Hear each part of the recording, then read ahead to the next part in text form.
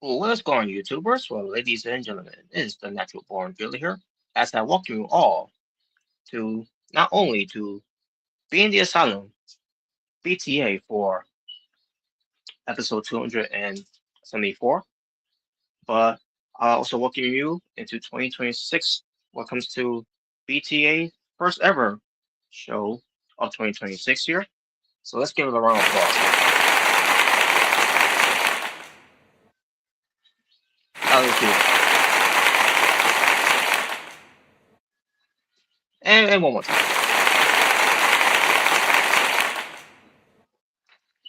There you go.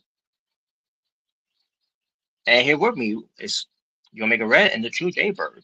What is up, guys? 2026. Yep. It's finally here. That's right. We are finally here, folks. Yeah, fuck Cody Rhodes. The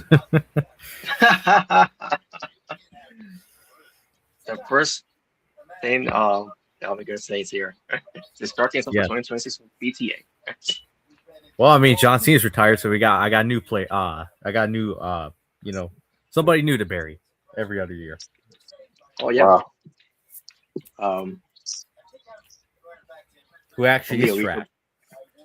I actually would say even more trash than Cena at this point. Wow. For me, it would be somewhat different.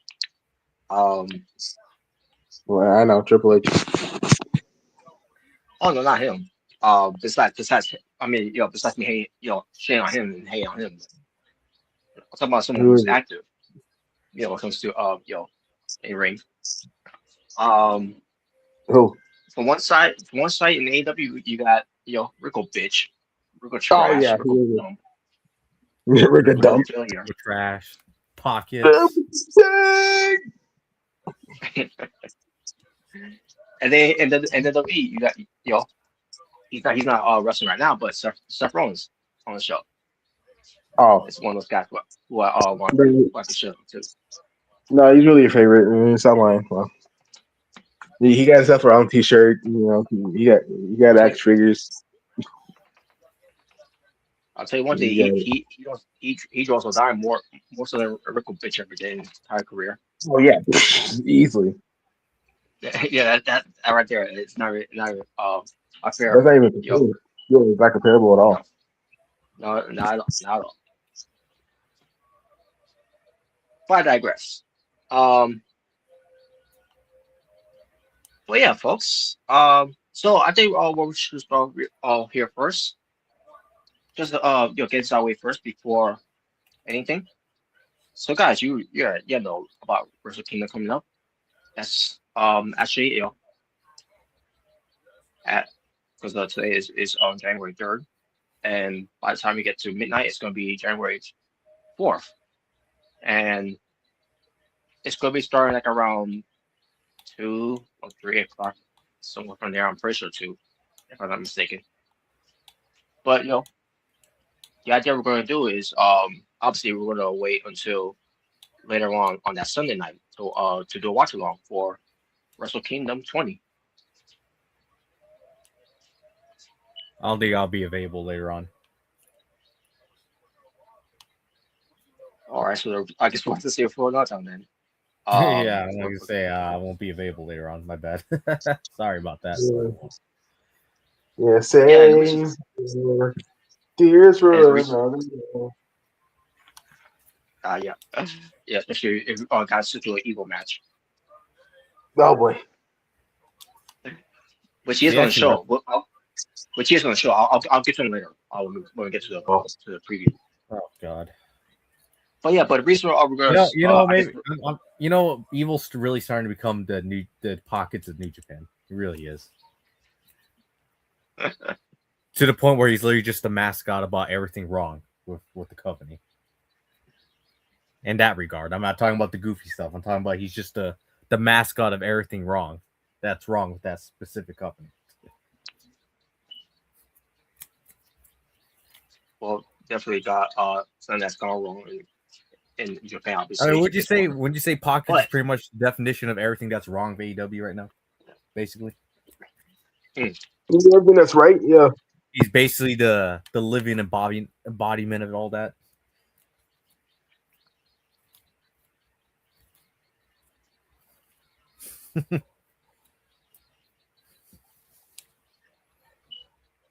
Well, yeah, he's not world champion, and I remember idea.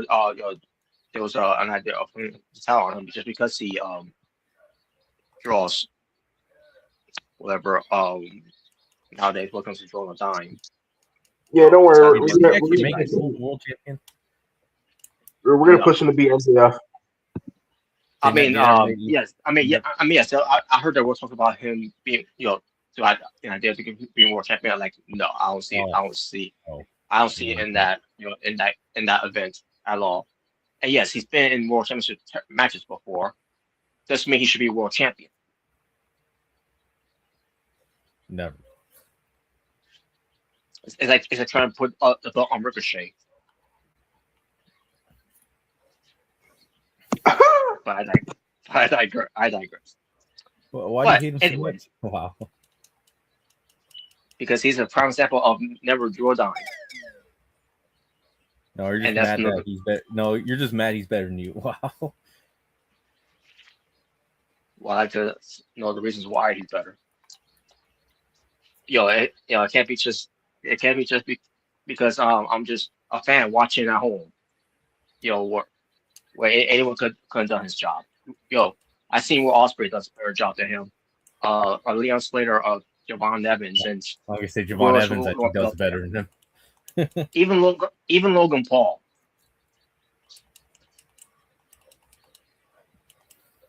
Rick bitch ain't shit. Rick bitch is trash. Why are you ugly? Well, He was bird off when he was Prince Puma. When he didn't say anything at all. yeah, you're right. No, you're wrong. Yeah, you're wrong, Smart. This is the best version of Ricochet ever. This is the best. And I'm sorry, but also being with Samantha Irvin or Samantha Johnson or Samantha the Bomb, ain't gonna get you far either. See you, Minnie Joe's. Well, Or if that's being judged of try to make some type of sandwich, and then that relationship, then who's better off, doing that? well, It's Ricochet.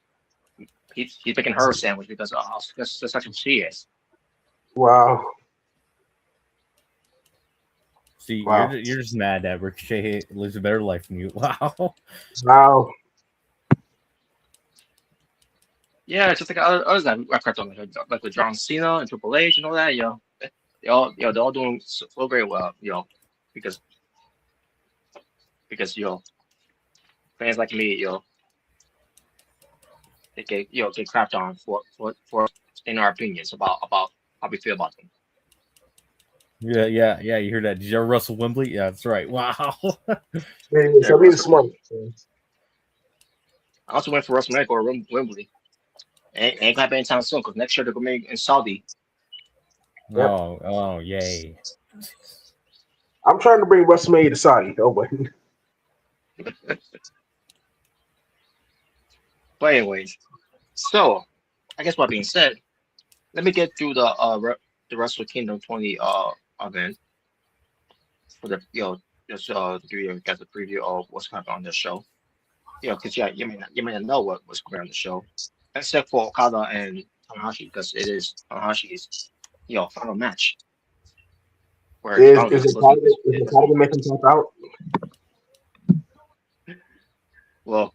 The thing about Tanahashi, he's had that before. So to Oh, okay. Assassin Junior years ago. Did Zack Sabre Jr. say I made him tap out like a little bit? Oh, boy. By the way, Assassin Junior is this type has with Gunther when he was Walter a few times. Yeah. Mm-hmm. So, well, you gotta ask yourself who's more exciting, Gunther or Zack Sabre Jr. It could be debatable. What comes to it. Well, I haven't really watched much But of Zack Sabre Jr., so I can't really have an opinion on that. I mean, he's no Gunther, but of what I've seen of him, he's pretty damn good. He can be even good heel. So I say, well, I'd rather watch him over Cody. So I'd rather watch him over Rico Lays. Rico Lane. They had a match in it was Wrestle Kingdom last year, right? Or Wrestle Dynasty. It was Wrestle Dynasty, and it was the worst main event I ever sat through. Trying, basically, has to try to, stay awake. Yeah. I'm gonna say I thought it was boring, to be honest. Are they still doing Rico? What do you expect from Rico board? Board. Are they still doing Wrestle Dynasty or not? They're not doing that. Okay. No, nope. I don't think they are doing. No, because last year was a failure. It's Ricochet's fault. And I'm not gonna fully blame Ricochet. It's just that the show wasn't really that interesting.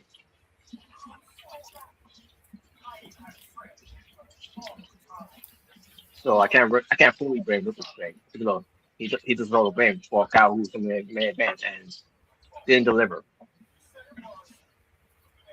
Yeah, it didn't stand and deliver. Nope, he didn't stand and deliver. But I bet you we will do a watch on for Wrestle Kingdom, during the week. But yeah, so 20, where all begins again. They're wrong smart. Wrong way. Yeah, I said where it all begins again. Because Wrestle Kingdom 20. It'd be one thing to say that if Wrestle Kingdom has been in other domes instead of the single dome for the last 20 years. They get for more than that because they always been doing at the dome. I mean at the Tokyo Dome. But at the time with different names. At first, and then they came up with Wrestle Kingdom. Oh, Wrestle Kingdom. Just like that. It's like that. But yeah, I think eventually we'll start doing one during the week. Especially Monday, we're going to be we'll be doing watching for Raw on Netflix. The first Raw on Netflix for 2026. And by the way, we'll get to what happened on SmackDown as well. We came to this first SmackDown 2026 after 3 hours. And I didn't watch it live, but watching the show itself, I'll get to how I thought about that show. Well, at least say they tried, unlike the first time they did that, the premiere of the 3 hours. Well, I'll give them this. At least they're trying. They tried this week. We'll see how they do. After that, but we'll see what happens. We tried for 2026 for first weekend. That's for me. The only downside is once again I have to see Johnny Saintface again. Oh, by the way, you got his own theme song back. So that was cool. Which at least that's the good one and not the bad one of the death. Oh, he took my heart and made it cold. Yeah, it's this way he had in NXT, right? I believe. Yeah. Definitely had an NXT. He's right away. No, it should have said I'm Johnny Gargano on this generic rock. I'll be pissed. You already know I'll be pissed about that. Who cares? Fuck him. Wow. Whatever. And I did hear that. I did hear that Tommaso Ciampa is apparently his contract's going to expire soon. So. Yeah, I heard about that. Let me guess. What you say? Is Johnny Gargano's fault? Well, we'll get to. Well, I mean, when you pair with Mr. Saintface. So. Oh my God! Stop. Wow. Johnny Saintface that never drew a dime. Yeah, I quit too. Wow. All right. So, what we gonna talk about? Wrestle Kingdom. But again, we will do a Raw watching on Monday when it comes to that. Especially if he is going to return. For someone that I can't stand either in wrestling right now. You haven't seen him for months. Wow. So doesn't mean I want to see him.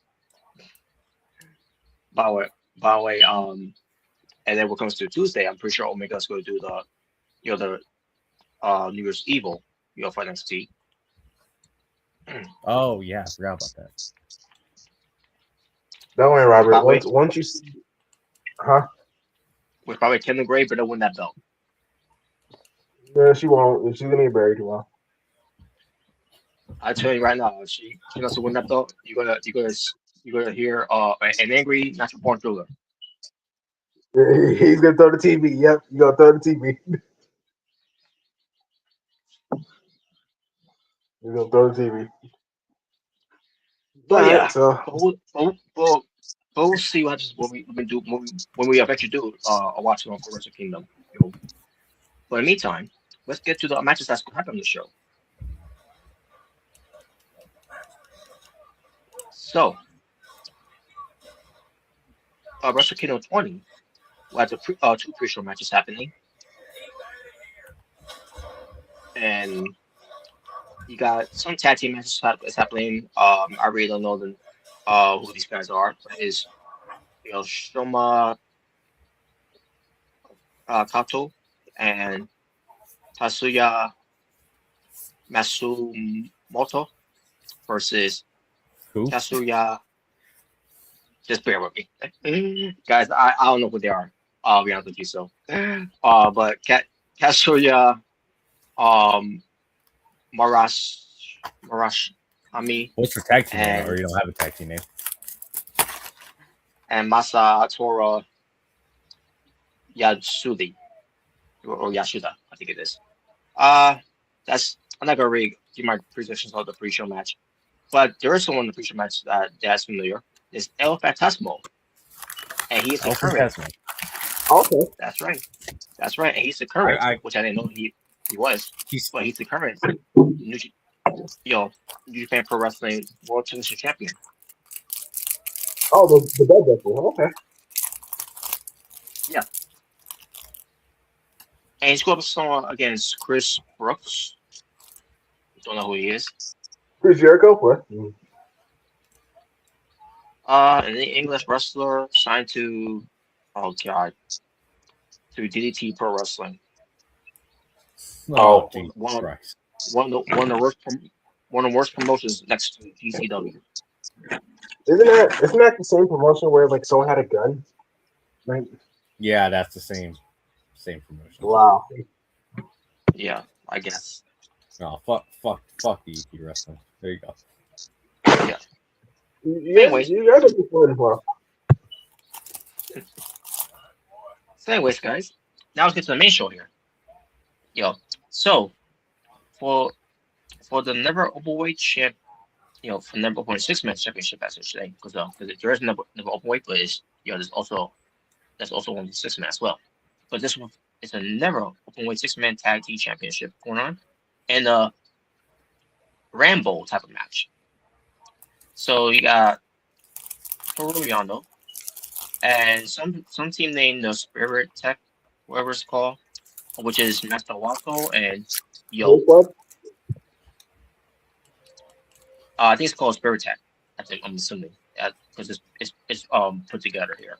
On this tag team name that they're doing with Master Wato and Yo, which I didn't know they were even a tag. I didn't know they were even a tag team. But it's basically it's Yano and Wato and Yo versus Tiger Mask, Togi Makabe, and Yusuji Takuchi. Ooh, Tiger Man. Okay. And you also have someone named Boti Oleg and Bishama. Goatee who? It's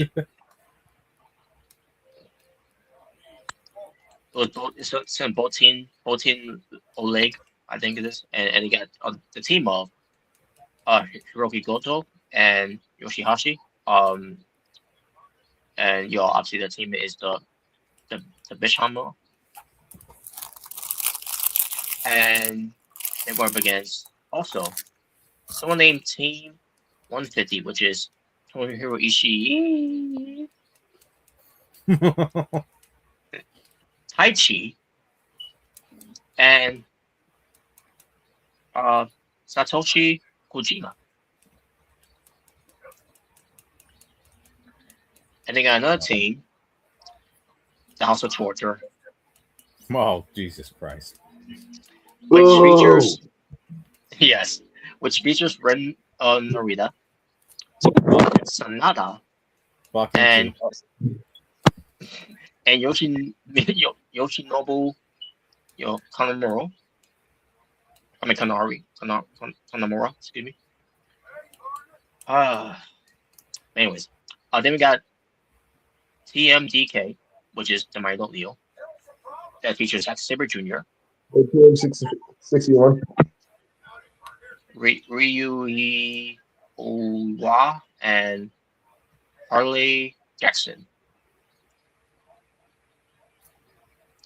Then you got I got two more here by the way. Then we got someone named by Tashi Takeshi, which um so I have no idea who he is, to be honest with you. But he teamed up with Rough Storm, which is Shuda Umino and Yuya Yu Uemura. And then finally Bullet Club, which is War Dogs. Is Clark Connors, someone named Oscar, and someone named Utah Ice or Utah Ice, whatever.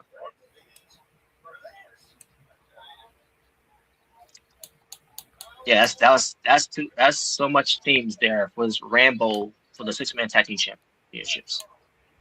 Why do you hate it? Wow.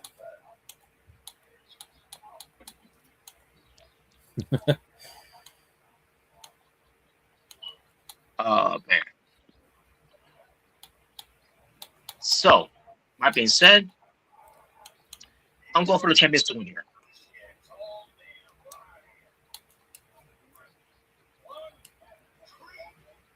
Who's the champions again?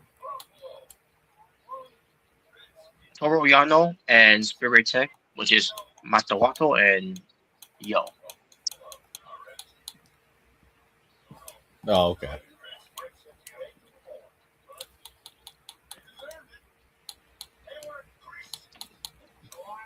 So there you go. So then we get to a winner take all match for the IWGP Women's Championship and the Strong Women's Championship. The one who's currently holding the Strong Women's Championship is Saya Tani, and the one who won to the IWGP Women's Championship is Yushuri.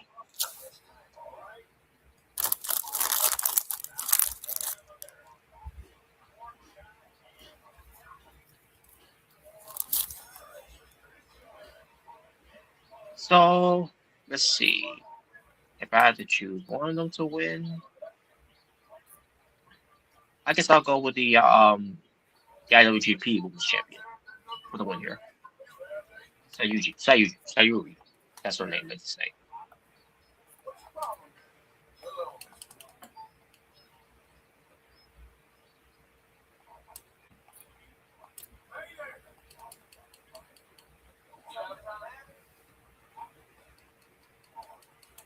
Oh, he left. Oh. The internet went out like smart. Yeah. Don't keep giving him smart the internet. Well. Yep.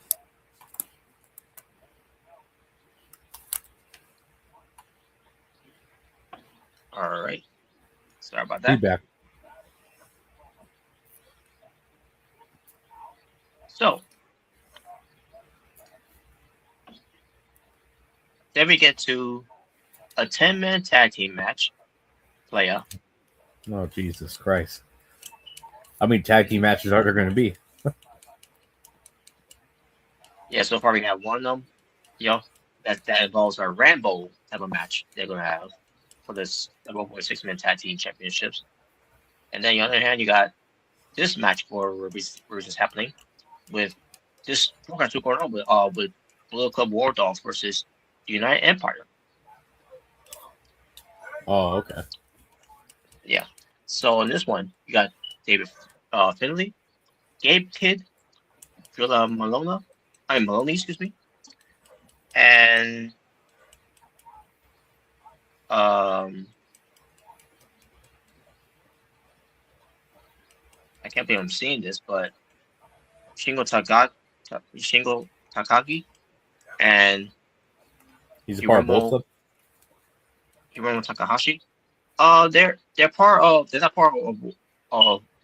Bullet Club, but they're part of this team that they're doing right now called the Unfrittedy. I don't know. I never heard this word before, but I'm assuming they're heels now. But why they're teaming with Bullet Club here is beyond me. I really don't know. I'm gonna say that doesn't make any sense. Okay. No. But they're going up against the United Empire, which it features Andrade El Idolo. He's back. Idolo. Yeah, I heard that. Yep. I didn't know he. Yeah, I So heard it got resolved finally. The Also, he no longer has to deal with the whole compete clause. Yeah, I heard it got resolved. Apparently. Okay. Okay. So, well, I mean, I guess that explains why he's in New Japan now. Wrestling. Mm-hmm. So that's Pretty sure he goes after AEW. Yeah, I was just about that. Can he come back to AEW now to wrestle? He will eventually, whatever happens, but I think we're going to wait until they build a program with MJF and Kenny Omega. You know, which we'll talk more about that when we get to AEW's part of it as well. But it's Andrade El Idolo teaming up with someone named Newman. Don't know who he is, but anyways, the Grail Khan, Hanari, who is back after suffering an injury. I don't know if he's been back, but for her for a while back he was injured, but now he's back. And someone to be announced. I don't know who that could be, but we'll find out of it. I'm gonna go with United Empire. That actually it's gonna be it's gonna be Judas in my mind. Oh Jesus! Yo, imagine Robert Maybe he'll do that before he goes back to WWE. Yep, he's gonna do that before he goes back to WWE. Yep, one more New Japan show, bro. Robert's like, I hate you, Jericho. I hate you. Well, hey, at least he brings back the Painmaker. It'll be fine, right? Oh God. You think he's gonna do that Painmaker crap in WWE? Yeah, no. Probably not. Probably not, unless they build it for a storyline or something. But I doubt it. Maybe Hell in a Cell. Yeah, maybe like for Hell in a Cell or something. Maybe if he's in a feud, maybe let's say they do an unsanctioned match, but this time without a referee stoppage. Yeah, unsanctioned. Yeah. Mm-hmm. All right. Then we get to a four-way match to determine the contender for the IWGP Junior Heavyweight Championship. And I guess this is the first time that the IWGP Junior Heavyweight Championship is not being defended in Japan for Wrestle Kingdom. Okay. What title again? This is the first time it's ever being defended in Wrestle Kingdom. No, I mean the IWGP Junior Heavyweight Championship is not being defended for the first time for Wrestle Kingdom. Oh, okay. And I can't remember who's the champion. For the IWGP Junior Heavyweight Championship, but doesn't matter. Yeah. But here are the ones who's going to be for it. You got El Desperado. You have Kushi of Fujita, which he is part of the Might O'Neil. You got Taiji Ishimori in the show.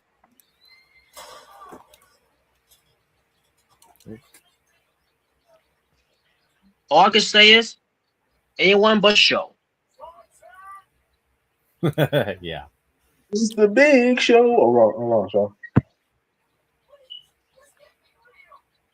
Well, based on how he wrestles, he can move like the Big Show nowadays. Oh wow. Because he doesn't showcase wrestling anymore. Show does. All he does is fucking cheats and shenanigans, which is the worst thing you can ever do with House of Torture. Oh boy.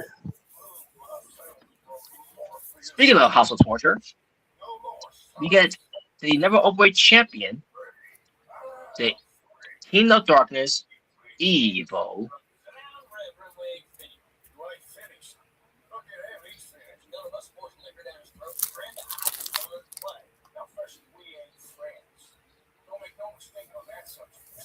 Yeah, Robert's favorite.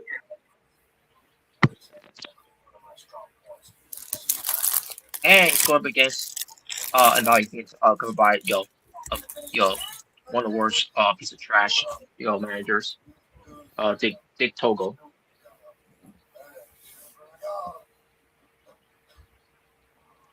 But anyway, he's going to spoiler, right? And also he was supposed to have Don Fale, the former Bad Luck Fale, one of the Tongans.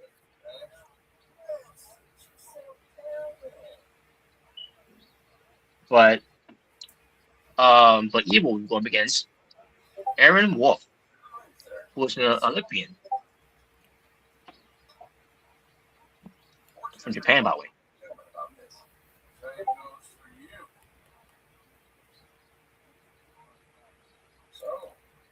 And because he's part of this Wrestle Kingdom here, first off, I feel bad for him because first off, he's wrestling Evil.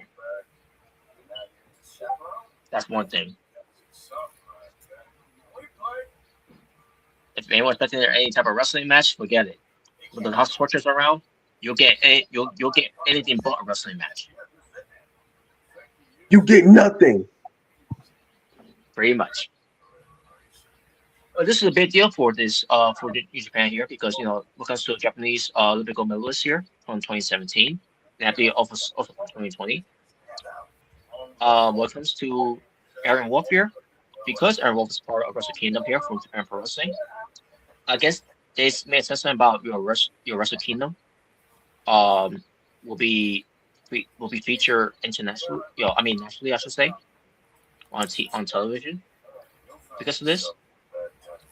Which they're making a big deal of this guy of Aaron Wolf being someone to look at in Japan Pro Wrestling, and he's only 29 years old.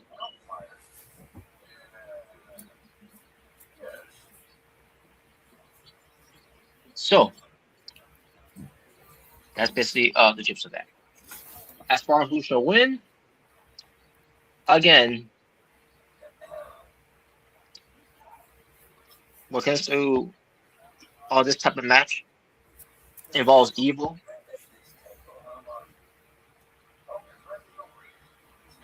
And because of shenanigans as worse, he might win. But if you really wanted to do something with this guy, Aaron Wolf, that they are praising so much on Japan Pro Wrestling, gotta give it to Aaron Wolf here. I don't know what this guy's got, but we shall see what he got once we get when we get a chance to do a reaction to it for the upcoming week. I'm thinking maybe Wednesday or Thursday we can do it. So, but either way. But come on, you don't want to watch Dynamite? Wow. I wish I could find the energy and the care in the world to give a shit after Wednesday. Rules on Wednesday. It was awesome. Well, I'll get to what was awesome. Because there is some positive I'll talk about that show. But anyways, and then we get to the winner take all match for the IWGP World Heavyweight Championship, which is held by Inosuke Tatesuka, versus the IWGP Global Heavyweight Champion, which is currently held by Yota Tsuji. And also Rocky Romero is going to be there, coming by. He's going to be there to accompany Konosuke, I should say. I'm gonna go with Konosuke for the win here to retain. Especially they have especially the AEW kill this momentum anyways. By not winning the the Continental Classic, and it's that they took away his main event spot because someone else got the main event spot. We'll get to that. We'll get to that as well. But Konosuke should win. No, wow.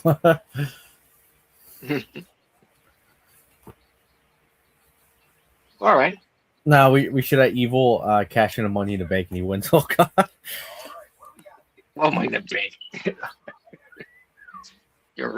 Everyone did. If Japan does something like that in Japan, but they don't. So I mean, not saying they don't have a briefcase when it comes to with human climax, because they do, but either way, but no, they don't abuse it like how others would. Like WWE. Yes, exactly. Well, come on, Robert. You didn't love it that Seth Rollins won this year? Oh god. I knew that was going to happen. Obviously, the whole. Did he deserved it? What they call it, the ruse of the century for those that believe it. Well, there's people who believe in Santa Claus, so. Mm-hmm. And some people believe that American is a real thing. I believed he was injured. I fell for it.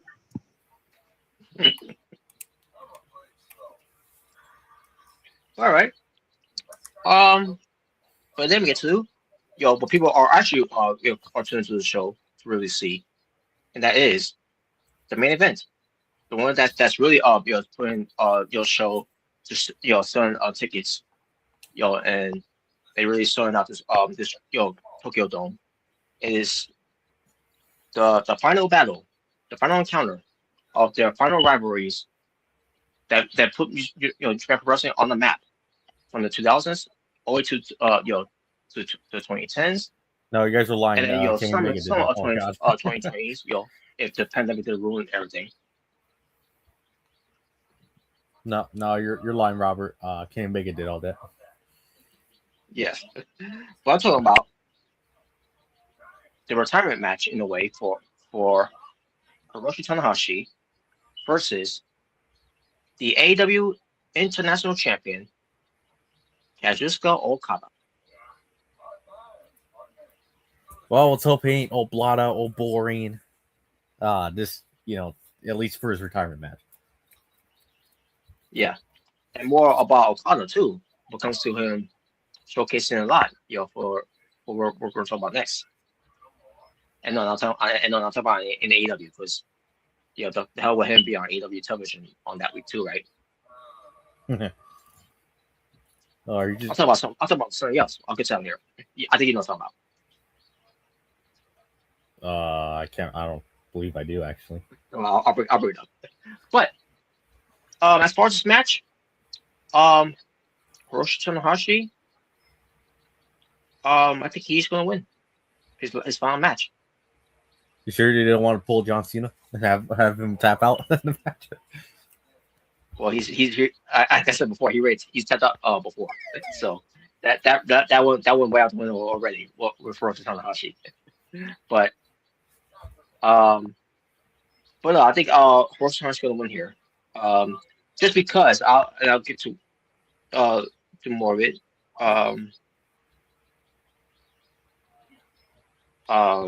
because at least with this one, Konosuke can rub it in the face of Okada. Say, you couldn't beat a guy who's washed.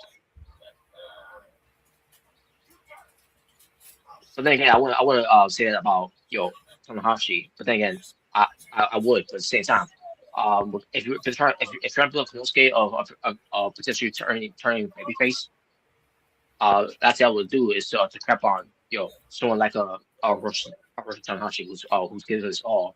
Which is why he's in the shape that he's in, because he did give his all to this business. By the way, I did hear that Shinsuke Nakamura actually wanted to be Hiroshi Tanahashi's last opponent. Yeah, Hiroshi honestly wanted Shinsuke Nakamura to be be his final opponent, but obviously that wasn't gonna happen. Yeah. Yeah. But you know who you could thank for that not happening? Well, actually, two people you could thank. One is everyone's apparent favorite, Tony Khan. That free pass Tony. When it comes to some people, and Robert's favorite, the game. Yeah, you can blame those two for that not happening. You could also make that assumption where the same reason why we couldn't have Sting induct Lex Luger into the Hall of Fame last year. Tony Khan, right? Yeah, basically both sides in a way, because they always got to be in the game.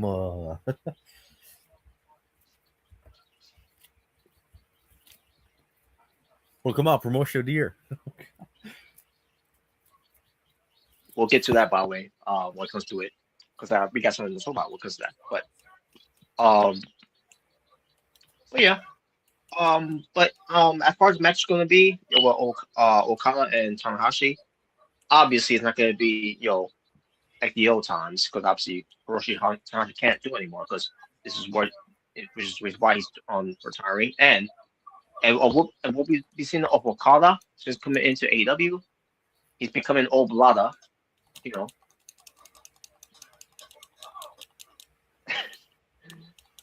No, you're lying. And it's not like Okada is watch or anything. We know he can still deliver the matches he could, like he's done before. It's not like he's like up there in age, He can still perform on the level he can. He just chooses not to, because he's getting paid a lot of money by 2020 Con. No, you guys are lying. Oh gosh. Well, yeah, there you go. That's the preview for Wrestle Kingdom 20. We'll see how this turns out, and we will try to watch the show. For either Wednesday or Thursday. That's something I'm going to think of. Because again, Omega Red will not be available later on that Sunday. Monday will be doing the watch along. Tuesday is when Omega does the the News Evil for NXT, which I'll be a part of as well. Just to hopefully see Kendall Greg her crying moment, and then we'll see what happens on Thursday or maybe Wednesday. We'll see one of those because again, against Dynamite, it's not really doing it for me that much, anyways. No, apparently it's a great show. Me watching it live.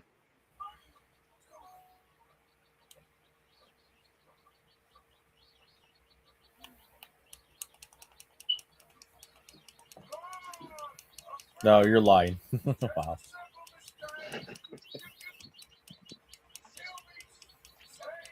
Anyway,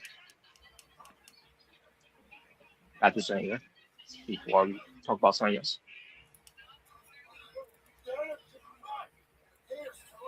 All right, just give me a moment, guys.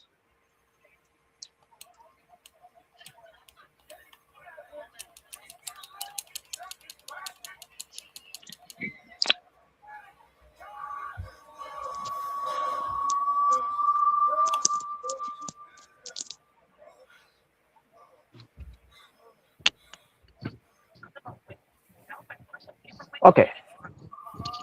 Hopefully that's better now. Oh shit! What the fuck? Hate when it does that. But anyways, all right. So let's get to talk about AWF, because something happened on AWF when it comes to two matches. Two matches.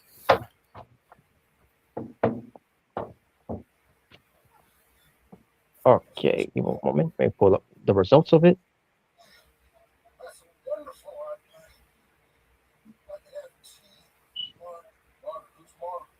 Okay. I thought I didn't say that. Okay, never mind. Just something else I was doing. All right, so here we go.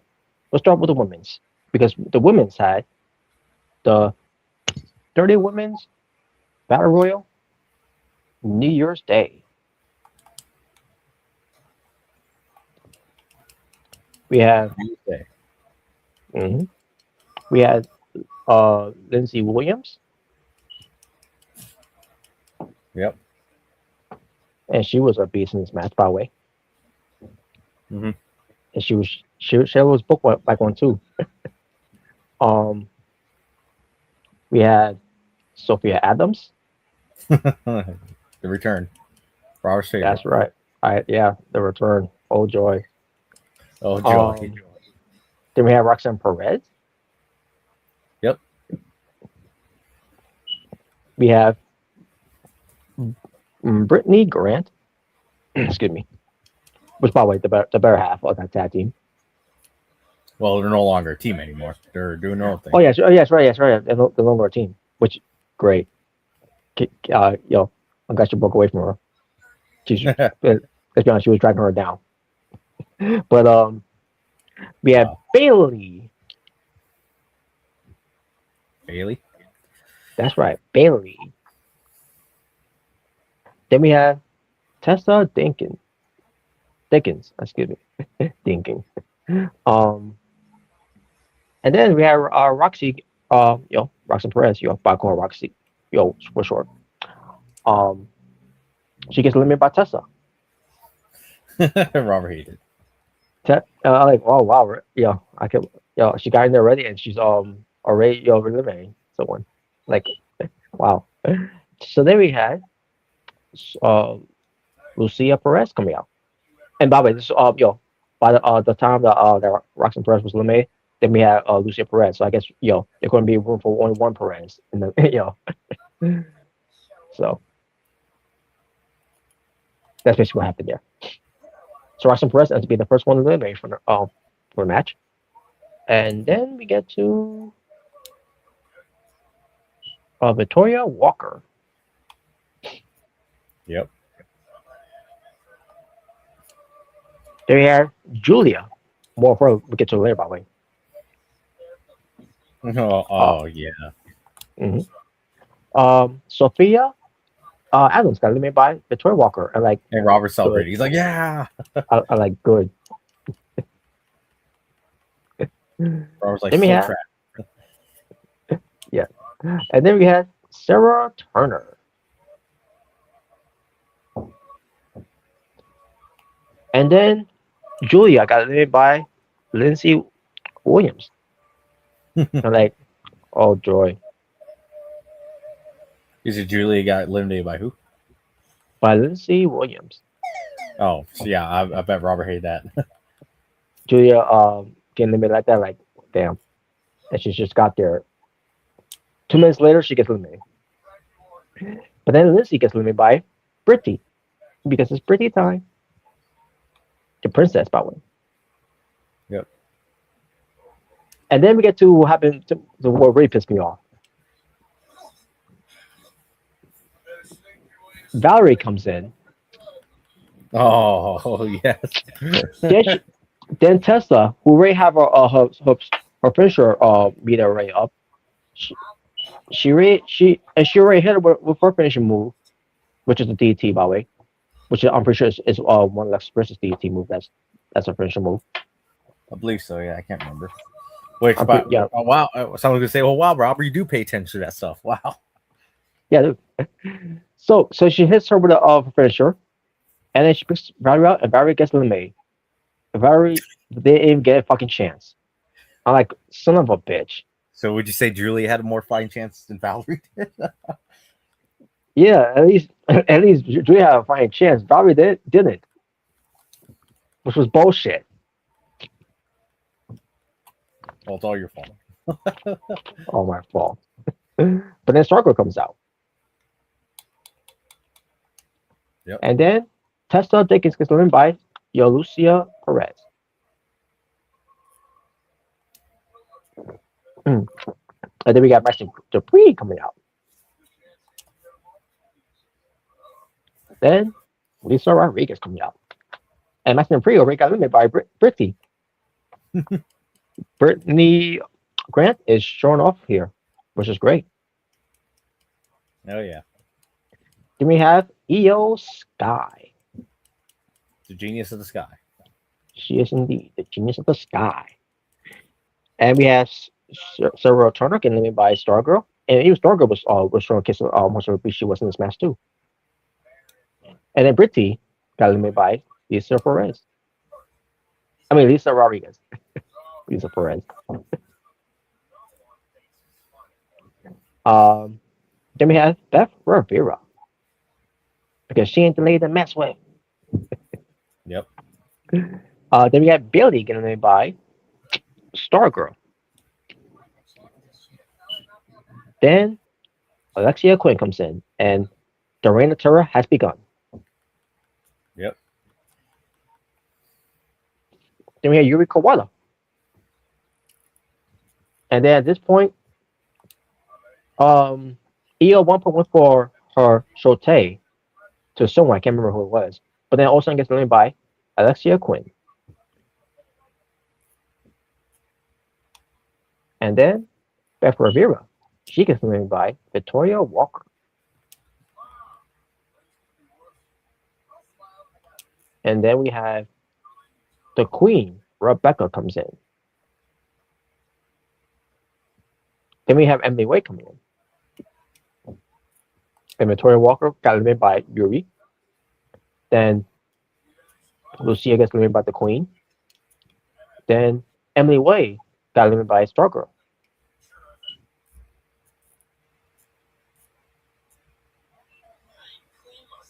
And then we have Amanda Williamson.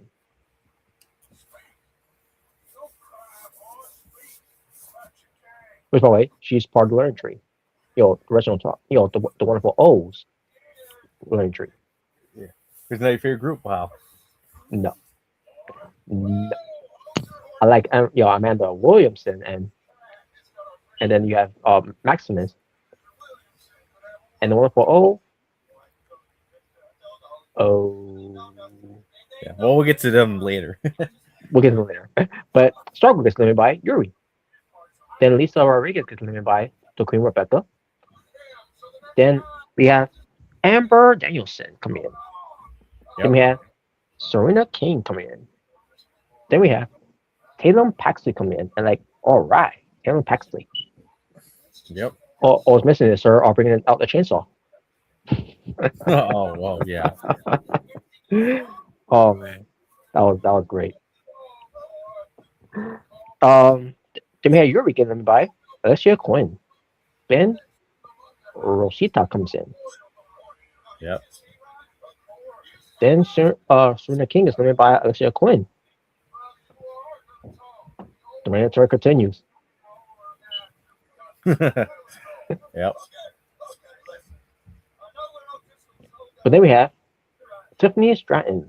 It's Tiffy time. Yep. Then Tiffany eliminates Amanda Williamson. Then we have Liv Morgan.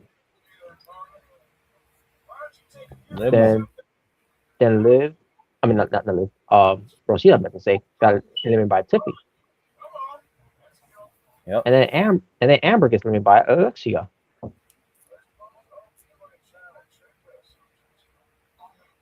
And then we have Stephanie Red Hair. Yes. Oh yeah. La Primera. Yes. And the final participant in the match, Rhea Ripley. Yep. And then we have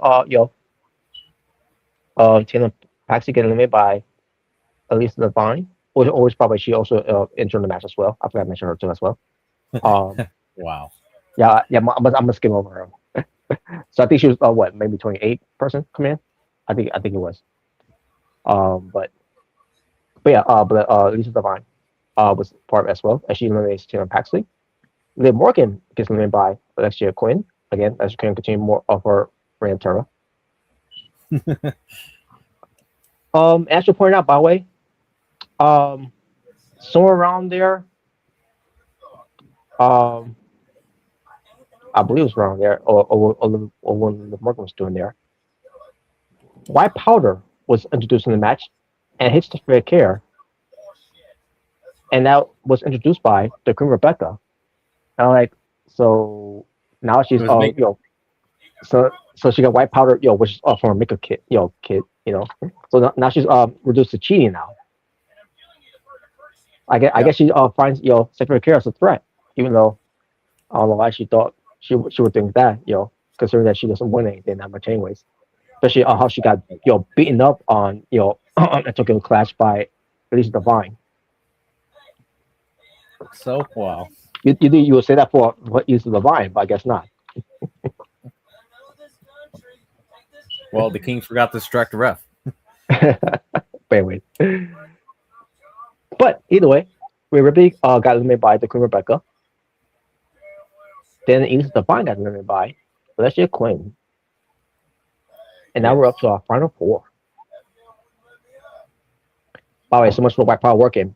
I mean, doesn't Queen Rebecca, Queen Rebecca doesn't know that if you didn't watch Raid to Rumble, like what that happened with Dallas Page in that cage match, that the white power doing his face, that doesn't work. Well, that movie sucks, Mark. So, wow. And I'll get to why. Want to talk about that. So Queen Rebecca got eliminated by Stephanie Care. So well. No more reason why that stuff doesn't work. The white powder. And then actually Queen is coming by by Stephanie Care, which by the way, that's when the reign of tour ended. Thank you, Stephanie Care. Oh, in fact, I can't. Actually, I can't do it justice. Let me bring it something else to bring it to justice.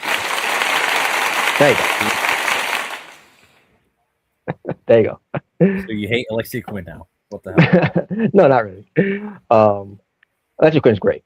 But then it was between Tiffany Stratton and Stephanie Care, and it was ended quickly because Stephanie Care got rid of Tiffy, and Stephanie Care wins. So yeah, another reason why the white powder onto Stephanie Care.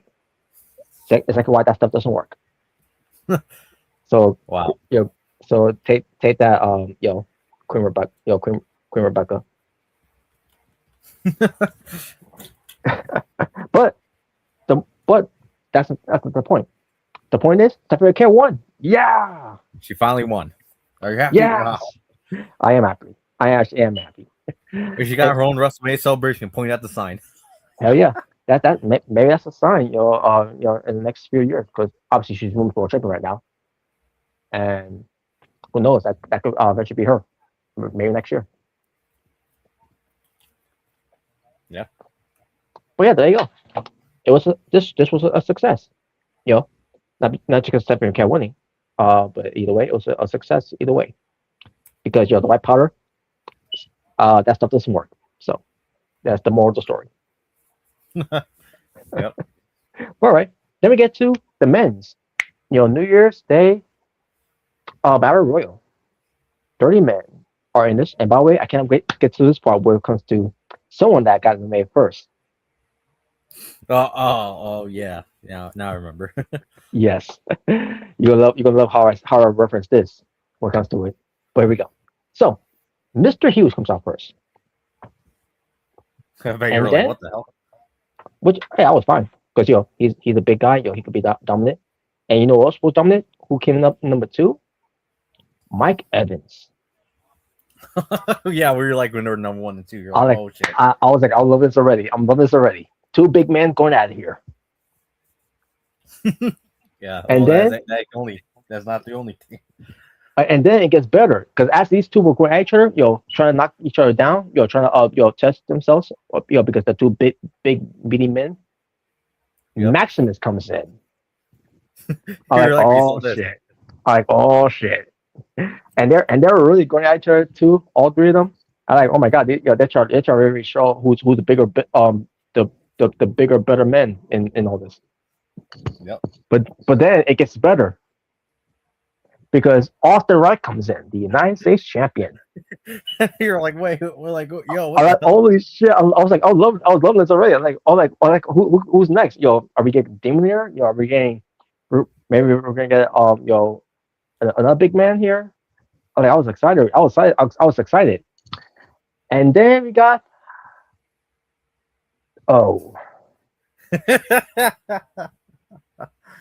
Yes, we got the wonderful. Which you hated because you could Yeah. tell Max was protecting his guy.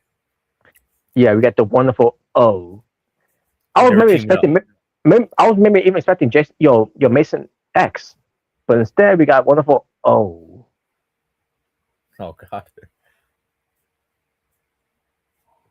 So yeah, he ruined it for me. But then we got to, Jose Rodriguez come in, You know, he's and kind of a then big guy, but he ain't as big as the other guys. yeah, he's big, but he's not a monster like the other four was. Yeah. I mean, yeah, Will Saxon was big deal too, but again, he's not portrayed as a monster. But if you talk about what comes to him, Heavy muscle. being muscle, but we'll get to him later about it. But nevertheless, but then we had JKP. The GOAT. Me. A GOAT. small lamb in a big pond. Nah. Literally. Well- Well, I mean, your character is height wise is big, but not size or height wise like the other four, the 1st four. Yeah, sure. Yeah. But like The Rock said, I'm a whale in a teardrop. Nice. So then we had Arthur Bates. I'm like, wow, we haven't seen this guy in a while. And when he came out, he was like a steroid, looking version of Austin Theory. You mean steroids? version of Austin Theory. Yeah. You mean steroids? Steroids. Oh God. So then, as he came out, all of a sudden, the first one eliminated from the match was by Maximus, by the way. Maximus eliminated JKP. And the way I could describe this, how this happened, is the black man goes first because people like you don't deserve to win on New Year's Day battle royal.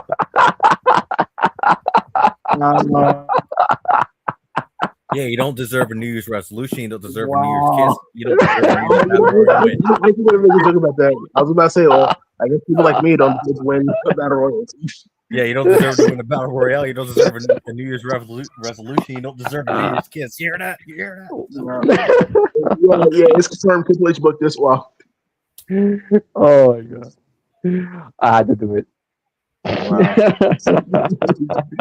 Wow. Oh no, Vince booked it. He went up to you and said, "Keep it up, my nigga." Oh God. Oh no. Oh God. Well, didn't get good for me because I could swear it was someone like Triple H could have booked it too. Oh boy. Oh God. You know what, JKP, we're gonna give you a do-rag. And we're gonna put you with the crime time. Yeah. That's what we're gonna do. I mean, you people like do-rags, right? Oh God. Wow. We need to grow hair. Grow some dreadlocks. Oh no. Oh God. Wow. All right. So after that happened, Arthur Bates, he gets eliminated by Austin Wright. By the way, Austin Wright was kicking ass in this match. So much ass in this match. I bet you loved it. I did. I actually did. Open the can of whoop ass. But Yep. yeah, Arthur Bates, man. What do you think of his new look? He came back up, more muscle. I like it. Yeah, I like it. And also, hope we could, hope we could do a lot more from, for 2026 here. Well, wait until you see the one-on-one match I planned for him. Soon. All right, sweet. So then we got the debut of the Monster Abyss. Yep. He made his debut. Oh, but then he got eliminated by Austin Wright. Damn it. Hey, Austin Wright trying to make a name for himself. That's big. That's big right there. Eliminating this. That's big. Yeah. But all right, there'll be more to come for Abyss eventually. Down the road. Yep. But then we get Juggalo. You can attack Jordan with Janice for all I care. All right. But then we get Juggalo Gamer. Juggle All right. And with that being said, this is perfect time to bring it up. Because this one from earlier. Hell yeah! Let's go! Oh, I didn't even notice that. Whoops. Yeah, shout out to Juggalo Gamer. Yeah, shout out to him. So then we get Mr. Huge getting laid by Mike Evans. I mean, who better to get rid of him than another big monster? Well, I think you at least loved it how this was booked. At least all the big men, were going after each other for the most part. Yeah, they were, man. That was insane. And then King Will comes in. Yep. And then Mike Evans gets eliminated by Austin Wright. My God. Yeah, Robert already loves this because at least the big men are eliminating each other. Yeah, they are. I mean, couldn't ask for a better, other, big men to eliminate them, than another big man. Yep. But then we had Nick Carter coming in. Then, my favorite part, the wonderful old got eliminated by Austin Wright. Yeah. Robert's like, yes. I love it. Daniel I Bryan. love it. Yeah, he pulled the Daniel Bryan. Yes. Oh man, that was great. And then we had Carmelo Hayes. The new United States champion. Well, WWE United States champion. Yes, indeed. And more from later, by the way. Then we have Malcolm Danielson comes in. I'm like, oh shit, we got the return of Malcolm Danielson. Yep. Well, And he was boy, in the last one. Remember, he was in the Christmas one. Oh yeah, sorry, yeah. I remember. In fact, it was someone else that actually meant to say that return. We'll get to him later. Yeah. Malcolm But, Danielson. So that means if he goes to WWE, is he called Michael Bryan? Malcolm Bryan? Michael Bryan. Malcolm Bryan. Malcolm Malcolm Bryan. Malcolm Bryan. Michael Bryan. There you go. That's a tweak. Michael Bryan. Yeah, what do you think of that? Instead of Daniel Bryan, it's Michael Bryan. My God. Hey, All right. better than Buddy Tupac, I'll tell you what. But yeah, but like you mentioned before, when it comes to Jose Rodriguez, he's a big guy. Well, he's a big guy, but I'm surprised that this big guy, got rid of Maximus, because Maximus is a monster of a man. Seems like you're a fan of Maximus. Is not much of a fan of the wonderful O. Pretty much. All right. But then Joel Gamer got eliminated by Nick Carter. And then the main event player, Angel Martinez, who is, by the way, the new AEW Intercontinental Champion. Yep. Sweet. And then Melo got eliminated by King William. Yeah, he did. And then we got Mr. Revenge. Yeah, you weren't expecting to see him. Was not expecting him at all. And then he eliminated Nick Carter. Mr. Revenge. Right away, basically right away. Yeah, basically right away, yeah. Mr. Revenge was kicking ass through this match. Then the King William got eliminated by Malcolm. Yep, Malcolm Danielson. And finally, Austin Wright got eliminated by Jose Rodriguez.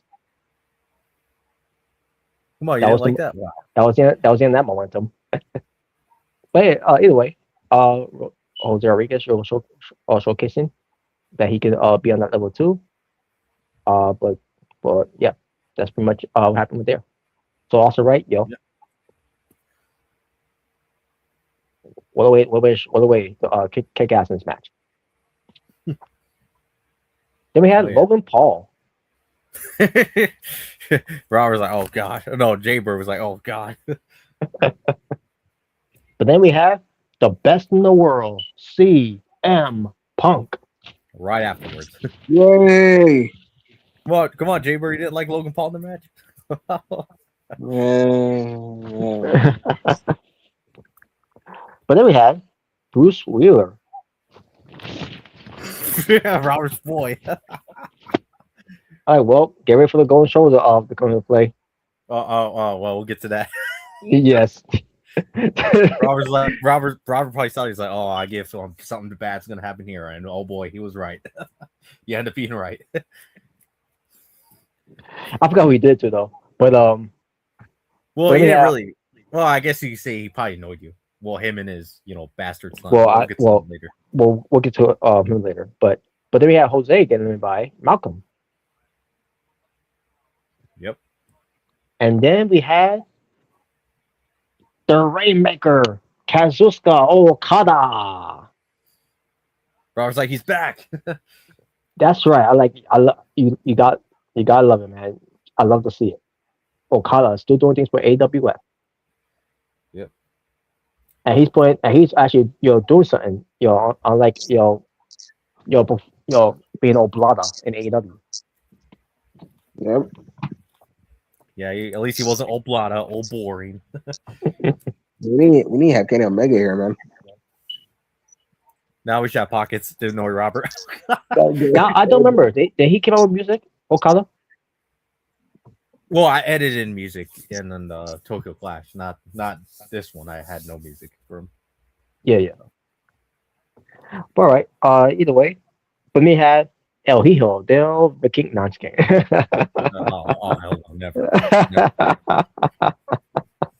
Never ever happened. The only way we'll have Vikingo there is if the freaking AWF or TF roster just buries him and just like beat him up. Like what happened to Enzo Amore with the Cruiserweight division? Yeah, something like that. Oh God. Oh yeah, I remember that. Yeah. Come on, right. Robert. You didn't love that when it happened? Wow. I did actually. I actually did. But right. But off real though. Is El Hijo del Muerte. Yep. Then Malcolm got eliminated by Miss Revenge. Hell yeah.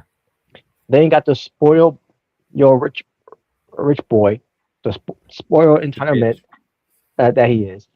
Reckless. Robert was saying the bitch, the bastard son. On the level of Rybotch. Hunter Wheeler. And him and his dad teamed up, of course. Of course they did. Which you hated. You probably hated. That was probably your least favorite part of the match. Right? Pretty much. Doing a bunch of pedigrees on everyone. And then Logan Paul got eliminated by Mr. Revenge. Yeah, but you're happy. You're like, yeah. Yeah. And then Bruce Rippon is going to shovel on Angel Martinez. Oh, yes. I forgot about this. And Robert was mad. Robert probably threw his chair. He's like, are you fucking kidding me? Well, I wasn't that mad, but I was mad. I was mad. Would you say this is pretty much like if Triple H buried Shelton Benjamin in like 2003 or 2004? Pretty much. So then we had Muerte. He got eliminated by Okada. Yep. And by the way, I should point out, Okada at one point hit the Rainmaker in the match, and I'll get to what we'll see. He did it a couple times actually. He did it a couple times. Yeah, he did, and we'll get to the final blow of it later on. Oh God. But then we had now I think I remember what you were talking about earlier. I forgot about that. I was like, oh yeah, I forgot. So we had Jordan Williams come in. Yep. And then we had Mr. Revenge eliminated by CM Punk. The best in the world did it. And then bad timing that Mr. Revenge got eliminated because in comes the Demonator. It would have been something from Revenge and Demonator to clash once again. Yeah. Well, let's say Demonator was a powerhouse when he first got. But yeah, he was also a powerhouse as one too. And then I bet you loved it when Hunter Wheeler and Bruce Wheeler tried to punch him and he no-sold it. Oh yeah, I did love it. But then we have Roy Quad coming in, and then Roy Quad got eliminated by Demonator. Damn. It wasn't right away, but I mean, it wasn't that bad, but still, you're No. just like, yep, he pulled the cane on him. And then Tyler Wilson. Yeah, He's now that's back. the one. That's the one that returned. Yeah, that's the one that returned. This, So pretty this much is the return. all three members of Insiders are back. Don't you love it? The Insiders are back. You got a new tag team for your division, Robert. You got your tag team back. Oh yeah. And then Xavier King comes in. Another guy who's big, but not a monster big. Not like Demonator. Well, he's a monster in a way. Well, we'll get You to know. him later. I'm pretty sure you already watched those matches. So. Right, didn't you? Are we talking about PWTF League? Are we talking about that one? Yes, we are. Yeah. We'll get that. Yeah, we'll get that as well. Then we get to Punk getting in by Okada. Like, whoa. You know, that's a match that could have happened in AEW, but obviously, for obvious reasons, that never happened. It could have. Then we have Starboy coming in. Yep. And of all people who got a bit Bruce Wheeler, Tyler Wilson? Wow.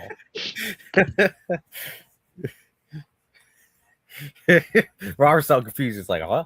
Like, what? I couldn't believe that. Come on, you didn't love it? Wow.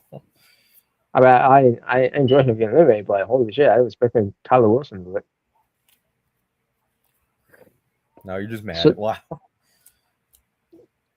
Well, maybe I'm mad that I didn't do it because I didn't come into it. I didn't come in yet. Yeah. But then we had AA Omega coming in.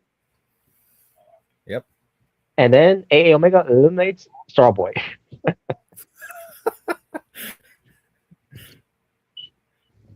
And then Hunter Wheeler got eliminated by Okada.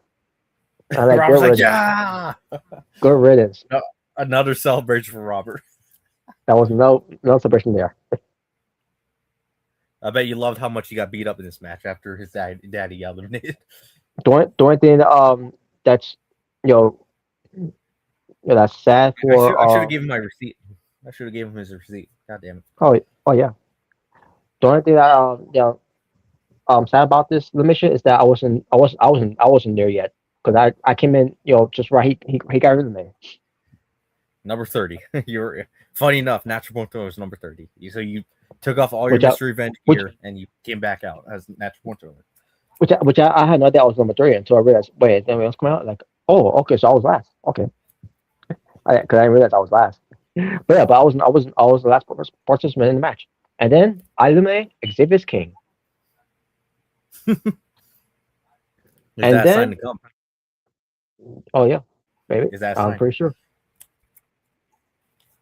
And then Tyler Wilson gets eliminated by Okada. Yep. And He's then He had a good run, but he's gone. yeah, he did. Which I appreciate him eliminating Bruce Wheeler. But then we had Dealer getting eliminated by Okada. Uh-oh. And then Jordan Williams eliminates Natural Born Thriller. He got revenge on you after all these years. He finally did. Oh man. But then Jordan got eliminated by Okada. Yep. Okada, then- the burial machine. Yay! This is Oh, New wow. Japan Okada, the burial machine, I guess you could say. Oh god. Well, for what he did right there, that wasn't really. I mean, it wasn't really much of a burial. It was just like I mean, not like Jordan's a big star or anything. So is it really a burial? Well, I mean, he So, beat you 5 times, so that meant nothing. still 0-5 in your win-loss record to him. I let him win because I know if I would beat him, he would have cried to some podcast saying, he's using his career control, and, So He's I let him. too black for even for me. What the hell? wow. All right. Jake, if he loves to bury people, well, I mean, yeah, he does. Look at his AW. Look how many people buried AW. All right. So then it was between I should have pointed out by the way, it was Natural Born Thriller, Jordan Williams, Kazuchika Okada, and AA Omega who were stuck on 4.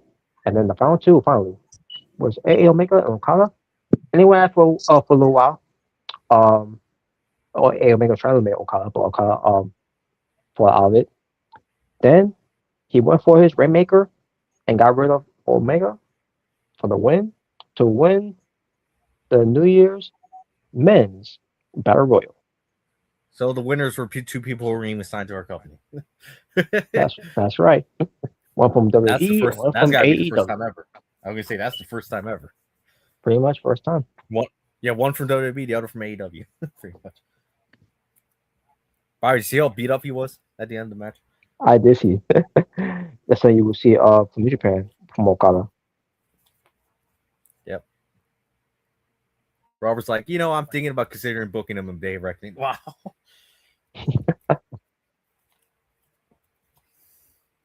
Maybe he could defend his international championship.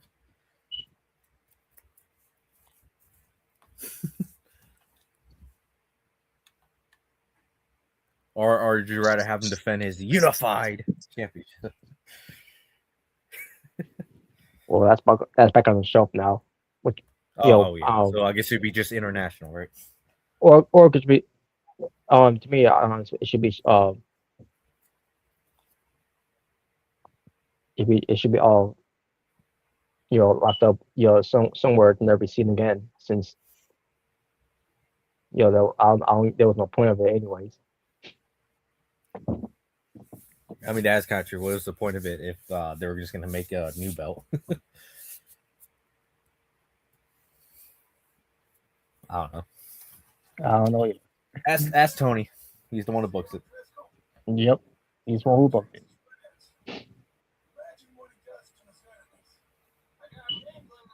But it is what it is from there.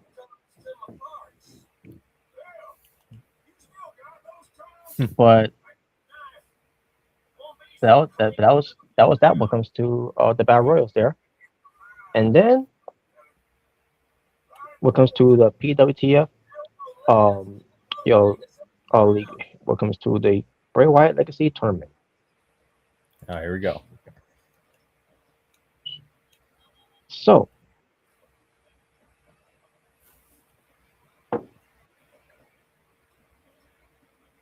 bear with me here.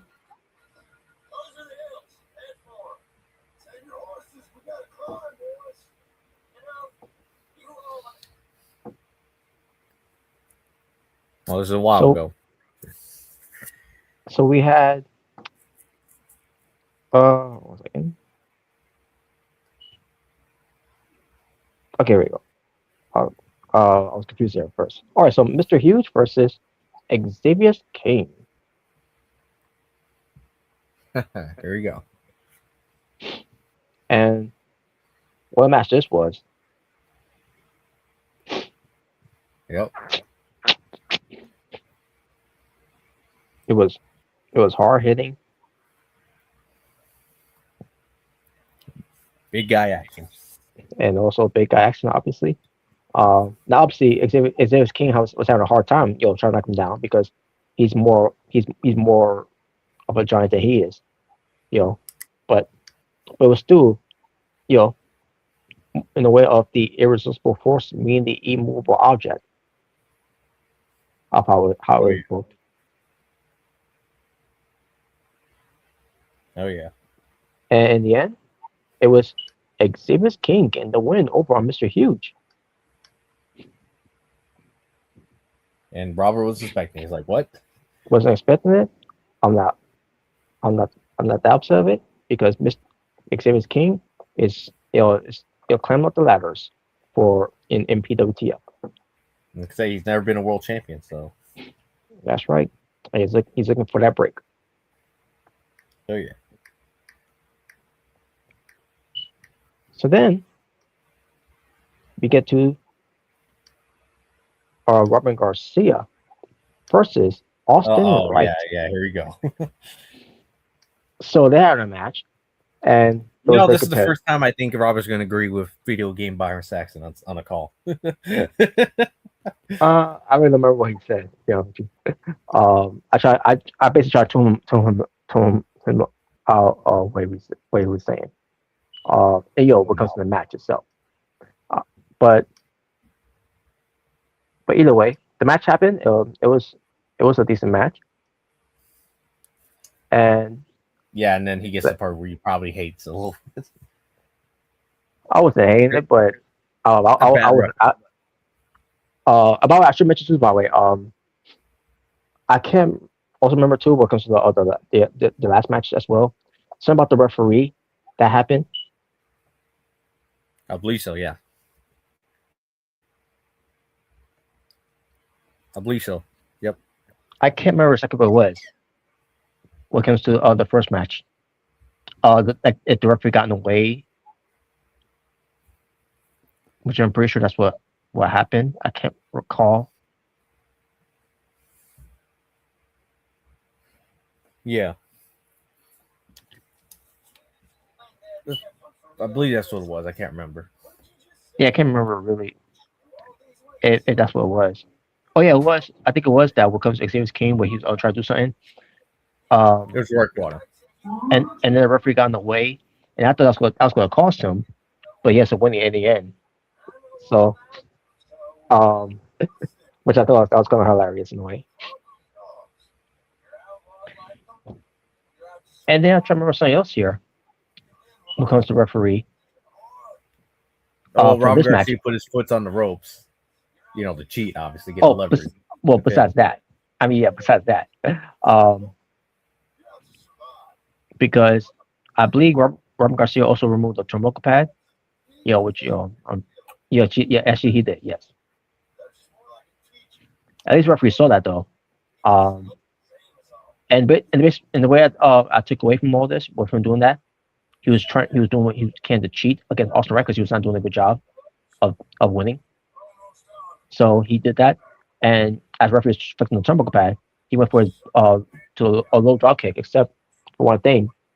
I'll just play off as storyline here, and say that he basically didn't give him the drop kick that he wanted to give him to in the position that he wanted to give him to because he purposely went for a low blow drop kick there. Wow. And when he realized that wasn't going to work, and when he realized that wasn't working, because he went for his finishing move, the curb stomp, he still kicked out. So he did something else to him. Also,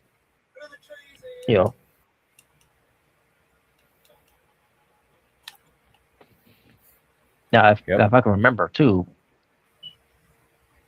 also right did recover, but then that's when Robert Garcia still took advantage of of the situation, and then he got the ropes for leverage for a pin. Referee right there didn't see it for a reason, and counted to 3. She counted to 3. So Robert Garcia won. Basically robbed, and the fans hated it. Obviously, basically robbed Austin Wright of getting 6 points. Now he's unfortunately lost. Yes. And now Robin Garcia advances. Robin Garcia advances. Next round. Yes. So then we get to John Lawley versus. Yeah. Now we get to the loser round. Remember what happened the first time. That's right. Loser rounds. I guess we can call it. Because we had John Lawley versus CJ the Lone Wolf, and those two were having at it. It was a decent match they're having. It was more so for CJ. Getting on the bearer of it, but John Lawley is still showcasing what he can do, and John Lawley's rate is getting on some fan feedbacks here. Yep. He's organically getting over. After being breaking away, from from Mr. Hughes' Enterprise at one point, where he was basically doing a whole lot of nothing at first. But now he's doing something and he's showcasing a lot. But unfortunately, it was not enough because CJ the Lone Wolf, he got the win over on John Lawley. And CJ advances with 3 points. Mm-hmm. Finally. Question for John Lawley. I guess you could say finally. That's right. And as far as John Lawley, well, tough So luck much for him. Yep. So then Well, speaking of tough luck, we get to one more match: Starboy versus Rory Kawada. yep. Like I said, speaking of tough luck. That's right. And what a match this was too. Oh yeah. These two are hammering at each other, and it has something to prove, and they're sure self prove a lot in this match. And Yeah, they did. in the end, it was Roy Kawada getting the win over on Starboy. And Starboy also tough luck for him too as well. Come on, you didn't love it? Wow. So yeah, Roy Kawada, he's trying to bounce back, and he did. So good for him. He needed that momentum, especially that he's going to be competing at the reckoning against Robin Garcia.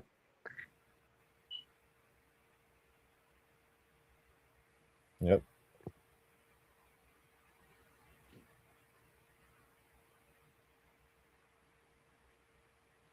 So all right.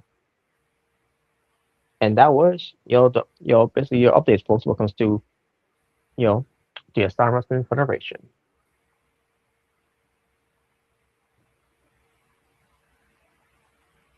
Yes. So, the overview, pretty much, Xavier King gets 6 points. So does Robin Garcia, 6 points. CJ Lone Wolf advances 3 points. Roy Quad advances 3 points. Austin Wright stays at 3. Mr. Hughes stays at 3. And unfortunately for John Lawry and Starboy, they decrease to -3. Unfortunately for both. Mm-hmm. So yeah, there you go. That's the final results.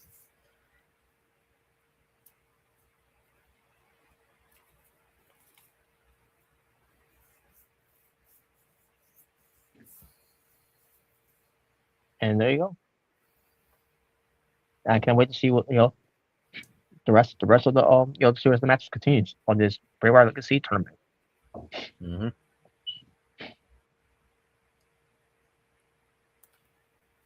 No, that's gonna suck. Wow, the Continental Classic was better.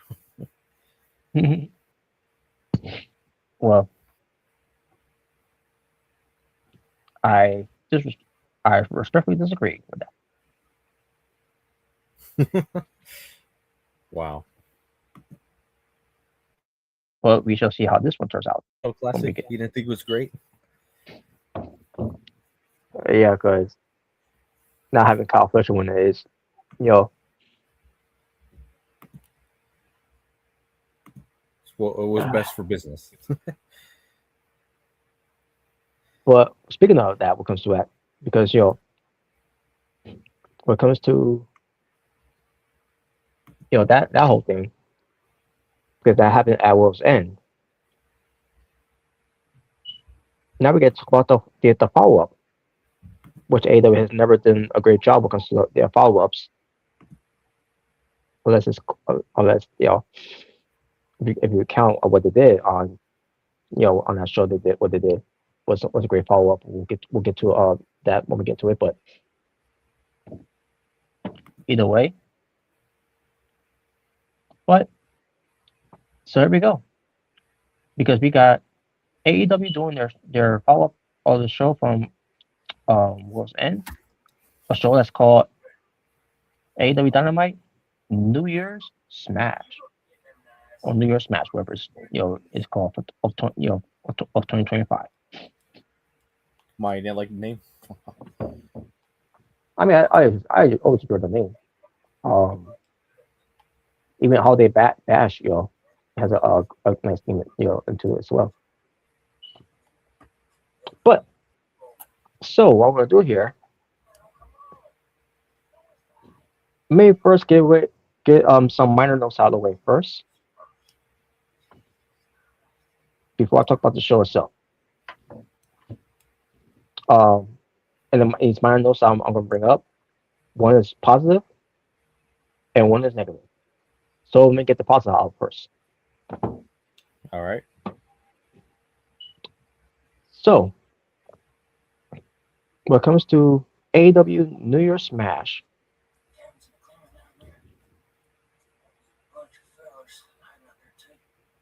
we have the opening of MJF introducing to us the brand new Triple B Championship. Which is a little different than his first Triple B championship. That's Different. right. Yep, it sure is. And like, awesome. We got that back now, especially with MJF now being the back to being the champion. Which was the right move. No, you're lying. Oh wow. So then, Kenny Omega comes. I mean, he didn't come out, but because I'm pretty sure he wasn't there. It was a video promo that he did. And basically, let MJF know that he's going to be coming after that AEW World Championship. It's not about him being a bill collector. It's not about him that one match they had from Collision comes to breaking the record of Kenny Omega. It's about Kenny Omega wants to be a world champion again. So yeah, that's gonna be a match that they're gonna be building up for. Now, obviously, MJF's got to face Bandito first because they could do the whole battle of the belt and Dynamite Diamond Ring. I hear the battle cry. They're finally having an actual feud. Yep, which is great. I'm pretty sure it's going to lead up to their show. No, we're gonna now involve Don Callis. Oh God. Yeah, good luck with that. But by the way, would that just be stupid if he's had Kenny Omega join the Don Callis family? I feel like that would be or not Kenny Omega, MJF. My bad. He don't need a faction, bro. Just keep him by himself. Yeah, it worked out so well with the firm. Or the Pinnacle. Yeah. The Pinnacle was fine. The firm was just garbage. It was nothing. It was a nothing burger. I forgot what the whole gimmick of the firm was. I actually don't remember. I don't remember. It's best to be don't remember what try to explain to us about what that was supposed to be. That was just one of the worst groups ever, to be honest. Yeah. Hey, Dark State has a better run. Dark State has a better run than that. Yeah, that's saying something. What about the collaboration? Oh God. Oh, that's still going around. The firm just ended, just because it was worse ending of in that faction than the Nightmare Collective. Oh God, the Nightmare Collective. Well, come on! I thought your boy Cody was cooking, Jaybird. I thought he was cooking. Wow. How was that? So yeah, but besides that, so basically the taking us the MJF versus Omega match here. So yeah, finally after all these years, they're finally gonna have an actual program with each other. Yeah. And are you happy? Oh, in a way. You know what? Maybe I should be happy. You want to know why? Because at least it's something different. Finally. Mm-hmm. We can have an actual program. This not a one-off thing. Because gotta break the record of Kenny Omega as longest title reign in AEW history.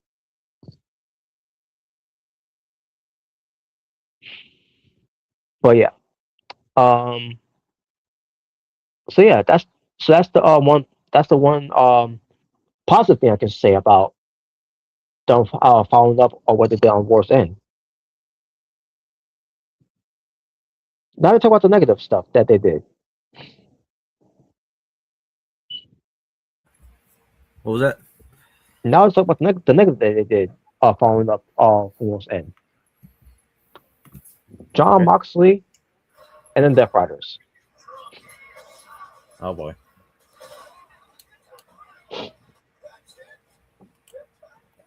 I wish I could tell you because I remember Moxley calling a promo, which another babyface promo of his, part of Death Riders, which by the way, Death Riders are not babyfaces, by the way. They're still heels. It's just Moxley is one that is calling this babyface promo, who so happened to be with a heel faction. Obviously, they're going to turn on him. Yeah. Which, by the way, I still believe it should have been at World's End and not whenever they're going to do it. Mm-hmm.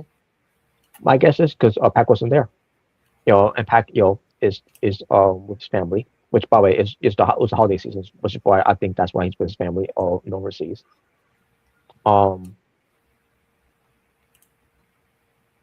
Yep. And then Darby Allin said he's not done with the Death Riders because he's got beat one person that he hasn't beaten in Death Riders, and that's Pac.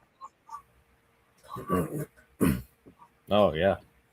But in order for Pac, to have that match against Darby Allin, Wheeler Yuta said to Darby Allin, "You have to go through me first." Mister, no one's pawn. Oh. It's telling Darby Allin you have to go through me first. Well, he really is a pawn, is he? Because you got to go through him first, before you get to to a king.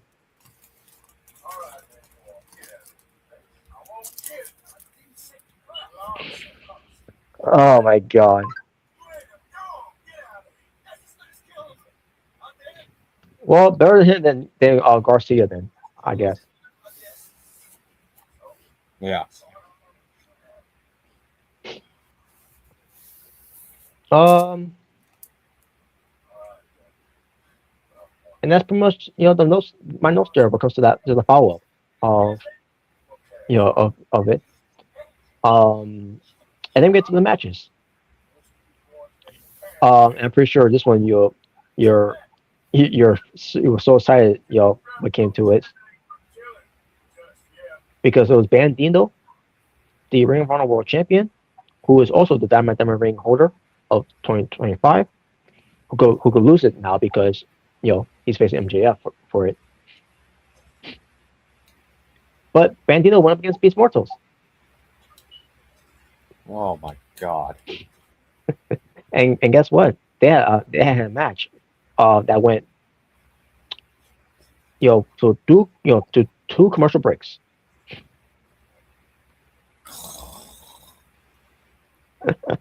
Or Bandito. I like Bandito, but yeah, that's just no. Tony, not every match needs to be competitive, just to let you know.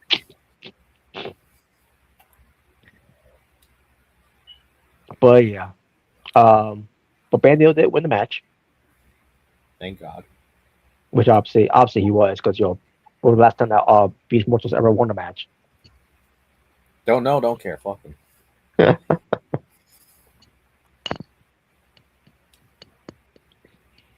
So yeah.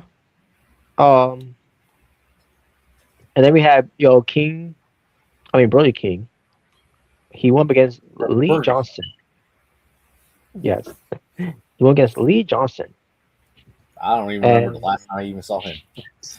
Yeah, Nope. yeah. It's been a while. But Was he part of the Nightmare family, with Cody? I think yeah. Come Robert, you don't like him? Wow. I do like him. I just don't like the position they're giving him. What are you doing?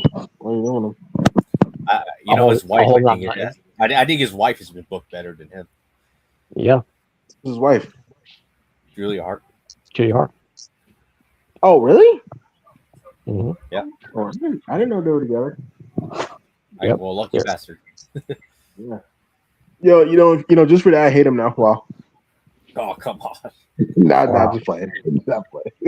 Well, come on. Well, you got him, lucky bastard, right? No, he is lucky, man. He's lucky, bro. Lucky man. But Brody King won. It was a quick match.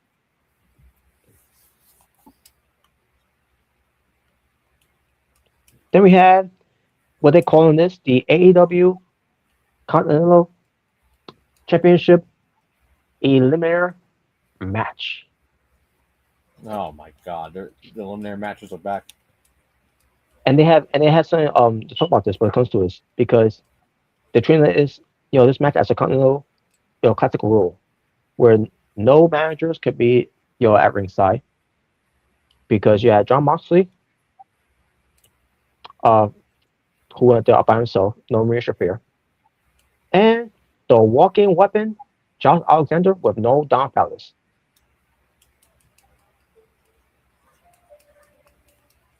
All right. Well, on paper, it sounds like a good match, but the problem is, knowing how Tony loves to book things, was it a good match? That's the question. And the match was good, but and it also went to 2 commercial breaks here as well. Yeah, you see, now that's a match that's more worth going to commercial breaks, not Bandito versus Frank. But as far as this match was, it was a very good match with the predictable outcome with Moxley winning because was the last time Josh Alexander has ever won a match too. In AEW. He was great in Impact, but in AEW. Yeah, he honestly. I still say this. He should have went to NXT and teamed up with Ethan Page. Yeah.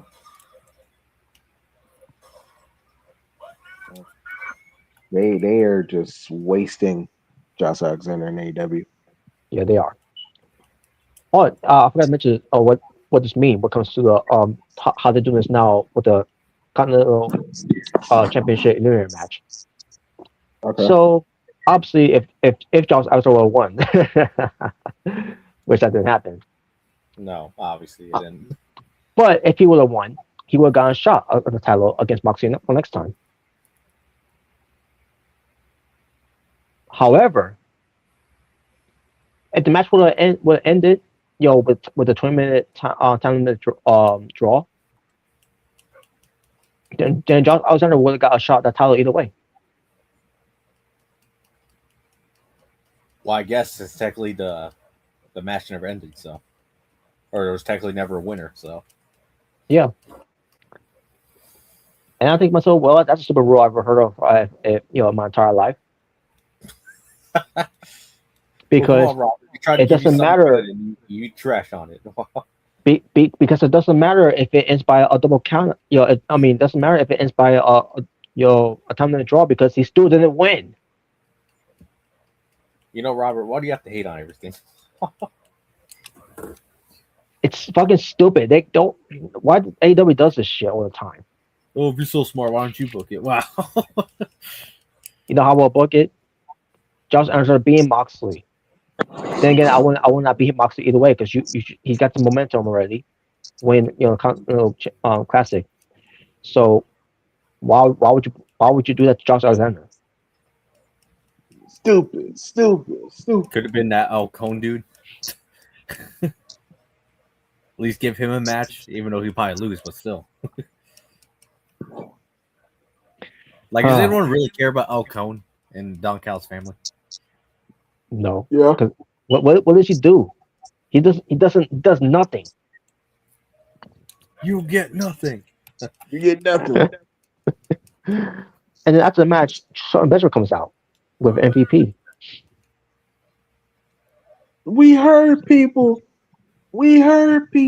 Yeah. I hope. What I'm gonna say is, I hope Moxley's just a temporary champion, and Shawn Benjamin's actually gonna be the champion they push for. So there you go. We'll see. That's what we're Why you thinking want to about. see Shawn Benjamin as the Continental champion? I would love to see him be a champion. I don't think But I don't think AEW is going to see him in that position. Only for tag team goal. Yeah, because he's black. Oh boy. Yeah, because people like you don't deserve to be Continental champion. Oh, yep. No. But I was going to also say, with Benjamin, getting this push, as a single star right now because last year he's not going to be back for anytime soon because of his injury. Don't know what injury he's dealing with. Unless I hear it's like a shoulder injury, something like that, or something. I don't know, but either way, this is what they do. Ace to do some with Benjamin, instead of keeping him on the sidelines. Uh, Rico Bitch went up against Jack Perry for the AEW National Championship. Didn't care, but Rico Bitch won. And then they built up Luchasaurus to write him off because he's dealing with a shoulder injury.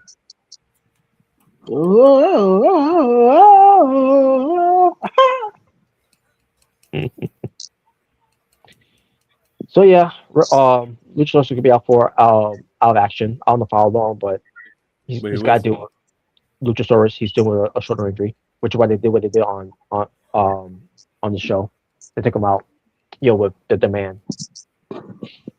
No, come on, you didn't like it? Wow. I was confused. I didn't understand until I heard 2 days later why they did that. And like, okay, damn. Unfortunately, he's on, and we still have Jack off Perry. Yeah, and there you go. He's feuding with Rico Bitch. Great. Yeah, 2 people I didn't want to see. 2 guys who never drew a dime. And do you think it's worse, Jack Perry or Ricochet? Probably Jack off. Yeah, Jack off. I gotta go Jack off here. I can't even be biased here. Okay. Look, he's back as Jungle Boy though. He's back as like Jungle Boy. For me, that's kind of like asking like who's worse between that one guy from AAA or Mr. Iguana. Robert knows what I'm talking about. That one dude. The one guy they have to kiss other men. Oh, yeah, that guy. Yeah, I actually think, at least I'll say, I think he's worse than Mr. Iguana. So I'll at least say that. Okay, awesome. Worse. Yeah, well, I guess Robert, or not Robert. I guess Jalen doesn't know who that guy is. I may have seen him, but I can't really remember. He's the one guy where even Velvet Dream will probably be like, yeah, he's too gay even for me. That's bad, Robert. If Velvet Dream actually said that, well, he's even too gay for me. No, I just freaking seen kid said that. It's like, yeah, that's too much. I bet even knew they were like, yeah, this guy's even too gay for us. Wow. Yeah, but either way, Michelle Monet defended her TBS championship against Will Nightingale in a very good match. Yes, I love this. Yes. Which was a very good match. I was not expecting a title change. Very good. My girl, bro. Yeah, she won back the belt. Yeah, she won back the title that Michelle Monet beat her for. Yep. And I couldn't believe it. I was expecting her to lose the belt right away. I thought it was going to have her lose all the rest of the belts first before this belt. But hey, Ace did doing something good for Will Nightingale here. Good for her. I am happy about that. That is one thing I'm happy about. They are definitely pushing Will Nightingale more, and I am enjoying it. So yeah, hell yeah. I love you, bro. I was so happy. I saw that. I forgot to mention they did another mixed nut mayhem match with the conglomeration and the Death Riders. You try to mention that because there is very much stuff about that other than Death Riders 1. And they do something with Mina Shirakawa's getting jealous that Orange Cassidy's getting Time of Tony Storm, and Luther is not happy with that either. Oh, you're talking about that one segment? Yeah. Oh, with the conglomeration and then Tony Storm, Orange Cassidy. Yeah. I guess fans love it. The sickos love it so much that we'll get more of that. Let's get more of that. Yeah, we're gonna make a love triangle. No boy. Unbelievable. You know how it's gonna end? Orange is gonna get both of them. I'd be like, oh, you fucking lucky bastard. Yep. You lucky bastard. I'll at least say that. I'll be like, Orange Cassidy, you fucking lucky bastard.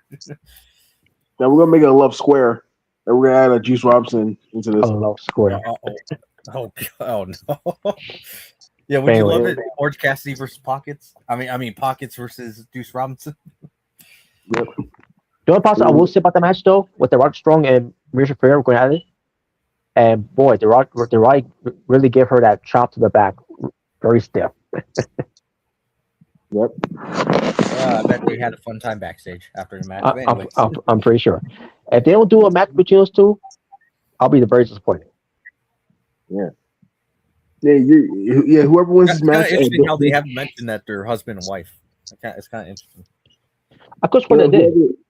Yeah, if, whoever what they, loses, I whoever thought they did. loses is dishes. But yeah. But anyways, back to Will Nightingale. She won the belt. They're celebrating with her. And meanwhile, they also pan the camera to Michelle Monet on the outside because this is her new character. This is her new thing now. Yeah, she's going off the rail. She's she's losing it. And I'm like, why do I care? Because you do. I like big deal. That they're doing this thing of Michelle Monet. Like that's supposed to mean anything.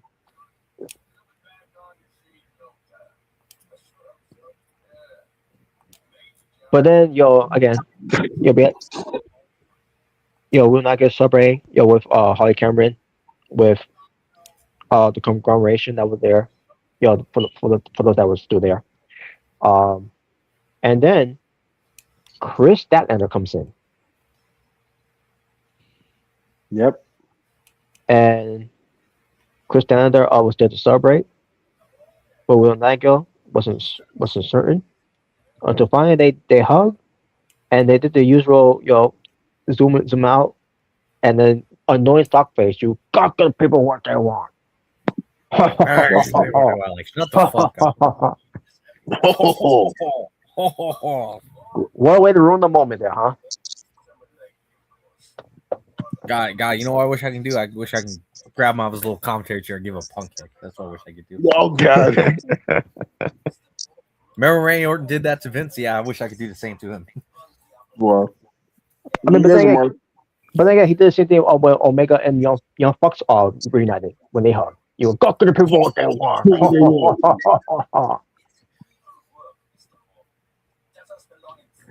By the way, I gotta mention this, probably. I forgot to mention this. What? So when the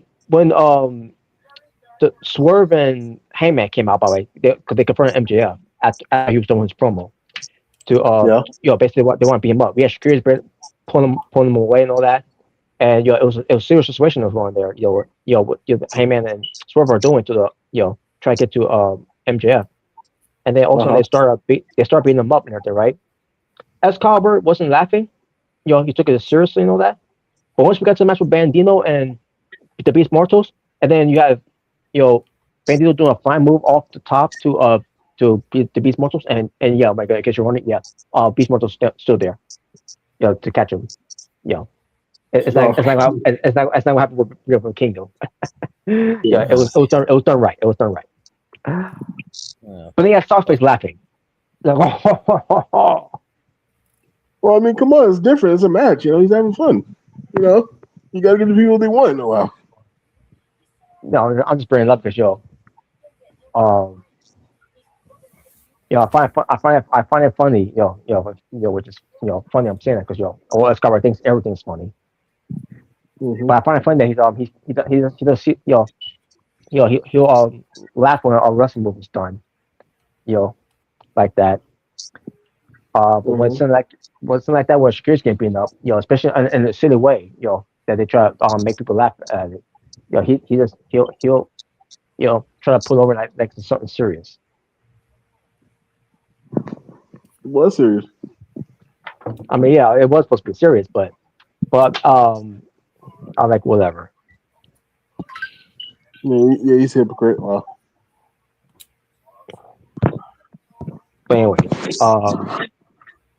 that was AEW Dynamite New Year's Smash of 2025, and the follow up of the show was a fail. No, You're Phil. sure. The fallout, Yeah, the first one from World's End was a fucking fail. You know, why do you hate everything Tony does? Wow.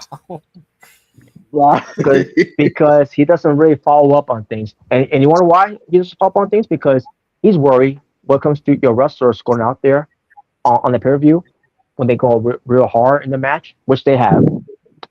Yeah. He doesn't book. He doesn't really book things ahead of time because they're worried. They might get hurt or injured, and again, like I said, they go all in hard on this, when they go into pay per view matches. And this is what we get. Yeah. This is what we get when it comes to the fall shows every time when we get to Dynamite. So, Yeah. Wow. That's how he books shows. Yeah, well, I mean, we're done, so it's time for something else. Yeah, because instead of having come up with some ideas and weeks ahead of time, he just we're, I I'm I'm just baffled. I hate to tell you guys. I am fucking baffled of this. Yeah, I think it's great. Yeah. And plus, Kyle Fletcher, he was fine. Remember that spot he took from World's End from Moxley? He was fine. He said he was fine. Why couldn't they do a follow up with that whole thing with where Kyle Fletcher's going to blame Okada for this whole thing? But then again, Okada was in their ear because he's got to be in Japan, for Wrestle Kingdom, to promote that match, to be the final match between him and Tanahashi. Mm-hmm. But the point I'm trying to make here, Tony Khan fucking sucks. What comes to giving us fallouts on pay per views on their flagship show. Well, come on, we're company of the year. Come on. Oh God, we got in Sports Illustrated. It was awesome. Yeah, this were the best wrestle. Or the best wrestles. I mean, yeah, they showcase that. They did showcase that, obviously, but yeah. Yeah, that's what we do. You ain't doing best. You ain't doing one that's were the best wrestles. You hater, Robert. All right. This company, man, I'm telling you. Yeah, it's just a rate they could keep going. I will not be surprised if HBO Max, because they're with Time Warner, whatever, and Netflix, that whole thing, that whole merger. If they if they have HBO Max completely drop AEW Dynamite. Oh, you're just being too negative. Yeah. And they're not going to be bothered with Collision because Collision ain't doing shit either. No. Basically, new Rampage. Well, I want to bring. I brought up Competition for a real reason because William Regal has stated about what Competition did. Oh yeah, I heard about this. And he was just talking sense and logic when it comes to this. When it comes to what he was saying, and he doesn't really be on Twitter because talking about this, so because he knew something like this was going to happen, and of course the sickos, out of their fucking minds, of course, and you would think that they wouldn't be doing that at the King Omega, who said something positive about what Regal said there. So. Omega's a traitor. Well, so the fact that William Regal is trying to talk sense of these people, because remember Regal was there before in the AEW. And we all know, when it comes to the locker rooms in AEW, when it comes to talking to veterans, they don't listen to them anyways. It's been proven, from a lot of people. Jack Perry's one of them, which is why he did All In. And Tony Khan kept him while he got rid of a veteran CM Punk. Well, that's the best thing he did because we got him back in WWE. So yeah, thanks for having the decision. And then and obviously you got you know you got the Darby Allin does weight loss as well. You know, and then you got other people in that category as well when it comes to it. They don't. It seems like there's a lack of communication of the veterans. That's why you won't see guys like Arn Anderson there anymore, and Billy Gunn is really there anymore. Mark Henry's gone. Tony Blanchard's not there. You know, Pretty much all the good managers that were there are all gone. Yeah. And who we get left with? Don Fallis. You know what we need, bro? We need the AEW needs their own like main event mafia. You know, like a bunch of legends. You know, setting the newcomers straight, and that's what they need. They need to show some respect to legends. Respect. Wait, and by the way, Kenny Omega actually supported what William Regal said. I don't know if you knew. Yeah, he did. That. Yeah, he did. Which I bet all the sickles like, how dare you, Kenny? How dare you? How dare you? Yeah, you're a sellout. What? Even Kenny, you know that's bad when even Kenny is like, yeah, that's what he's saying is 100% right. Yeah. You see what these sickles. But then again, he probably has some respect for him because William Regal was an AEW for a time. Yeah. Yeah. And you see what these sickles don't get to understand about his point of view of things, about what he's saying. He mentioned guys like Bryan Danielson, who's now suffering that same fate as well. You know, and you see him now, doing commentary for AEW, who doesn't, compete like he used to anymore, because what he put himself through like that. Same thing with Tyson Kidd. It wasn't just because those, the muscle bumps he took. It's because Tyson Kidd has wrestled the style he used to wrestle that that haven't landed on top of his head a couple of times. And the muscle bump was just a simple move, it doesn't have you bump on top of your head or anything. It's just a move that that's it's a back that you left on your back. Unfortunately, that is it's what it meant. Unfortunately, a move that could have killed him. Yeah, it could have killed him. Yeah. Again, it wasn't so much of a move. It was just it just finally caught the one bump that is what finally caught with him. That almost ended his life. Yeah. He's lucky he's not paralyzed too. Yeah, and that's lucky too. He's lucky he's not paralyzed. Yeah, because I think he said that he almost would have ended up like Christopher Reeves. That's how bad it was. That's how bad it would have been. We all know what happened to Christopher Reeves, unfortunately. Yeah, he unfortunately he didn't live long enough. Yeah, that's why Tyson Kidd will never wrestle again. It's not to the point where he can never come back. He never wrestle again. That's where you see that, and that's where you'll see. That's where you'll see that someone like a Big E will come back in the ring again. Yeah, neck issues, bro. Like it's not a game, bro. It's not like something that you can just come back from. Like it. I mean, bro, it took like Edge like 9 years for him to come back. Like because he had bad neck. And even though Steve Austin came back from his neck injury, he was never 100% ever again. No, he was never 100%. Yeah, and that's why his career only lasted till like 2003. Until he there's a reason why if you want to bring in the in-ring skill, there's a reason why Steve Austin's in-ring skill wasn't as good after he came back from his injury. Yeah, he that's why he became more of a brawler because of that. He became more of a brawler. Mm-hmm. Which it worked for his character. It worked for his character, obviously. But obviously he couldn't do the same. But obviously, if you want to argue when he was a better in-ring wrestler, that was obviously before his neck injury. Yeah, obviously, yeah.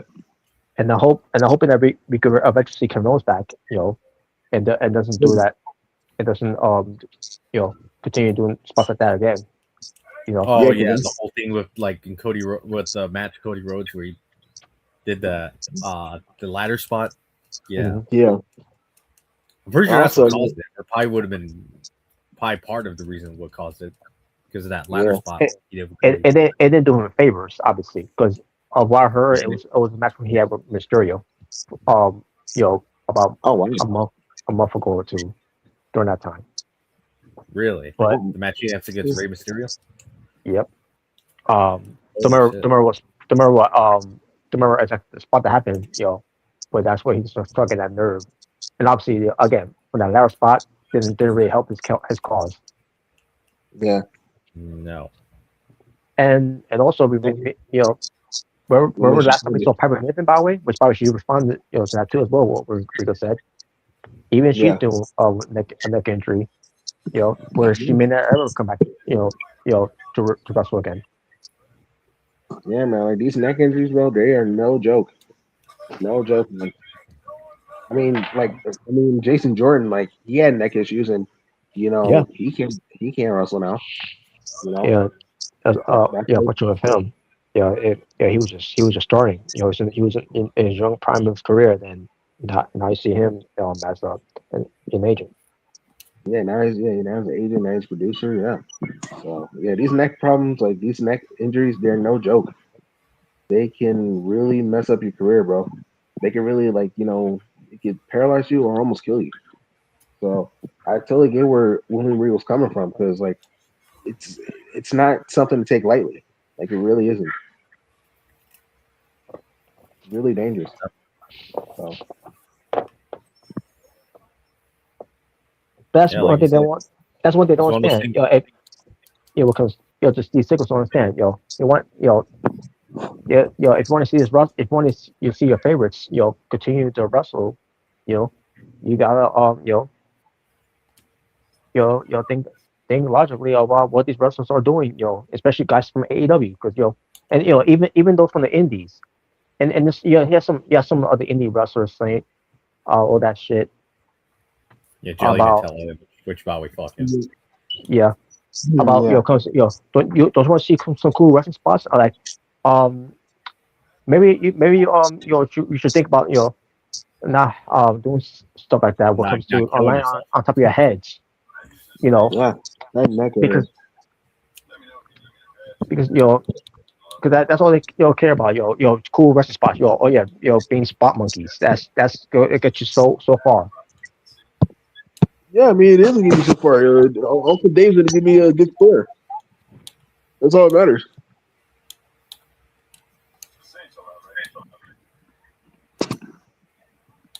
But either way, so and no, it's and Cam Maker was not doing that just to get a gift basket, No. Yeah. No, he sold out and he's a trader. Well, So yeah, um, going on Regal for doing that, and obviously he was going to reply, to any other stupidity from these idiots that don't understand where he's coming from. yeah. And one reason why he can't wrestle anymore either. Why do you think he hasn't been wrestling for all this time? Why do you think he's been playing the role of being a general manager for NXT for Oh, that he's long? lazy. No, wow, he's lazy. Oh, yeah. I never knew. I never knew that. That's why he retired because of mess ups. I didn't know that. Yeah, I didn't know either, obviously, but I thought it was more to it than that. But either way, I just thought it was because of old. Well, not to say he's like a grandpa and needs to go to a retirement home, but I always just assumed it was because of old age.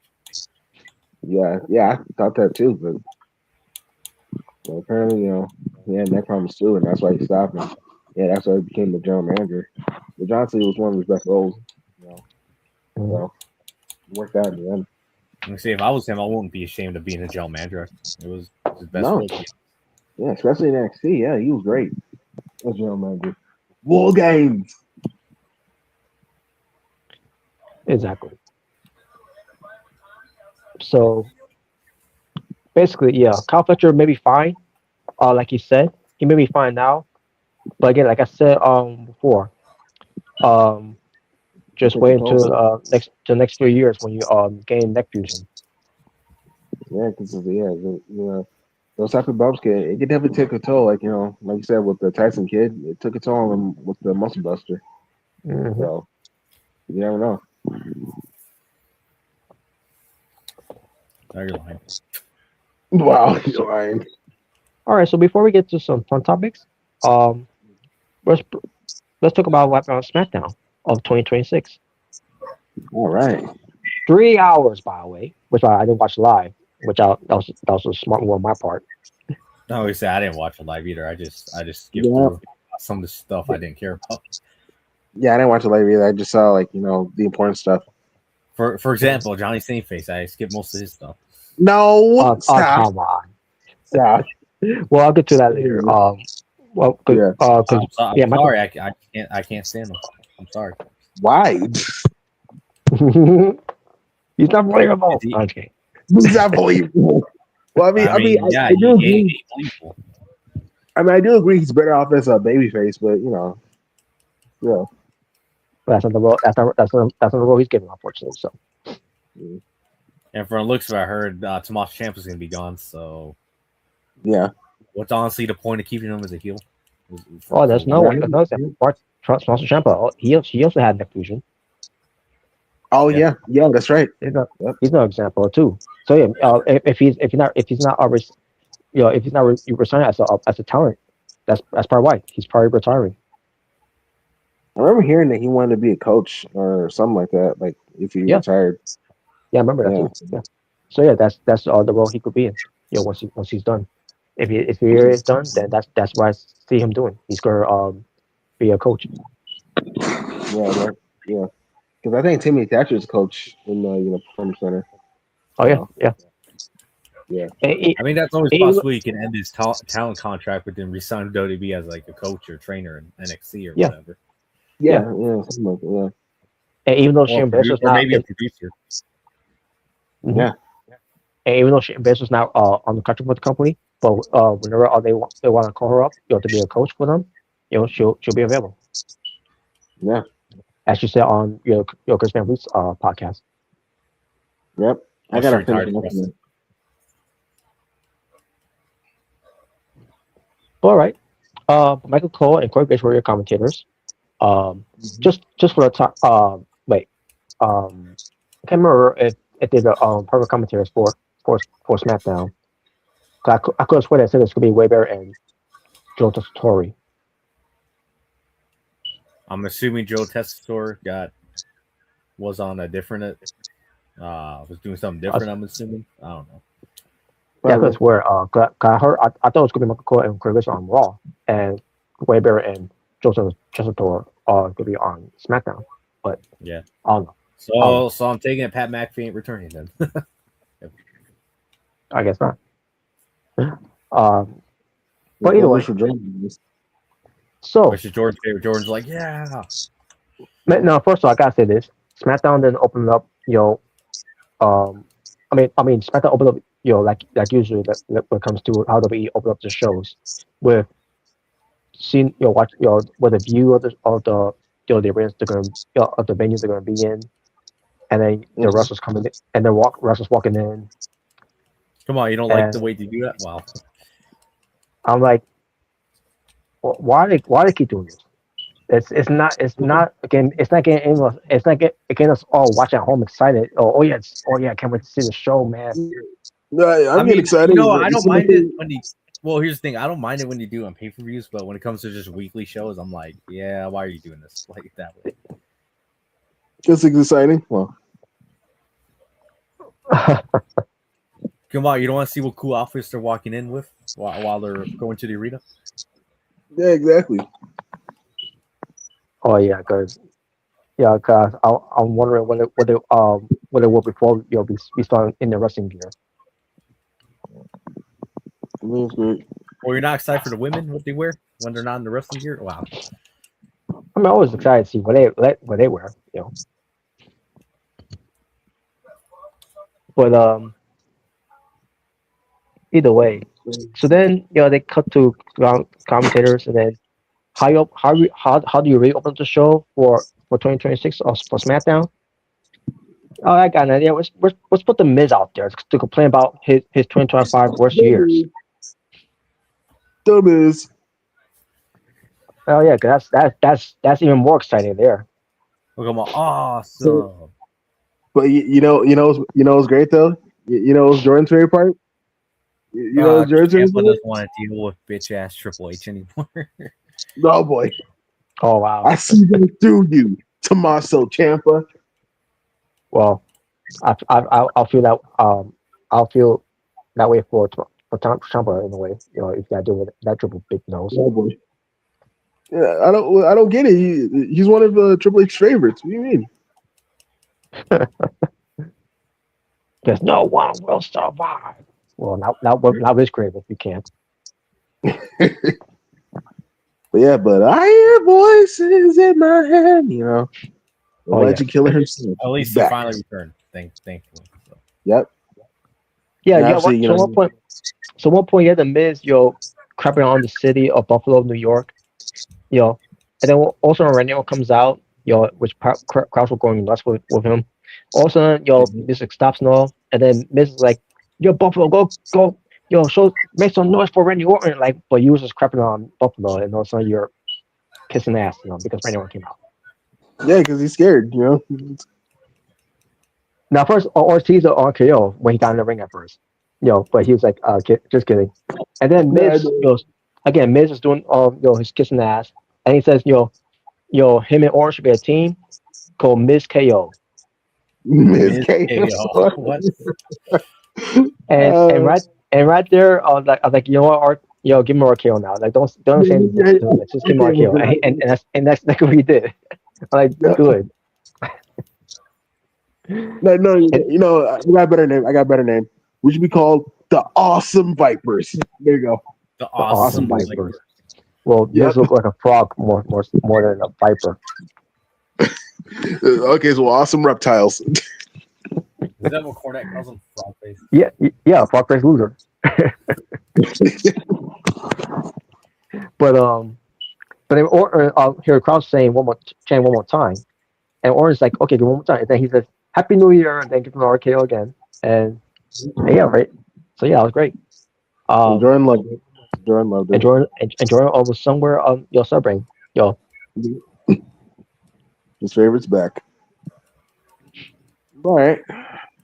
So then we get the Kabuki Warriors, who are your tag team champions, teaming up with Nia Jackson, Lash Legend, to take on the team of Rhea Ripley, Io Sky, Charlotte Flair, and Alexa Bliss. It is 8 women's tag team match. Player. And I barely care about it. Of course you didn't, because it's women. Wow. No. Because first off, I like, okay. I mean, it wasn't bad, but like, what for? To be honest with you, I don't know. But I know why. Because it's 3 hours. 3 hours. Which, by the way, the opening segment with the Miz and Randy Orton took about maybe 12 to 15 minutes. Yeah, I enjoyed it. So. And because you have to have the fans do the sing along of "I have voices in my head." Blah, blah, blah, blah, blah, blah. Yeah, it was awesome. I mean, it's great, but let's not forget why they're doing this now, because they're back to being 3 hours now until the next 6 months. I think it's great. So, and then on top of that, you got these women's going at it here in an 8-women tag team match that went 2 commercials. So yeah, expect more matches, to be which I ain't complaining with that either. But at least give me something here. When it comes to it, other than eye candy. Eye candy is all you need, bro. Wait, who is? Yeah, other than eye candy. Yeah, I was just saying. Yeah. Who's eye candy? I don't know who you're talking about. The woman from the 8-women tag team match. Yeah. Oh yeah. Well, come on. Yeah. You don't love seeing Rhea Ripley. You don't love seeing Charlotte, Alexa Bliss. Oh yeah, that Rhea Ripley. Seeing her 4 times in the show was great. I'll get but obviously two of them were segments, by the way. And then come on, Rob, you don't love seeing sexy ass Rhea. And they'll get to one later. Of course I do. like who wouldn't, unless you're someone on YouTube that's that's cringe from a certain city. Uh oh. Oh, you're talking about fat ass. Okay. I gotta live my life knowing that the household's red. But I digress. But yeah, it was Rhea Ripley, Io Sky, and Jordan Alexa winning, and it was Io got the win for the team by pinning Kyrie, which tells you right there that they're not going to win the tag titles, which is on Raw. Unless Kyrie takes pin and then Asuka's gonna be really pissed and slap her again. Probably, but we shall see. And I mean, Kyrie. hey, and the Goblin, we'll see. We shall see. Yeah. But so then we got to, Nick Aldis talking to someone, and it zoomed out, and it was Jordan Grace. Yep. Jordan Grace was there. Yeah. And then Chelsea Green and Alba Fire came into the rub. And because there's been a change of plans on SmackDown, when it comes to a match that was supposed to happen. More of that later. But either way.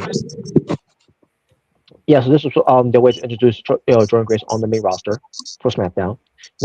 I'm pretty sure she's going to also show up on Raw as well. Which I'm pretty sure, it's good.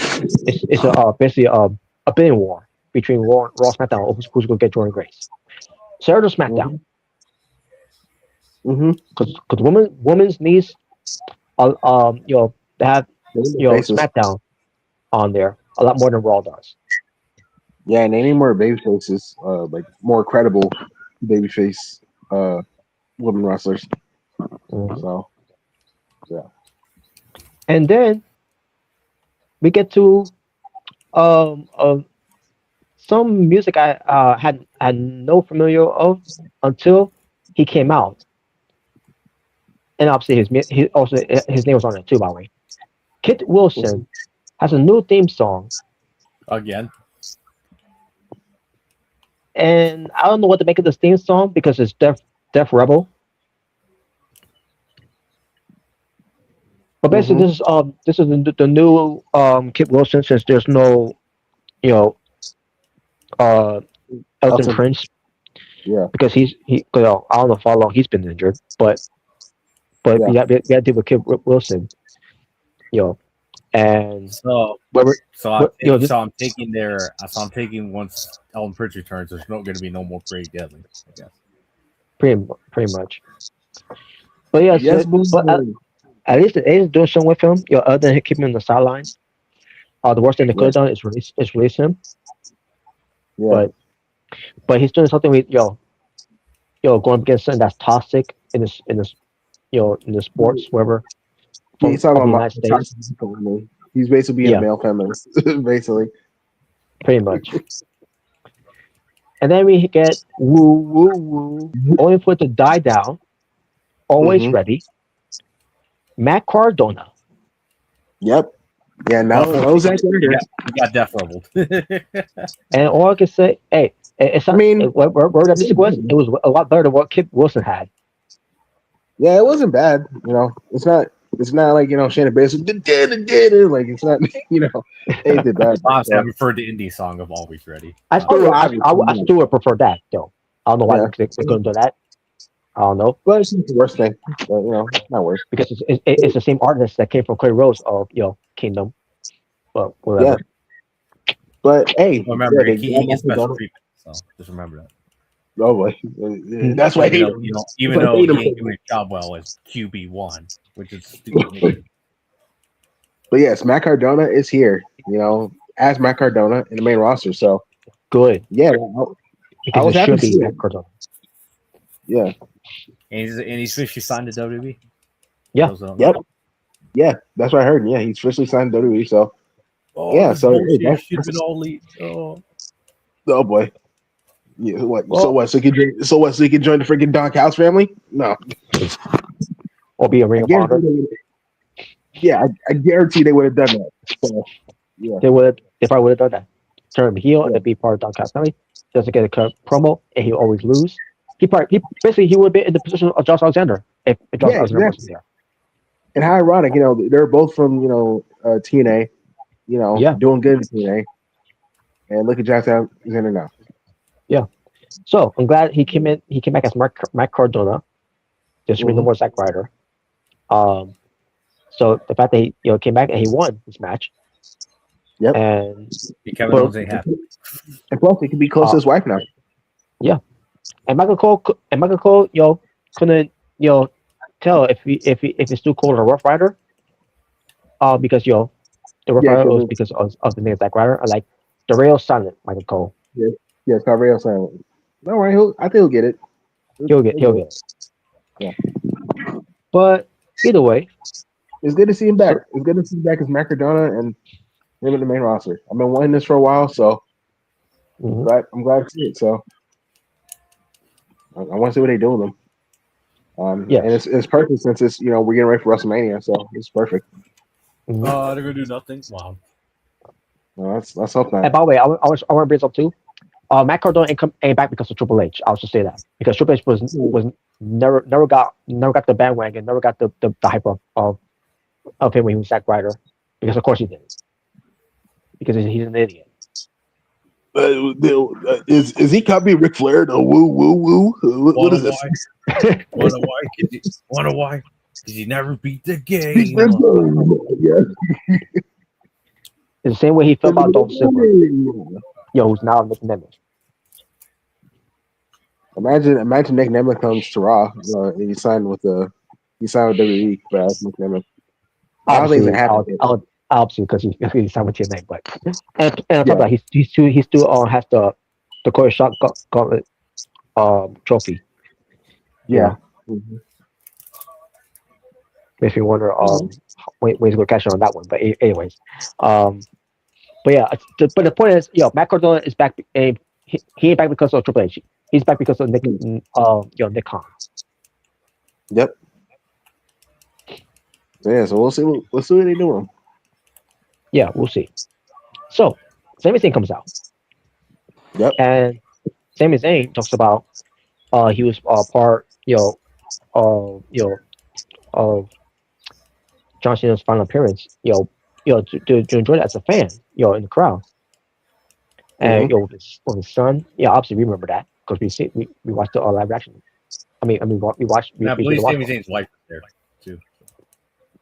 I don't remember seeing her there. To be honest with you, I know his son was there.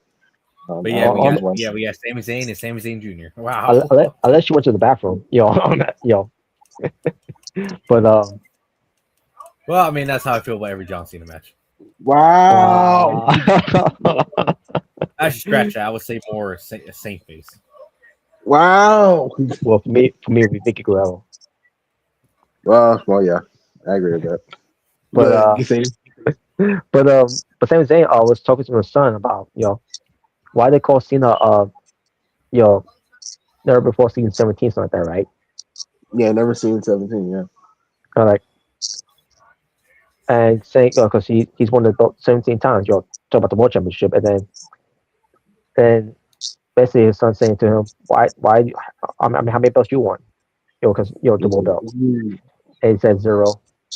And then Sami Zayn talk about how his son sees some other championships that he's won, but never the World Championship, and then he's like kind of his passionate promo that he will be world champion. I would love to believe that, but now with Cody is on SmackDown with the belt. No. No, because QP won. Like, fuck off. It'll be something if he could win the Rumble, which he ain't. And then Braun Breaker ain't gonna win the belt on Raw. Then if he's winning the Rumble, then he's definitely winning it. It's like the same as Zayn. Yeah, either Braun or Gunther's winning it. So. Because to me, I'll get to Gunther. Yeah. And have him beat Cody Rhodes. Yeah. I gotta do it for my wife. I gotta do it for my mother. Get her back from again. I gotta go through. I gotta do it for my sister. I gotta do it for my brother. So yeah, but Sami Zayn is bringing that up when it comes to that's the one thing that's missing is him being world champion, and he will be world champion in 2026. We'll see how that happens. We'll see. You're a better chance being world champion than not getting a push in 2026. Oh, yeah. Yeah. And then all of a sudden, Trick Williams comes out. Yep. Hell yeah. And it's official. He's on SmackDown. And the crowds went nuts. Whoop that trick. Whoop that trick. He got a big how over he's gotten. Like he over like a mofo. Yep. He looked like a star until Cody buries him. Well, real thought that's what happened, but apparently it's gonna be it's gonna be the Sami Zayn. Sami Zayn's gonna be the first one. It's gonna be the first one to do it. Yep. Wait. Because people like you don't deserve to beat someone like me. Especially since you're I would just say as long as at least he's feuding with Sami Zayn and not same face. So. Oh my god. Anyway, but I love his promo from Trick Williams where he says, this is what he said. He said he is what happens when you get Michael Jordan, Michael Jackson, and Mike Tyson in the ring at the same time. Yeah, I was like, holy shit. I was like, ooh, I like that. It's like I like that. I like that too, man. That was great. You got Michael Jordan reference, Michael Jackson reference, and Mike Tyson reference. All at once. Yep. Three of the goats. Yep. Yeah, that was a really good promo from and Johnny Gargano is what happens when you get Tim Tebow. Let's see, Michelle Kelly. No. Don't do that. Who else? Who else is bad? Right. Don't compare him to him. I don't know. I have to think about the third guy, but yeah, that's what happens when that's what happens when you get Johnny Gargano. No. Anyway, but yeah, it was a really good promo with Trick Williams. Confronting Sami Zayn. He even mentioned, obviously, he was tricking A, when he was the TNA world champion. Saying he's a future star, which he is. Yes, he is. And I remember, Sami Zayn starting Gargano. Oh my god! Enough with Gargano. Stop talking about him. We'll get to it later. We're up there. Fuck him. No. Fucking sucks. Will never be world champion. Never be a mid-card champion. Fuck him. He should be a mid-card champion. A mid-card champion, I can see. He should never. Fuck him. What do you mean he should never? Even if he was an AEW, I wouldn't even make him the international champion. Fuck him. Oh my god! Okay. Anyway, not even the TNT champion. Not even the new national champion. Nope, never will be. Oh my god! Okay, we get it. What do you even make him the pure champion? Okay, we get it. We get it. You hate him. We get it. Anyway, I'll look at Gargano and say, "Hey, we need someone for Kyle Fletcher to squad." Wow, not even the pure championship. Wow. Would you agree, Robert? When John Gargano was in AEW, would you say, we need someone to make Kyle look good for have his match? So, I mean, they will have a good match. Yeah. No, it'll be a squash. It'll be a squash for me. Oh god, no! Just like remember how Ryback used to have squash matches? Yeah, we'll have it like that. Wow. But anyway, as I was saying, I remember Sami Zayn saying, Gargano, Zach Wilson. Is what? He's who? What the hell? Who's Zach Wilson? Yeah, we talking. Yeah, he's a bad. I think he's a bad player. I can't remember. Oh, actually, hold on. What? I don't even know who this guy is. Zach Wilson. Okay, now I remember. Yeah. He's the terrible player he's the terrible quarterback for the Dolphins. Yep, now I remember. Oh, he's trash. So yeah, that's a good one. Yeah, that's a good one. No, don't compare him to that. Anyway, or J.J. McCarthy of WWE. There you go. That's another one too. Okay, we're not doing this, bro. Anyway, I remember Sami Zayn. So Jalen does know who J.J. McCarthy is, so he knows how trash he is.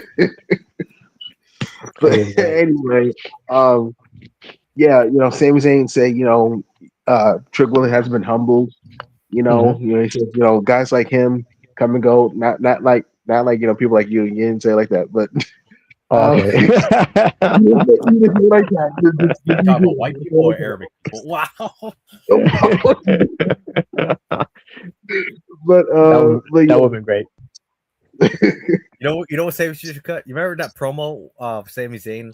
I think it was like way back in the day, where it was called the whitest racist or something like that, or whitest man. Oh boy. When he kept saying the cracker or whatever. Oh boy. Or the C word. That's just my bad. The C word. Yeah.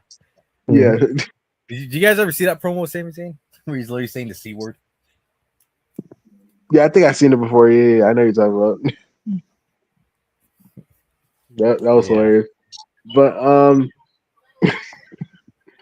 but yeah, this is obviously gonna be a future match.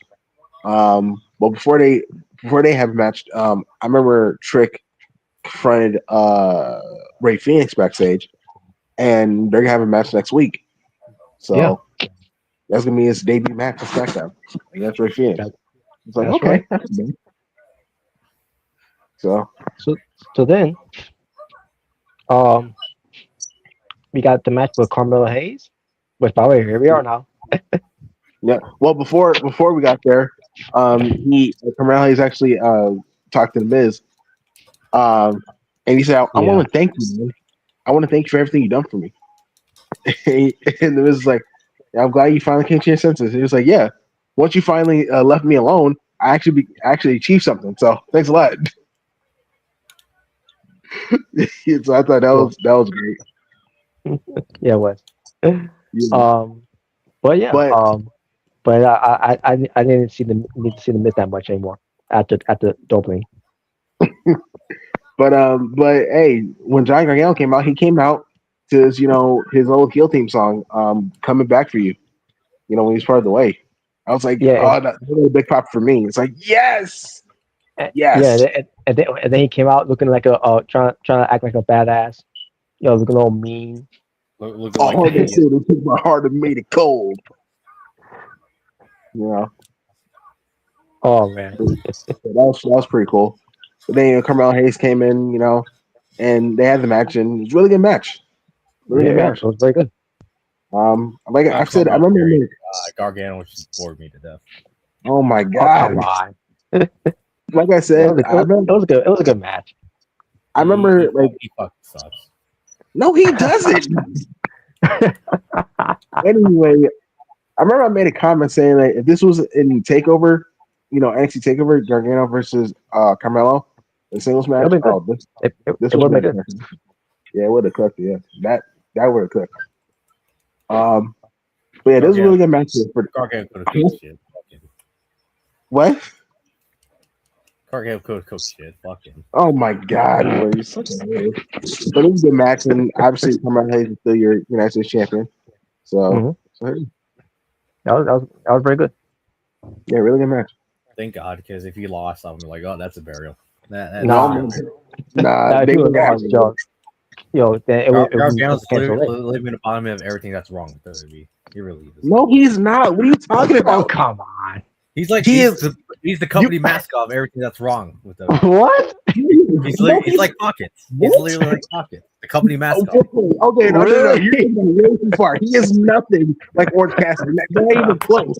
Not even close, bro. What kind of comparison? He's like Mr. Iguana. Everything that's wrong with NXT. Everything that's wrong with NXT, AAA. Yep, just like Mr. Iguana. Well, if you ask me, I feel like more it's the Miz, being mascot because he's always, he's always the gatekeeper, for these new people coming up to the main roster. No, he's not Chris Jericho. Stop. He ain't Chris Jericho. Oh boy. Well, yeah, Chris Jericho. He was really good. Especially in AEW. Come on. He is. Don't compare him to Orange Cassidy, bro. Don't do that.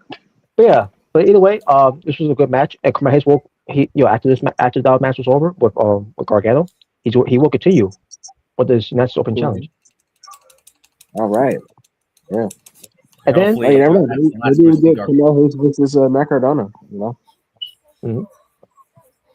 I don't know. We shall see. And then also we see Tama Tonga backstage. He was watching the match going on. And also, Yep. Shinsuke Nakamura, by the way, another guy who Good should be deal. world champion in the WWE, as well. Will it be on SmackDown? Of course not. Which is why I want to go on Raw. Like, even with that, it's slim to none. But Yeah. But they'll speak each other Yeah. in Japanese because obviously Shinsuke Mhm. and Tamatonga had history in Japan as well. And Tonga, who's been in Japan, who speaks the language, so it was good that they were speaking those language. Don't know what they said, but Yeah, that you was, get the English You need to watch subtitles. anime, Robert. You need to Yeah, watch you gotta watch anime. the anime, bro. You'll get it. yeah. Which I bet you don't But, watch, Smart. Wow. Wow.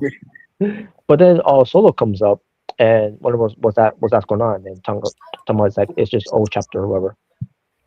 And then basically, Mhm. the announcement is going to be a 4-on-4 tag team match for next week Player. with the Another Y6 and the MFT. Oh yeah. Oh, So yeah, there you go. That's gonna be next week. The Y6 versus the MFTs. all right. And we're gonna So- we're bringing that gay guy who kissed Joe Gacy. Oh god. Wait. Yeah. So then, Kathy Kelly interviews Jay Cargill, the My WWE girl. Women's Champion. You know, I love seeing that segment because I mean, look who it was. Two beautiful women. Oh my god. Mhm. You're beautiful, Elisa. muscular. Well, when we get there, when she comes out, but yeah. So basically, Rather see that over Johnny Same Face any day. Bro, stop mentioning Gargano, bro. Stop doing that. Anyway, so Fuck him. He's a company mascot. Fuck him. anyway. Kathy Kelly was talking He's missing. to He's Jay. just missing the jean shorts, the jeans, and then the jean jacket, the white the white T-shirt, He is not like Orange Cassidy. Stop and the saying that. glasses. Yeah, he's missing all that. They're not similar at all. But anyway, go ahead, Robert. But yeah, but Kathy Kelly was talking to Jay Cargill about what happened with Michin on the WWE Live event, where I seen a video, Where she got of it, by the way. I saw Yeah. a video of it that she got injured from her shoulder, which by the way is Robert's becoming. Robert's like, yeah, I hope it gets amputated. Oh, God. Oh no! I Oh, hope wow. it gets infected and they have to amputate your arm over. Wow. Robert's But, like, you know, I cried when Dominic got injured. When you got injured, I laughed. Wow. Wow. Wow. But go I was ahead. gonna say, I was gonna say I saw the footage myself of it, like, it didn't look that bad, but like, yeah, you could tell, that she was not doing good right there. Mhm. But don't know I don't know how long it's gonna be out. I don't know what's gonna be what's gonna be the recovery of it. Hopefully, it's not surgery needed for Michin. And if in case if it's not, well, Michin, just go down to the Pokemon Center, and you'll be recover fast enough. So, Yeah. because that's all Pokemon characters will get a full recovery from it. Wow. But anyways, so Jay Cargill basically says she did intentionally and all that. Mhm. And then she said, I hope she gets her arm amputated, and gets an infection and all. Nah, she didn't say that. But yeah, she saying all this and all that, and because there was supposed to be a match between these two on the show. Now unfortunately I have to scrap that because they had a substitute match. We'll get to that later. Mhm. But then Jordan Grace shows up. Yep. Basically introduces herself to Jay Cargill. And She's Yeah. officially on SmackDown from the looks of it. We got two muscle mommies. Okay. That's right. But the thing Aren't is, you happy? Jordan Grace is a better in-ring worker than Jay. So Yeah, obviously. Yeah, Yeah. she's better. Yeah, she is. She is. but yeah, all of a sudden, oh boy, here we go. But Cody Rose. No, Cody Rose. Cody Oh god, Rhodes. Gargano's the company mascot. Cody Rhodes is just the next burial machine of the company. Took John Cena's role. The burial nightmare. Burial nightmare. Took John Cena's role. Like Cena, he's actually worse at his job than Cena was. Wow. But yeah, so because here's the thing. I think we could all agree, right? Even though some of us didn't like Cena at the time, or probably still don't like Cena. At least he drew a dime, right? At least he drew a dime. He was the top merch seller. Yeah. At least we can give him that, right, Robert? At least we can give him that. Yeah. As far as viewerships, and that's what comes from chasing away. Well, once you got the PGR, yeah, obviously that went down. But I'm talking about like for the most part, at least we could say he was a star. Like he had star power at least. Yeah. Cody, on our hand, he has none of that. None whatsoever. What are you talking about? He's going to be. No charisma, can't draw a dime. Has the most boring promos, boring segments, boring feuds, boring matches. Wow. And you wonder why SmackDown sucks. Yeah, he's the modern day Jeff Jarrett. They're wondering why SmackDown's the shit show and no one watches it. Wow. They're wondering why. Come on, he's a star. He was in the no star power, no charisma. Fuck him. He's gonna be in the Street Fighter movie. I thought it was always because of Gargano. What? Well, I mean, he's part of the problem too. But no, he was. But at least with Gargano, he kind of has an excuse because he ain't a world champion. What's Cody's excuse though? Wow. But anyway. But Cody Rhodes basically he's waiting to hear from McIntyre because we got to hear what's going to be the 3 stages. That's going to be for the match next week because they're going to be in Berlin. Yep, which I can't wait. I can't wait to see the Germany crowd. They're going to be on fire. Yeah, they are. So McIntyre shows him on the screen. He's half outside the way because he's staying near the parking area, wherever, and basically cuts a promo, and he's being, he's doing a great job with this too, by the way, bringing up Cody Rhodes and some about traditions, whatever, and also you go to Omega, Cody Rhodes. He is as vanilla as it gets. Yeah, he said that. He has what? Cody Rhodes is as vanilla as it gets. Yes, exactly. Vanilla. When I heard about, I like the first I thought about was Omega. He's so vanilla that not even the vanilla is not as vanilla as he. Wow. Oh man, yeah. When I heard that, all I thought was about Omega, and what Omega? McIntyre, is no exactly what you're talking about. Yep. That was man. So then McIntyre brings up the first stage. It will be a straight out or wrestling match, which I expect it would be. And then we have the second stage will be Falls Count Anywhere. And then the third stage, if it's needed, which obviously it will. No, I'm saying it will be obviously. Would be funny if McIntyre just squashes him, in the first 2 falls. Oh, I love it. I'll be like, yeah. This is already the best. Just absolutely the best. For sure. Oh man. Well, yeah. Obviously, it's going to lead to third fall because the third fall will be an old school blue bar steel cage non-skin. Even though I would love for it to be a blue bar steel cage. Yeah. But no, it's just good. But an old school steel cage match basically they're going to have. Only is Jesse Ventura to be on commentary. Oh boy. Yep. That would be great. Yep. But we all know nobody's not going to do that because they're pussies. No, we're not. But anyways, That was too great, by the way, from that sense main event with Daniel Priest and Yeah. Drew McIntyre match, steel cage. Very the creative, for it comes to that shitty booking finish of that match. I think it's great.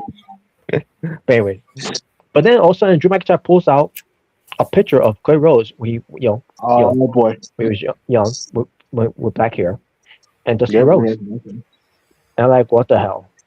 Uh-oh. A Yep. picture frame. Then he drops Mhm. it and stomps on it. Clay Rose at this point, he couldn't take it anymore. You can't take it. And yes, and they have securities, agents, referees, all there. And also, McIntyre wasn't there. All of a sudden, he appears in the ring, and he had a trash can, and like, whoop, you know what that means. Time to take his trash. Yep. So Kurt runs right back. Just remember, if he touches Drew McIntyre, then he'll be triple the title. So this Yep. Drew McIntyre, doing what he's got to do to to get under the Clay Rose skin, which it worked. Yep. So then McIntyre, as you had everyone pulling him back, McIntyre burns the picture. Yep. He burned it down. Yeah, the way he burned it down. Now Mhm. it took a while for it to completely burn, but once it finally did, he threw it in the trash, and yeah, and then McIntyre continues to taunt Clay Rose as it's being held back, and like, my God, McIntyre is great. What's this Yep. going to mean at the end? He's gonna lose. He's gonna lose. He's gonna beat. Cody Rhodes gonna beat the hell out of him. If it's like Drew, you never learn. You should never mess with a babyface's personal items, bro. It didn't work with Punk. It's not gonna work with Cody. So Mm-hmm. yeah. So yeah, he. It's unfortunate for me to say, but he's going to lose. Yeah. Omega's going to lose a gasket when it happens. Well, what else is there? Why does he need to win though? Why? So he can have it till WrestleMania. Why? So he can have it till WrestleMania. Why? I guess Why? He doesn't draw. Yes, he does. No, he doesn't. He does. No, he doesn't. Leave Cody alone. Well, SmackDown reigns prove otherwise. that's not his fault. Well, you're the one always bringing up the AEW reigns, saying, "Oh, they're so bad." But look at SmackDown ones. Wow. I don't bring up the ring. Yeah, you do. Wow. No, I don't. Wow. Anyway, but yeah, All right. so I also let it get heel heat. No pun intended. Mm-hmm. So then, after all that was done, either way, I'm still excited for the match, but at the same time, yeah, I would say McIntyre wins. In the real world, I would have McIntyre win. Exactly. CM Punk to New Diddy. Oh, come on. What? What the heck? Cody's. Exactly, I agree. Oh wow. I don't know how Punk is the new Diddy. Oh, okay. So then we get a replacement match since Michin couldn't compete against Jay Cargill, which it was gonna be a non-time match either way, because let's be honest, was Michin done to get even earn a shot? Everything. Haven't. But anyway, but I'm not knocking her, because she's hurt, but same time, yeah. Maybe it was blessing in disguise. Why do But you hear so anyway. much? Wow. Well, is there anything that Michin can do to help SmackDown? There's anything you can do to get like, whoa, what the hell? Wow. And I'll tell you one thing, Justice Green wasn't helping at all when it comes to a SmackDown. But either way, But speaking of Chelsea Green, like I said, this match has been the substitute for for it. WWE Women's National Championship, Chelsea Green with Alba Fire versus Julia with Kiana James. And the match, went to a commercial break in this match. Only one commercial break, by the way, and which is fine. And yeah, so the match itself was longer than the last time they had the match. Where they which when they did absolutely nothing with Julia as national champion, and Julia, had a competitive match against Chelsea Green. At one point, you had James getting involved. Um, but it could have been Julia losing again here, but that's not happened. And but it's to continue. And then Julia got the better of Chelsea Green, and then she beats Chelsea Green to become a two-time Women's United States champion. And from there, I'm like, oh boy, that's great. Julia got the belt back. Is it going to mean anything? No, Yeah, unfortunately. yeah, it is. Of course The not. same thing. Yeah. So yeah, it's great that she's got the belt back and all that, but this, but at the same time, it's a matter of what they do with her after that. Are they gonna do something made for this time with her being the women's national champion? Because they did a great job of for that mid card women's championship title on SmackDown. Yeah, we're gonna do something with her. And I hope they do, because it's gonna be a second time around.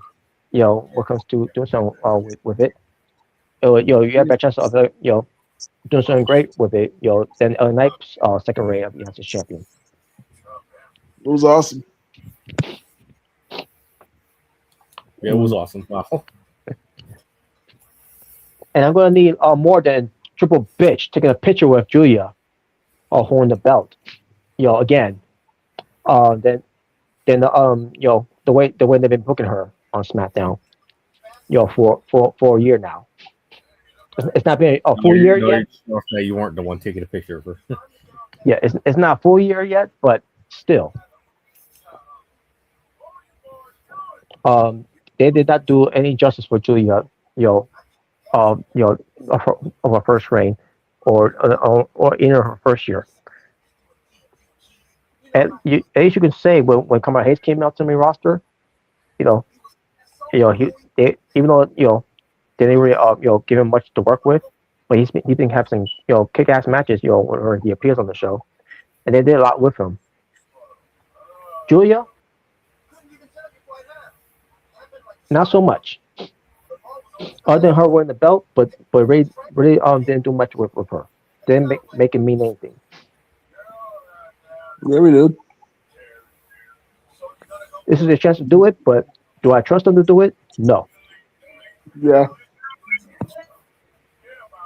It's going to take a lot of damage. It's going to take a lot of your work, I should say, to stop the damage that they created with Julia. So it's just how they say she was elevated. Well, my way to elevate her is go after the women's championship. No. We all know that's not gonna happen anytime soon, because they got other plans for that women's championship. Even though they're not already white Japanese. Wow. Wow. Yeah. Even though they're not really also doing much with Jade Cargill as champion since she's won it. 0 title defense. Well, don't worry, we'll get there. To just wait, Smart. I'd rather have her as champion than Cody Rhodes. So. Wow. And it's not Jade Cargill's fault, obviously. It's the booking, that they're not doing shit with her either as the Women's champion. And yet people want to say that Tiffany Stratton's reign wasn't great. At least Tiffany Stratton had to defend her belt. Doesn't matter if it was numerous times with Nia Jax. At least she's still doing what she got to do, being Women's champion. with creatives that she was working with, which is not much to work with either way either. But I will put her reign over, more so than anyone else's reign of that year. Again, not Jay's fault, and again, but you put the belt on Jay Cargill, who's not really a great wrestler in the ring.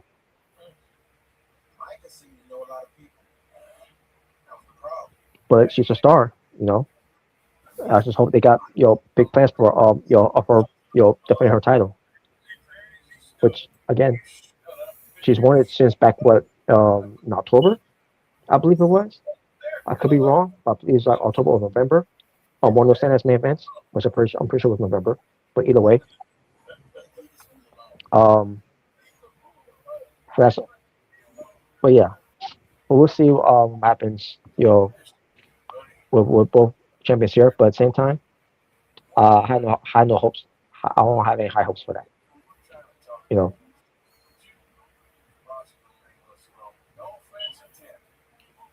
So, with that out of the way, the main event, an ambience match.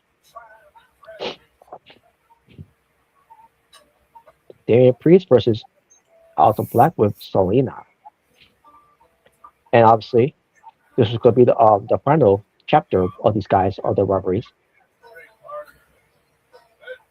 And I enjoyed the match for what it did. I think they did what 2 commercials for this one? Yeah, 2 commercials here. Yes, they get these 2 a lot of time.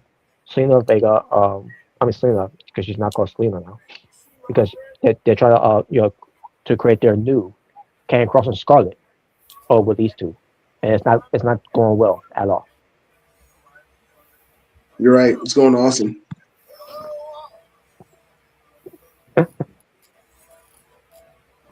I'm watching this, when it comes to this, I'm like, you clearly see that they're doing with it what they're doing here. And and again, I gotta bring this up again. You could have been doing this also with Karrion Kross and Scarlett, but instead you're trying to create a new Karrion Kross and Scarlett with Aleister Black and Selena. And it's not really working at all. The presentation is there, the way that they're presenting themselves and all that. But the crowds, you gotta get the crowds engaged to it, which they're not. And we got Jordan here. What is up, Jordan? What up? Oh yeah. So yeah, but the match here was What up? Yeah, Jay Bird. Jordan's here too. Yeah, he probably fell asleep. What the hell is that? He's too busy crying about Gargano not winning on SmackDown. Wow. Yep. Oh man. But I was back in Damian Priest were kicking our ass in this match, from around the ring, from the broadcast table and all the way to the aisleway, all the way to where to the stage where the ambulance were at. At one point, Aleister was going to get ready to put away Damian Priest, and has Selena to go open the doors of the ambulance, right? So she does that, and what she did, when she was doing that, I knew it was going to be in there. And sure enough, it was Rhea Ripley. And Rhea Ripley took care of Selena from there. And then the rest was between Aleister Black and Damian Priest. Now, with Selena Vega, she didn't really get involved in the match that much. She was out there, but she didn't really do much to really be a distraction to Damian Priest, unless she did it in the commercials. I'm pretty sure that's what happened. But either way, just the way I've seen the match, but yeah, the match will continue. Damian Priest at one point, pull out something. First of all, he took fire extinguisher to Aleister. Aleister went to grab Damian Priest, and then Damian Priest put out a fireball to Aleister Black to get back at him, like have months ago. So then the match still continues. They're still fighting, and like, okay, I would have saved the fireball for later if Damian Priest was going to do that fireball thing, because Aleister Black is still you know continuing this match, even though he got fireball. I think it's it was it was they did that early, in my opinion. But either way, they still fought, and then they got to the where the fan sections, not into the crowds, but for the near the crowds. Then all of a sudden, Damian Priest was going to take care of Aleister Black. I thought he was going to give him the razor's edge onto him on the equipment case there, but instead he kicks it away, only to give him one onto the windshield of the ambulance, and then they went on top of the ambulance. Then he gets him a choke slam, not really, because he basically gave him a choke push off the ambulance to the tables. Yeah, basically like what Undertaker did to Rikishi. Yeah, basically it's like that, yeah. And then Damian Priest was going to open the ambulance door, but it wasn't open for a reason. So he decided to go to the other side to open the ambulance door from the side. And then all of a sudden and also now they can open the doors from there. Like, so wait a minute, so what, like why wasn't it open before? Like, did they lock it or something like that? Like, why was it locked? If I forgot the key. I forgot the key. It was in my back pocket. Yeah, I didn't get that long. Like it's. What do you get? Wow. Well, I don't get. I don't get why you're doing a 3-hour SmackDown again. Yeah, Because I'm an idiot. It wasn't my choice. well, you got more wrestling, so why are you complaining? I mean, more does not necessarily mean good, especially if quality of especially a show like SmackDown that's just lifeless and boring. Lifeless, boring, trash. That's why I will give them this though for this episode. It doesn't look like they're trying. So well, just for this 1 week, and then it's gonna go back to being trash. Well, let's hope not. They are going to Germany, so it's probably gonna be pretty fun. So that's worth watching. Well, yeah. Oh yeah, he's wrestle again. I said fuck Johnny Face. Why are you always saying that? Did he beat your favorite wrestler that you like and you were so mad and you was like, I'm Smart. He beat Tommaso Ciampa, and then he beat Adam Cole, and then I think that's what it is. I think he was mad that Gargano became the first ever NXT Triple Crown champion. I think that's what it was. Yeah, and he didn't draw a dime. It should have been Adam. This rebel heel. Yeah, this rebel heel. Yeah, this is all heart, not soul. The way, But I like when he lost to Leon Ruff. Oh, wow.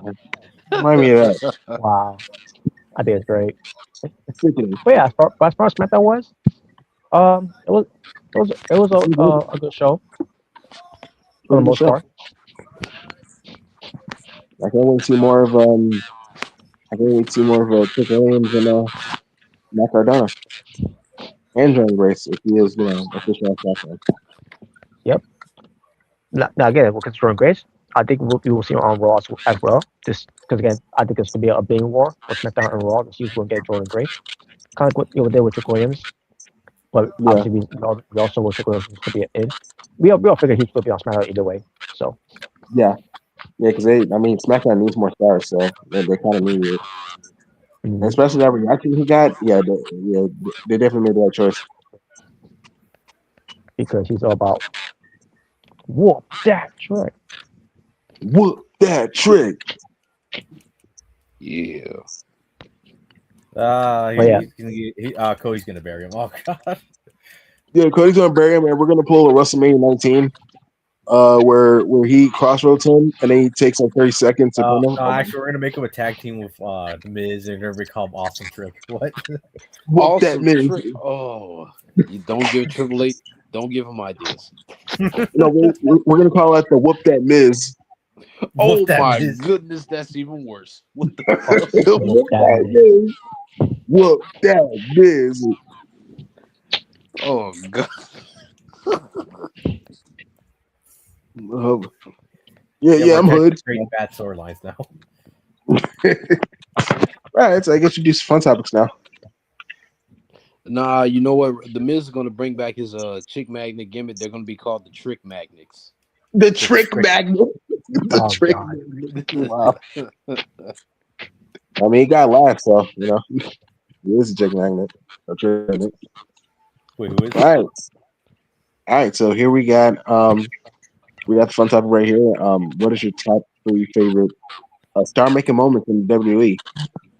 Now, it doesn't have to be in this picture, but if you can think of any, like, what is your favorite star making moment for wrestlers in WWE? All right. Well, Pipe Bomb was that. Okay, pipe bomb. Pipe Bomb. I'll go with Steve Austin, obviously with this, the I Quit match. All right. Though, I mean, I guess you could argue it was the promo, the Austin 316 promo. But. Yeah. But I think what definitely solidified him as a top star was the Iron Man match. Obviously. Yeah. And I'll go when Drew McIntyre eliminated Brock Lesnar, and then not only that, but also went on to win the 2020 Royal Rumble. Okay.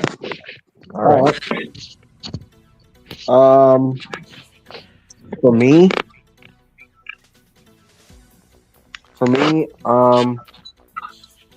I will go with Cody Rhodes, like when he wrestled Seth Rollins with Tuck, because that was brutal, but he really showed he can be a top guy.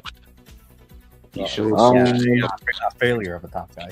Oh god. Wow. Anyway, I will say in that match, Cody Rhodes, he showed that he has a lot of cojones. Yeah, he really did. He really did, bro. Much respect there. They could have canceled it, but nah, he went. The show must go on. So I give him and then he ruined it for himself. So. Wow, and he did it for me, and then I hated him. Okay. All right. I'm getting a good one. Oh, Jey Uso won the Royal Rumble. Oh God. You know what? I'm gonna go with when Roman Reigns won the Royal Rumble. No. Wow. I don't know who the hell benefited from that. Yeah. No. No. I'm gonna go when Roman Reigns returned in 2020. They had a table No, when that's more of a fucking moment than him winning the Royal Rumble. Who?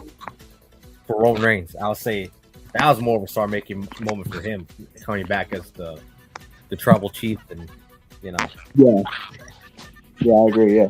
Yeah, him coming back from SummerSlam 2020. That definitely was the beginning for something great. Oh no, it was beginning the end for WWE. Oh God. Yeah, sure.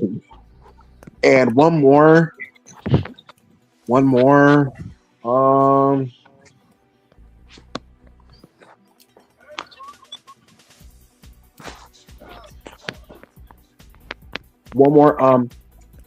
for me, I'll go. This is for NXT.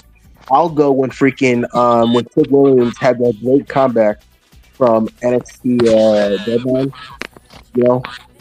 with the Lion Survivor Challenge. Mm-hmm. Yeah, when he got the point, and then that trick shot he did to, I think, Ron Breaker. That was so cool, bro. I'm gonna go with that.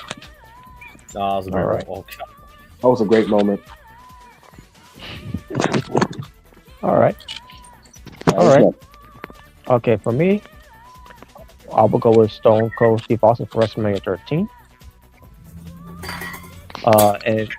And no, folks, it was not the King of the Ring. It was this moment. King of the Ring was the beginning. It was the beginning. Well, a lot of people would say it was King of the Ring, but I would say it was more WrestleMania 13. Yeah. I will go with Drew McIntyre. For the way he eliminated Brock Lesnar for the Rumble. But that was, a pop like no other. Yeah, they got a huge pop.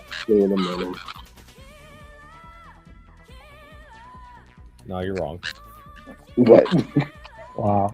yeah, they popped for Ricochet when you know better. Yeah, it was really cool. Yeah. All right, and one more. I'll go with CM Punk with a pipe bomb promo from 2011. All right, cool. All right, Jordan.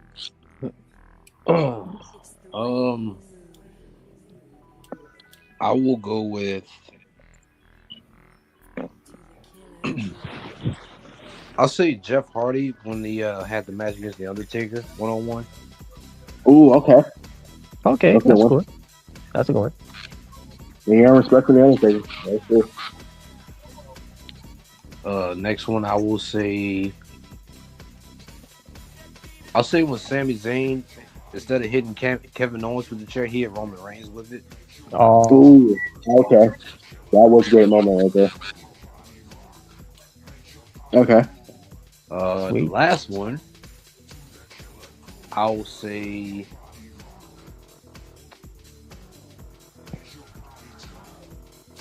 I'll say when Mark Henry decimated Big Show and started the Hall of Fame. Okay. Yeah, and Money in the Bank when he got the chair. And, yeah. Okay. That was good. Yeah, that was definitely something making sense. All right.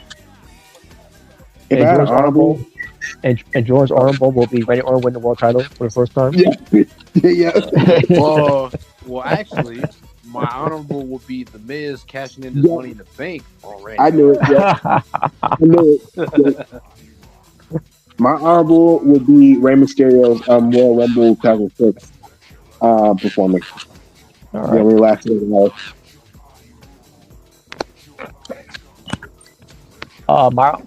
If we're going honorable, my honorable will be with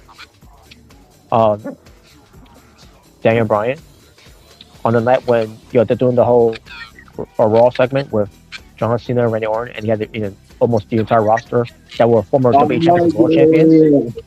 Yep. And Triple H doing his usual boring promo that he did. I was a champion, and I was a champion that would Wasn't that the one where? Wasn't that the segment where CM Punk was in there? He made the right face. Yeah. He was making that face, and Bret Hart was making the face too. And then, I remember that's when Mark Henry raised Daniel Bryan's hand. And obviously because they were chanting Daniel Bryan's name, they couldn't give a shit about what you were saying, and I agree. And I think even John Cena chimed in. Where are you from, Daniel? Because they were in his hometown, from Aberdeen, Washington. Well, for me, it would be it was seen as being more like a pandering kiss in the ass, like he always did. I mean, yeah, but it was better what Triple H was saying because I don't remember what Triple H said. To be honest. Yeah. I don't know what John Cena said. But anyway. But yeah. All right. Cool. All right, so obviously, this year we got the Hall of Fame coming. So, basically, if you could pick 3 wrestlers, or it doesn't have to be wrestlers. You can pick anybody. 3 people you would like to see in Hall of Fame. They think deserves to be in Hall of Fame. All right.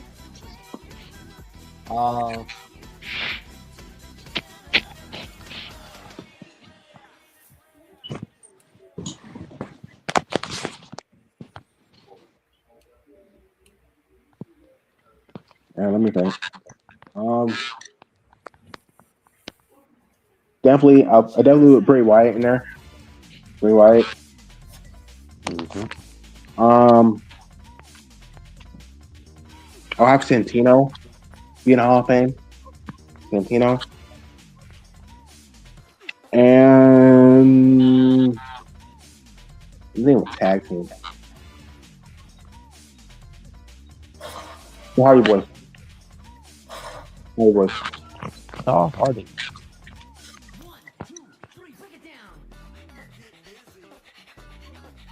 So yeah, those my picks. Sweet. So for me, I'll go with Batista. All right. Wait, he's not in the Hall of Fame? I think Nope, he was supposed no. to be. He was supposed Not in the Hall to of Fame yet. Yeah, he was supposed to be, but What? he was supposed to be. But that was during the lockdown, so he wanted to be in it with crowds being there. So Yeah. Yeah, he's not in the Hall of Fame yet. I think he's saying when it's been filming to like induct him. Mhm. No. No, But, I'm gonna give him. yeah, Why don't you do But- the picture? So, let me. I'll go with Demolition. All right, Demolition. Here comes the axe, and here comes the smasher. Yep. Walking disaster. No, they suck. New Day's better. Oh God. What? Yeah, they were just dollar store Road Warriors. So Wow. they got over though. Yeah. Obviously, even though they were, they did get over. So Yeah, they got over. So what's that for? All right.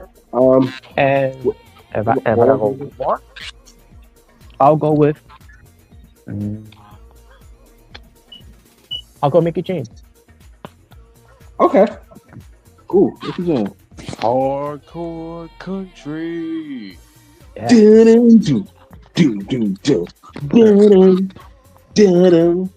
Hey, can't see. Her theme song reminds me of "I Love Rock and Roll." It kind of does, yeah. It's kind of similar. Oh yeah. all right. I'll go with Bray Wyatt. All right. Mm-hmm. I'll also go Mickey James, and finally I'll go Demolition. All right. Cool. And Jordan. I will go with Bray Wyatt. I will Okay. go with Batista, All right. and I will go with Christian. Okay. He's in AEW. Oh fuck. Oh yeah. He's over there in the T-shirt company. Smart. We're not gonna do I that. mean, Even technically, though they- Billy Gunn. Billy Gunn was too at the time, right? And they flew in the hall. AEW when they left. Yep. Yeah. And then that's when Triple H said, "Is there a company?" Yeah, and then I remember, Shawn Michaels to the reference, I'm glad you're being here, being all in. Being Okay. all in. All right, so here we got Hulk Well, Hogan. at least he said all in and not piss and company. So Yeah, he made a little reference. All right, so here we got Hulk Hogan.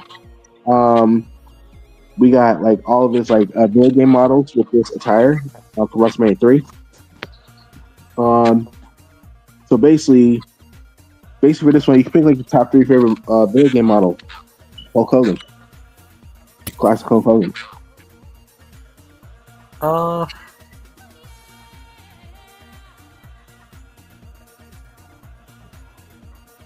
I guess I'll go with Legends of WrestleMania. Okay. Even though that The game All Stars. Was that?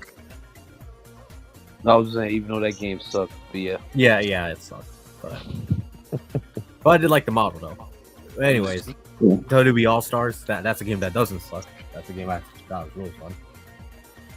Okay. Way better than 2K Battlegrounds. Like fuck that, man. And I guess I'll go to Showdown, the Showdown game. All right. For me, I go Legends of WrestleMania, WWE All Stars, and WWE 2K14. Is it 15? Huh? Is it 15 or 14? I said 14. Oh, okay. Yeah, 14. All right. All right. Who's next? I'll go with.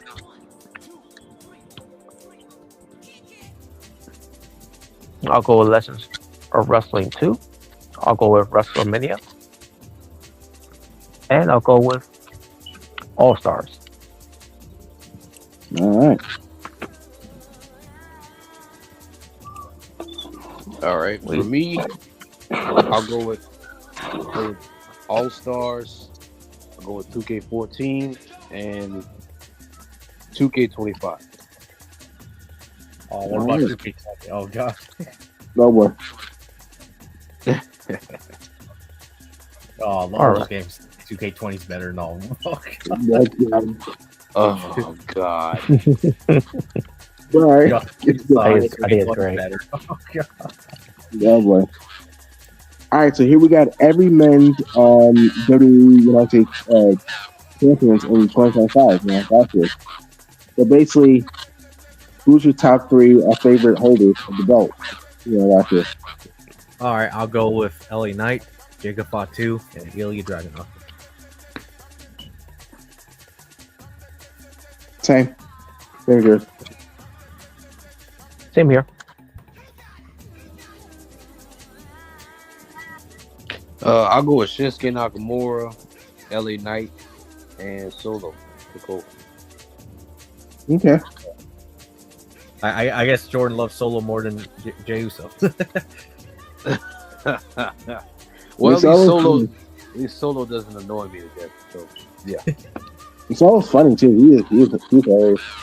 I still remember when he in the Money in the Bank, he was I'll be making fun of honest, everybody. I actually thought the match he had against Gunther on Raw was actually pretty good. You It guys was, yeah. ought to watch that. I thought it was good, yeah. I remember watching. I was like, "Holy shit! I think this is Solo's best match he's had in quite a long time." Mhm. And they showed that before, so yeah. All right. Ooh. All right, so here we got video games from 2000. I believe 2004 specifically. So basically, out of these games right here, you can pick your top four favorites. Type games you're playing. All right, I'll go with Halo 2, Super Mario 64 DS. Okay. I'll go with the first Spider-Man game. Pretty sure that's the first one, right? Or is that part Yeah. I two? think Spider-Man too. Oh no, that's part two. That's part two. Oh, part two. Okay. Yeah, well, either way, that one's even better. So I'll go with that one. And Yeah. finally, one of the best ones of them all, GTA San Andreas. Yes. Yep. Same.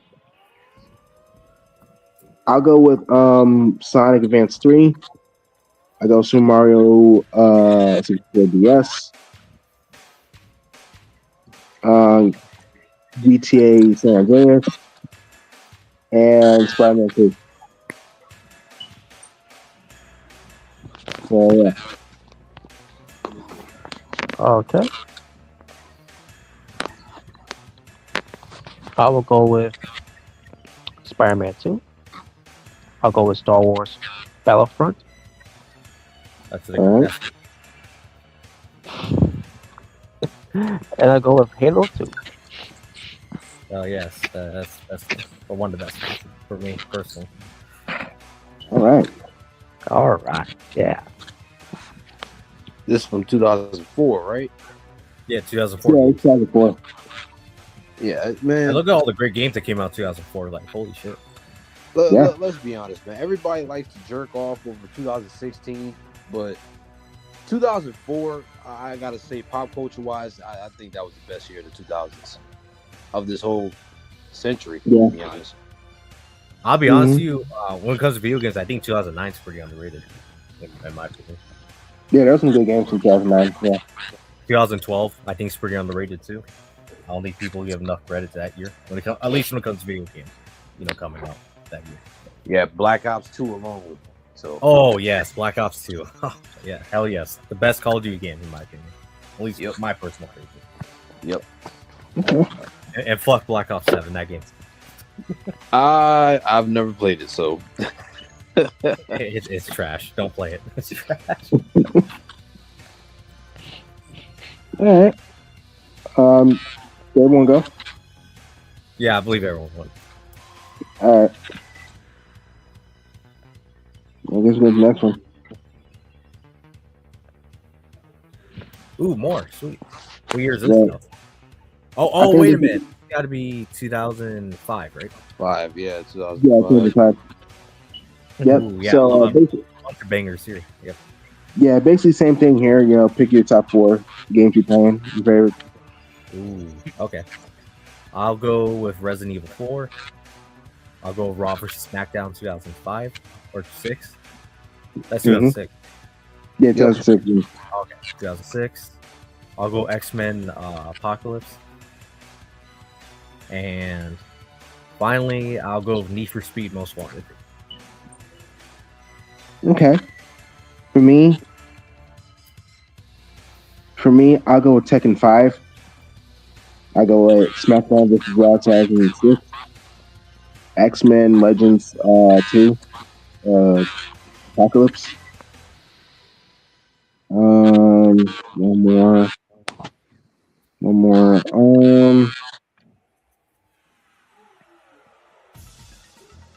I'll go Mortal Kombat Shaolin Monks.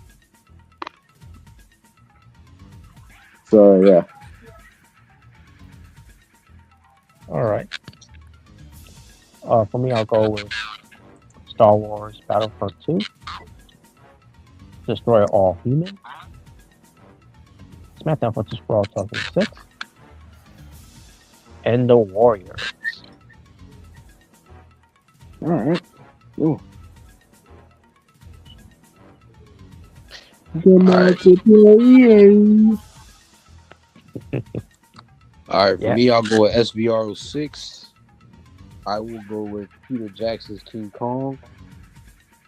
I'll go with Midnight Club 3. Ooh, Midnight Club. Yeah, those games. And lastly, I will go with Lego Star Wars. All right. Sweet. I think there's Soul Calibur in this. Yeah, Soul Calibur. Let's do it. Oh yeah, I think I played that game, the King Kong game. It was pretty fun. It was kind of scary, but yeah. Yeah. All right, so The here we got. movie's great too. For those who never watched the movie, I thought the movie was great. Yeah, y'all seen that movie from the 2000s, the one that Jack Black was in? Yeah. Mm-hmm. Yeah. All right, so here we got Shawn Michaels. Now we got every version of him. We got the Midnight Rockers, Shawn Michaels. The Rockers.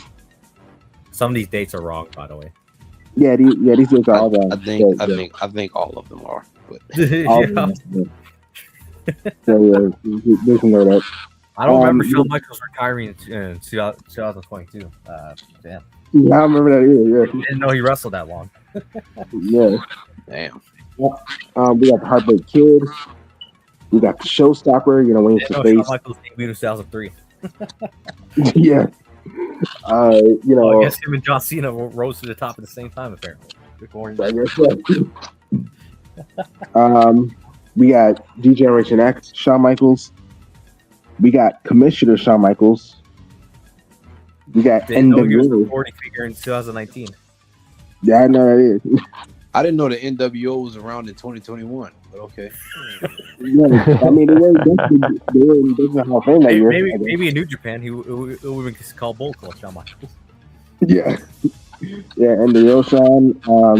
We got Mr. WrestleMania, aka Comeback Kid, Shawn Michaels. And we got Hall of Famer, NXT, Shawn Michaels. Damn, I didn't know he just got inducted to the Hall of Fame just last year. Damn. Yeah, I didn't know. Yeah.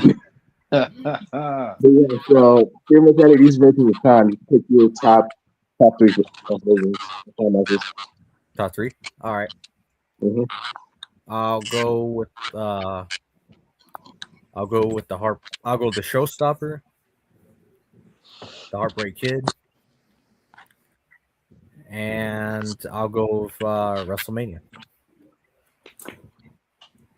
I'll go with the Showstopper. DX, and Miss WrestleMania, aka Comeback Kid. Same as yours. All right. All right. I'll go with the Showstopper. I'll go with Commissioner Shawn, and I'll go with Mr. WrestleMania. All right. Cool. Next one.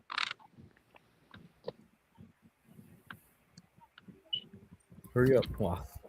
Well, all right. So here we got current women's teams right here. You know, we got Flair and Bliss, Rio, Judgment Day, and Bailey and Lyra. So basically, who are your top two favorite female tag teams right now? Flair, Bliss, and Rio. Same.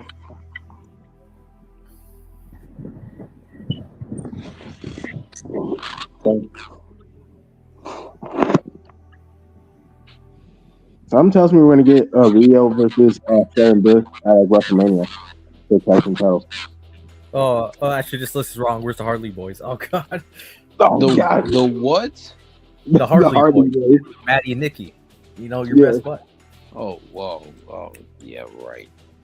Whatever you say, Jim Cornette. No, boy. All right. Who's next? I'll go with. Sorry. I'll go with Judgment Day, and I'll go with Rio. All right. Same. Oh, cool. It's knocking out. Yeah.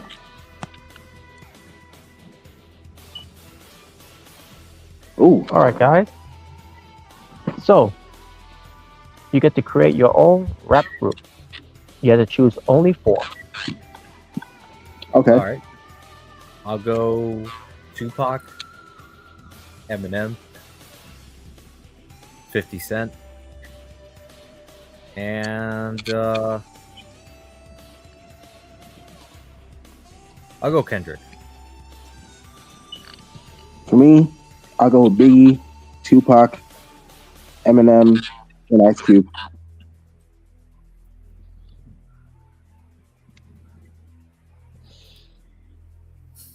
So, yeah. All right. I'll go with Tupac, B.I.G., Eminem, and DMX. Okay. I will go with Kendrick, J. Cole, Eminem, and Nas. All right. Okay. I'm gonna go with Drake. I'm gonna go with Lil Pump. Oh, wow. Lil Pump. I'm gonna go 6ix9ine. Oh, God. Isn't Lil Pump the guy that made the Gucci Gang song? Yeah, Lil Pump's the same. Yeah. I'm also gonna go with my last year. I'm gonna go with Travis Scott. Oh Oh, God, yeah. Bing. God, that'd be the worst rap group of all time. Well, to me, I still don't think I still see Drake as a rapper. I see him more as an R&B. Well, tell that to him. He tries to be a rapper, so Yeah, Drake. He's better when he's singing, versus rapping. So. Yeah. I don't see him as a rapper. I see him as that kid from Degrassi. Wow. That too. Yeah, fuck it. All right. I'll give him that. All right. Oh, So God. these are the wrestlers that are all elite, and they were all elite in 2025. So, out of these wrestlers, who are your top 3 that were the best, signing to be all? Well,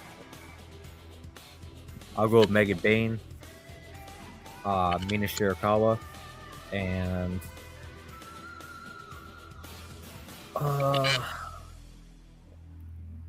guess I'll go with Mike Bailey. I guess. Yeah, Astro Boy. Uncomfortable.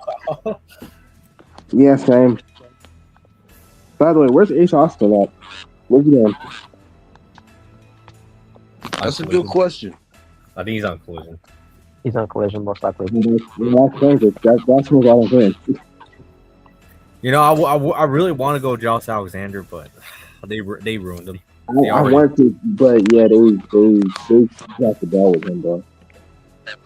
He's sucks now. They put him in the Don fucking Callis family. Like, what the hell were you thinking?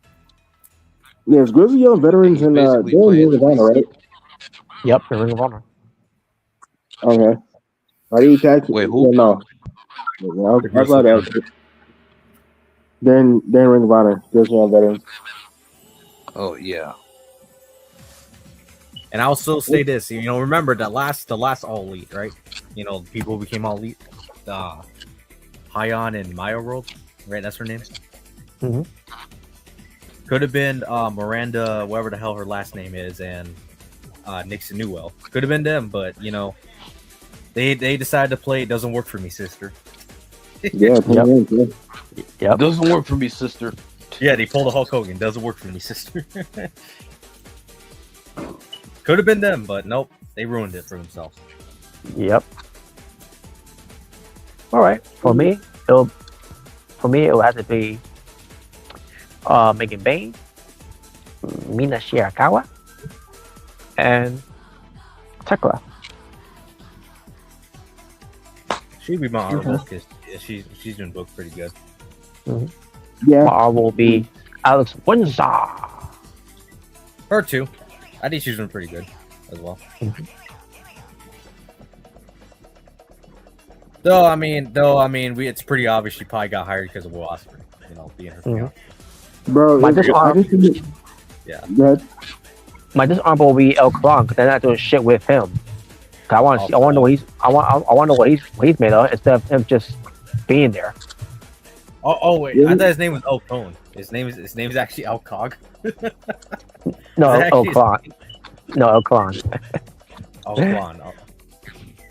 Yeah, I find it funny how most of these guys, most of the men, yeah, they put him in the fucking Don Callis family. That's the funniest thing ever.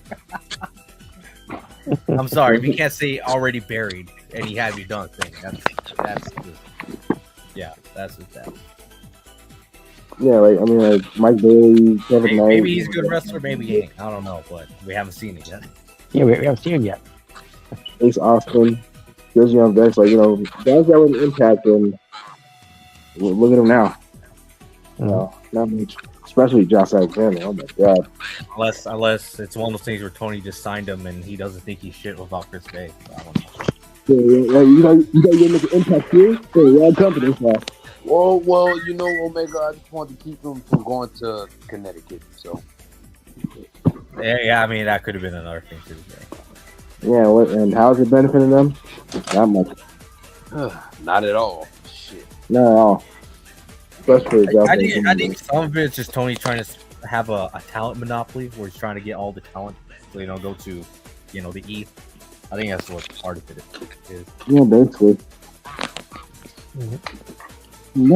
Hey, Smart, if it ain't the E, it's B. Wait, what? If it ain't the E, it ain't for me. That's right. Well, I ain't saying that. I'm just saying, he's just trying to hog talent so they don't go there.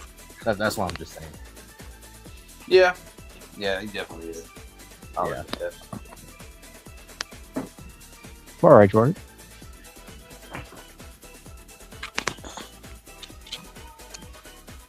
I'll go with Megan Bain. I'll go with Tekla, and I'll go with Speedball Michael Bailey. Speedball. No, apparently he's worse than Pockets. I would hard disagree with that. Yeah. Well, Cornette wouldn't agree with that. Okay. Spitball Hong Kong food. Well, Wait, Jordan, speaking did you of ever him, hear what Cornette said about Mike Bailey? Not the Orange Cassidy thing, but something else. what was So apparently Mike Bailey thinks, or not Mike Bailey. Apparently Cornette thinks that this is just dumb. I mean, I like Cornette, but even I gotta agree, this is probably the dumbest thing I've heard. Mhm. He thinks that Jack Perry's more believable than Mike Bailey. Oh yeah, you did say that. Yeah, I heard that. I'm like, no, Mike Bailey would beat the shit out of Jack Perry. And it was Yeah. a real fight. He would. Yeah, he did. He's actually a good fighter. Yeah. Like he knows I'm martial arts. sorry if you're Jack Perry and you got taken out with a headlock. What the hell do you think you're gonna do to Mike Bailey? Exactly. Yeah, I wasn't ready. I wasn't ready. I wasn't ready. Yeah, you were still tying your hair up, dumbass. But yeah, that was just the dumbest thing I heard him say in a while. But all right, anyways, Well, there you go, guys. Have at it. retire one. Isn't it Retire Roman one. kind of retired? Well, I think it's more halftime, or more part time, really. Yeah, unfortunately, I guess I'll go with Roman. Release one. Probably Kofi. Racist, but Turn one heel. Cody. No, I still think you probably still know we make that boring. But, Wow. I mean, I want Punk to be a heel again, but I get a feeling it's probably going to be Jay. Jay's probably going to be the more likely to be turn a heel. Yeah. So I'll probably go Jay.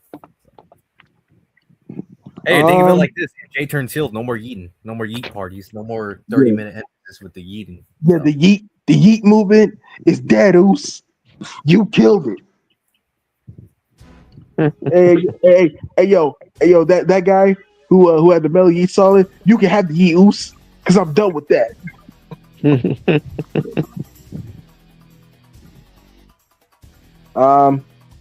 I think same as yours. Roman, Kofi, and Jay. All right. I'll go with Roman. I'll I'm go with. surprised you just think Seth Rollins. Well, Seth Rollins is not part time like Roman Reigns is. For now. He Wow. doesn't have him that much. And plus, what else is there Roman to do? His biggest accomplishment is being the longest reigning champion in the modern era. Well, some people think he should be world champion again. I'm like, no. I No. don't think that. No. He don't need it. The only thing he got to do is to face The Rock at WrestleMania. That's the only Yeah. thing. Yeah, and That's put all over they- Braun Breaker. And put over Braun Breaker in a one-on-one match. Yeah, that too. I want to see that match too. Yeah. That too. So, But yeah, I will go Roman though. I'll go with Kofi because so the New what? Days, the New Days will fail. But the heel turn, Yeah, you don't like our heel turn. So what?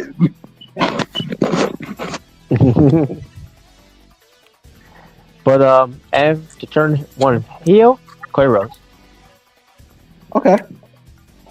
I would like That would- old. That way, no more Cody Rhodes. Yeah. Imagine if he turns heel and he brings back the black hair, and remember that old leather jacket with the American flag that he had in the Indies. It'd be cool if he went back to that. Every heel. Or if you want to do something better when it comes to that, you could do that, but also make a like he does with other coach, that he wears. Yeah. Or he could really go full Homelander. Really be Homelander. Yeah, you still have you could it could be something on level with that. I think I'd rather take a nap at that point. Oh my god. You'll never give him the chance anymore. All right, Jordan. All right, retire one. I'll go with Roman Reigns. Okay. The only thing he has to do, only thing he really has left to do is put over Braun Breaker, put over Jey Uso finally in a one-on-one match, and beat The Rock. That's it. Yeah, that's about it. Release one. I'll go with Finn Balor. Okay. Yeah, Prince Devin all. Yes, Prince Devitt will be all elite. Hell yeah. Wow. Oh wow. You already unite with the elite, you know. No. Jordan gets his wish, and then it all crashes down when he sees Don Callis and he joins Don Callis. Oh yeah, I would be so mad if they did that, bro. Like, oh my god, The Don Cows Club. the Don Callis.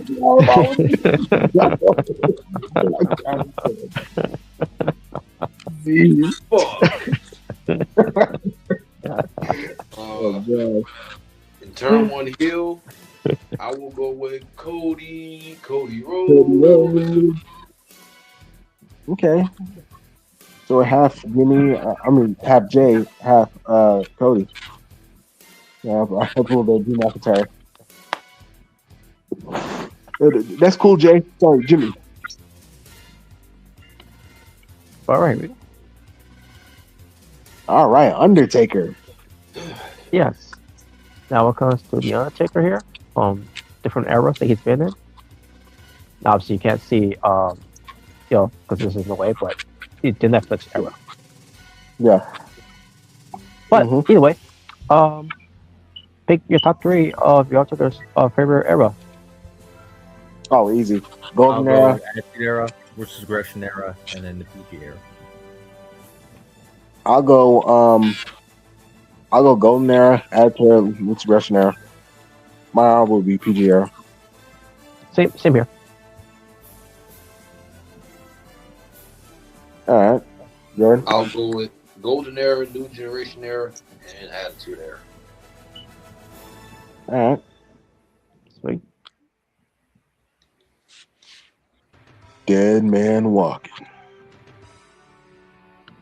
There ain't no grave that can hold my body. All right, we got 3 Stages of Hell with the game.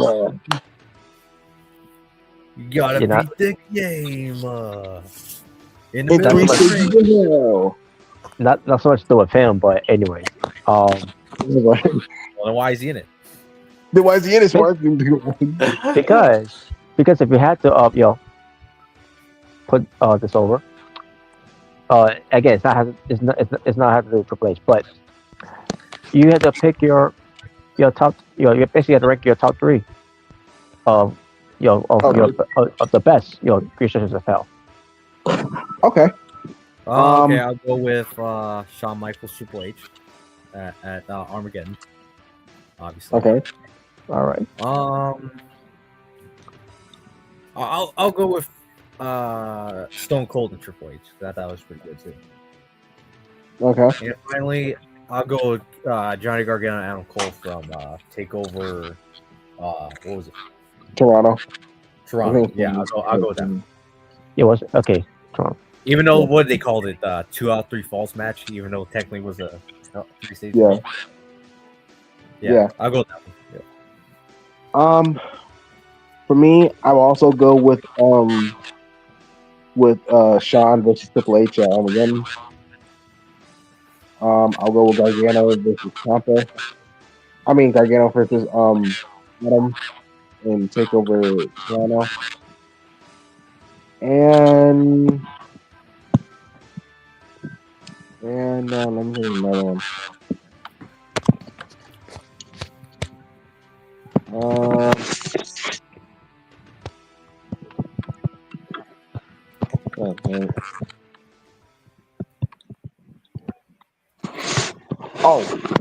I know one.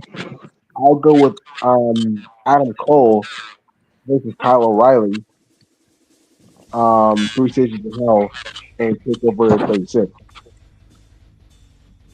I'll go with that. All right. Yeah. All right. I'll go with the one Shawn Michaels and Triple H from Armageddon, and then because Shawn Michaels carried it. Wow. Okay. Yeah, we didn't ask that one. Well, I'm putting it out there. No, Well, But come on, that is great. yeah, because Shawn Michaels. Wow. You are not going to give him credit for anything. Nope. All I As can he say is should. that all I can say is he knows how to wrestle, and that's it. Wow. Well, obviously Never. he does. Never drew a dime. Never drew a fucking dime. Damn, you're acting like he's Jinder Mahal. Can't wrestle. Oh, obviously Triple H can wrestle, but Jinder Mahal, yeah, very debatable about that. What debate? What the I remember seeing Triple H, selling the Whisper of Wind that didn't hit him. Oh, Oh, God. But as far as my number 2 rank, I'll put John Gargano and Alan Cole. Baby. baby. And the third one, Alan Cole and Kyle O'Reilly as well.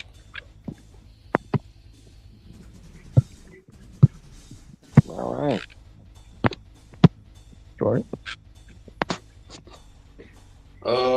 I'll put Johnny Gargano, Adam Cole, freaking Adam Cole, Kyle O'Reilly, and I'll put Shawn Michaels, Triple H. All right. Same as mine. Cool. All right.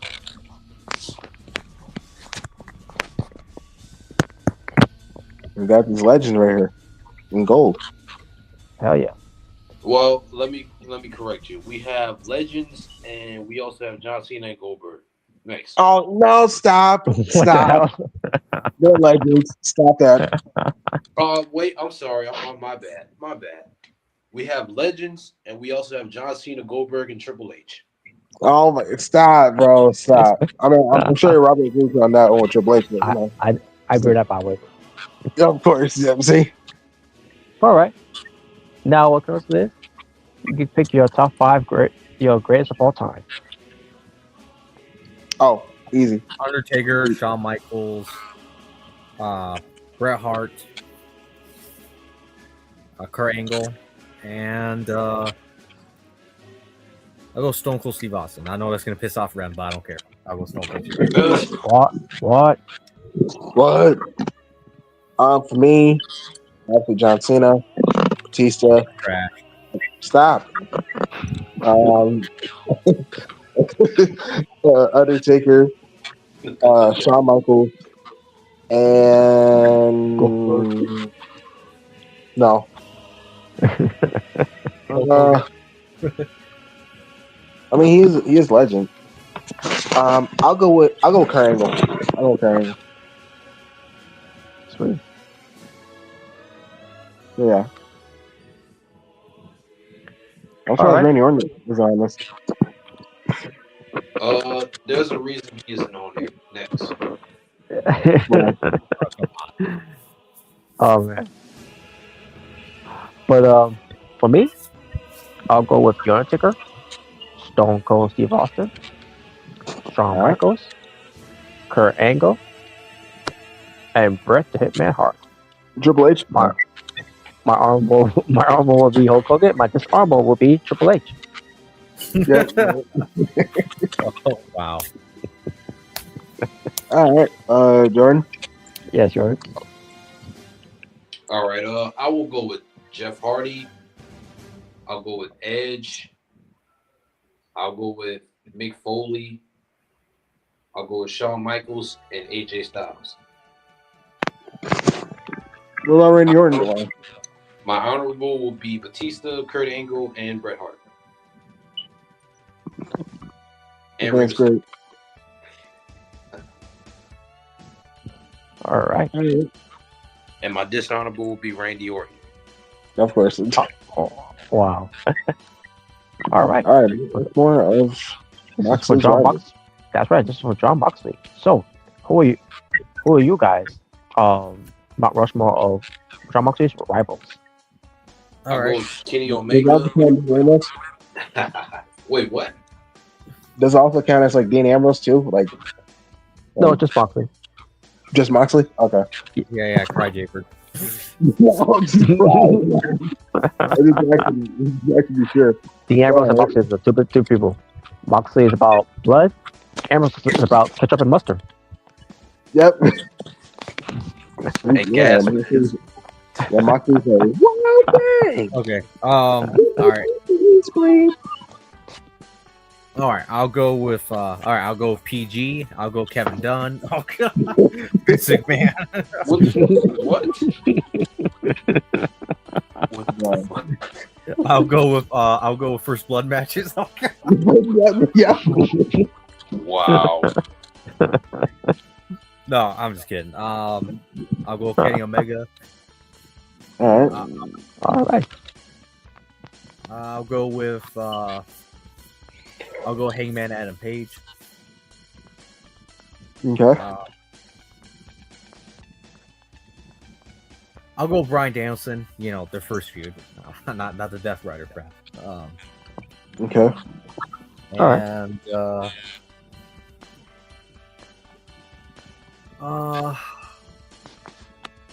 Orange Cassidy. no. Oh, boy. Who? He's on Orange Cassidy. Oh. Guess I'll go Chris Jericho. Okay. Yeah. Ugh. Same as yours for me. All right. Okay, for me, it'll have to be Kenny Omega, Hangman Adam Page, Darby Allin. Despite the different shit, Yeah. and I'll go MJF.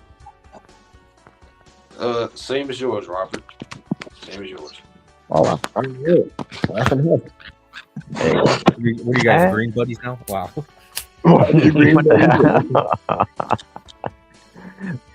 And finally, the same, fun topic here.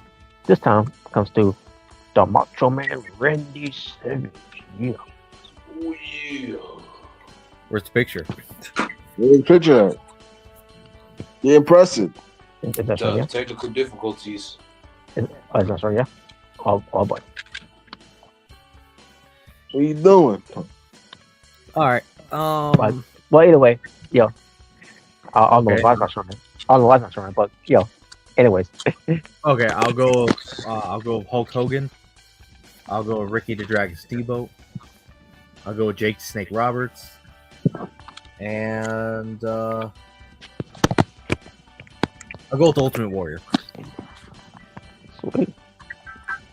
All right, for me, I go with Hulk Hogan, Ricky Steamboat, Ultimate Warrior, and I actually go with DDP. Sweet.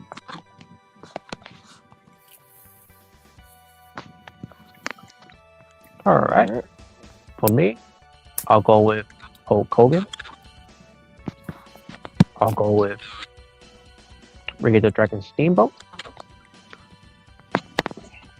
I'll go with the Ultimate Warrior. And I will go with Diamond Dallas Page. All right. Oh, now it's finally showing. Oh, you're fired, production crew. Wow. Exactly. All right, Glenn. All right, I will go with Hulk Hogan. I'll go with Ric Flair. I'll go with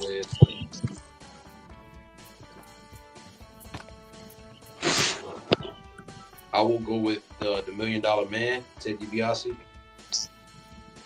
And I'll go with Jake the Snake Roberts.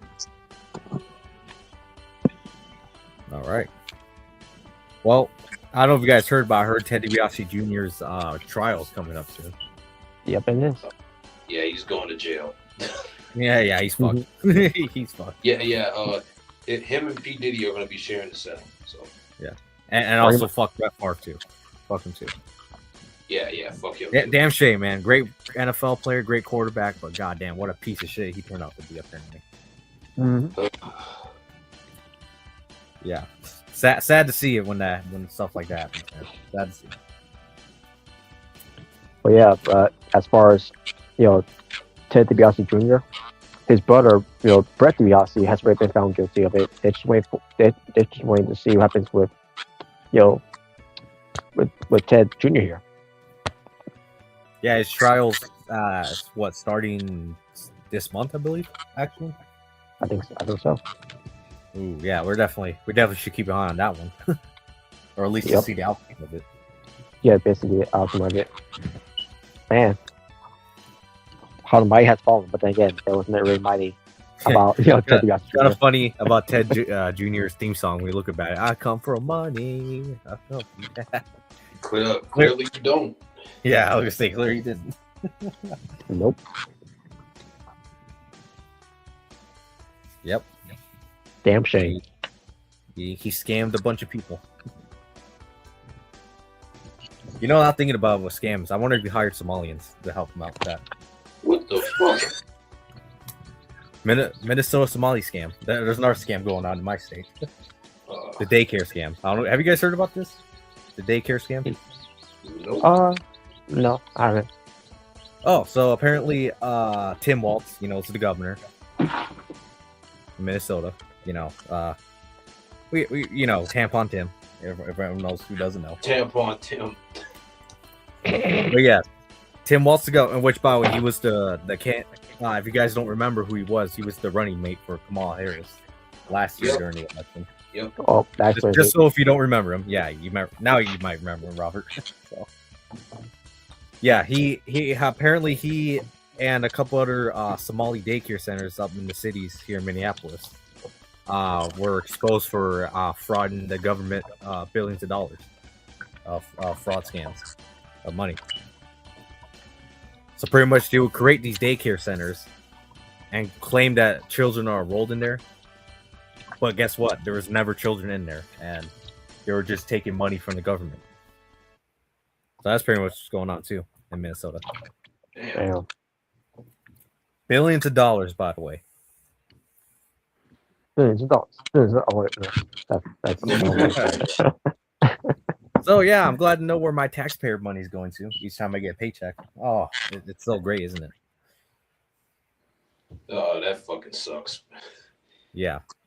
Guys, if I ever see Tampon Tim in the street, I think it'll be worth going to spending the night in jail if I got to suck punch him. I think it'll be worth it. I'm just being honest. Fuck that guy. How dare you, man? How dare you steal from a bunch of people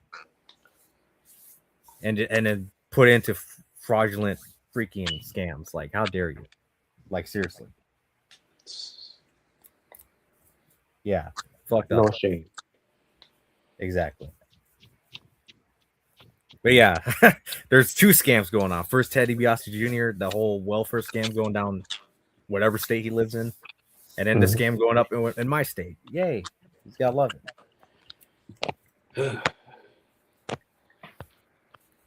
What a country we live in. All right, guys, we should start our own daycare centers to scam people too. Oh, God. What the hell? Well, come on, Robert. You want to become a millionaire? You don't want to live in a mansion? Wow. And then what happens after that? You get caught in. And be put away. You go to Tahiti. What? Tahiti. Wow. Nah, I'm just joking. But anyways, well, that out of the way. What are we talking about now? Well, since Chris Jericho, is a free agent. Oh, yeah. Now my worries has come you know has come for the worst now. The worst Well, has yet to come. I did say before we got to Monday, which is tomorrow now. Mm-hmm. So I did say there's a possibility he might return during the Dynamite because Dynamite was on the 31st, if you guys remember. Yep. So I was saying at first, I was like, okay, well, before we jump to anything, let's wait until Dynamite because unfortunately there is a possibility he could return because since it is on the 31st. Mm-hmm. And unfortunately, our fears, well, maybe fortunately, some people may say fortunately because he's no longer AEW. But some people may say, unfortunately, if they watch WWE, because that means he might jump ship. Or he's more than likely going to jump ship to the E. So, yeah, his contract expired from AEW. He's no longer under contract in AEW. It's pretty much what it means. Oh, so no more hi guys. No more hi guys. No more appreciation societies. And whatever the hell else terrible gimmick I'm forgetting that he did in AEW. No more of that.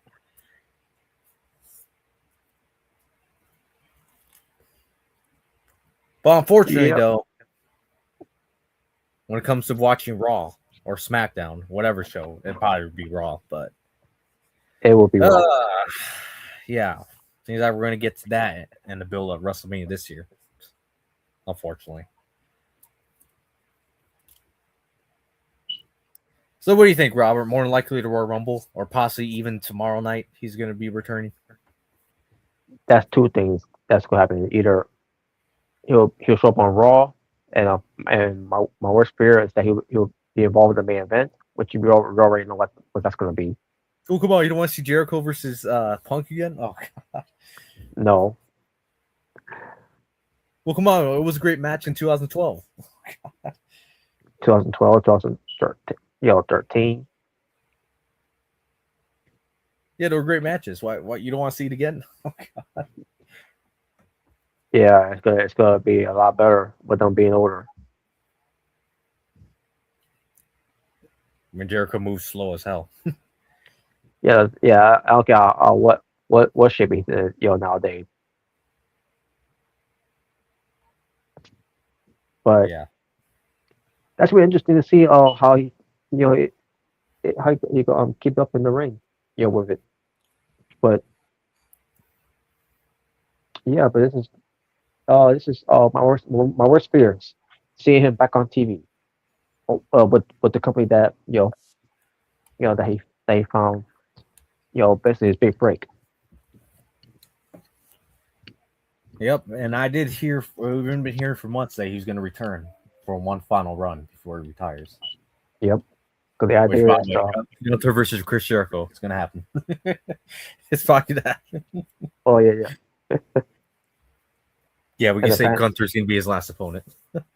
and the fans will be going, on Jericho's side, because of course they will, because he's he's back with the company, whatever.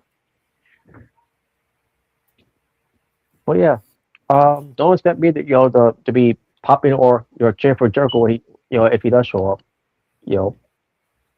I'm not gonna be one of those fans that that hated when he went to AEW, and then when he comes back to WWE, they're gonna be representing this guy. Oh, Robert, you're just mad because he banned you from watching Rampage. Oh. Yeah, Rampage. So that's not I'm not around anymore. I was going to say, is that ban even still in effect? It was actually a good thing he banned you from watching that crap. Yeah, it was. You should have responded like that. Oh, actually, thank you. I not like I want to watch this crap anyways. You should have responded like that. I mean, I would have in a way, but like a bitch, he blocked me on Twitter. I didn't get a chance to respond at all. When it comes to it, the only way I can is on this platform. And not that much anyway, because even within not on commentary, it was still unbearable to watch. Yeah, I was gonna say was it ever even watchable? Was Rampage ever even watchable, anyways? Exactly. Basically, Collision took the replacement of Rampage in a way. Collision's doing that type of job, and Jericho didn't comment on Collision. Yeah. But yeah, but I'm not excited for Jericho coming back. It doesn't matter if it's the first Raw on of 2026 or what goes to Royal Rumble, whichever they'll save it for. But these WWE fans, they're gonna be praising him when he comes back, because that's just the way they are.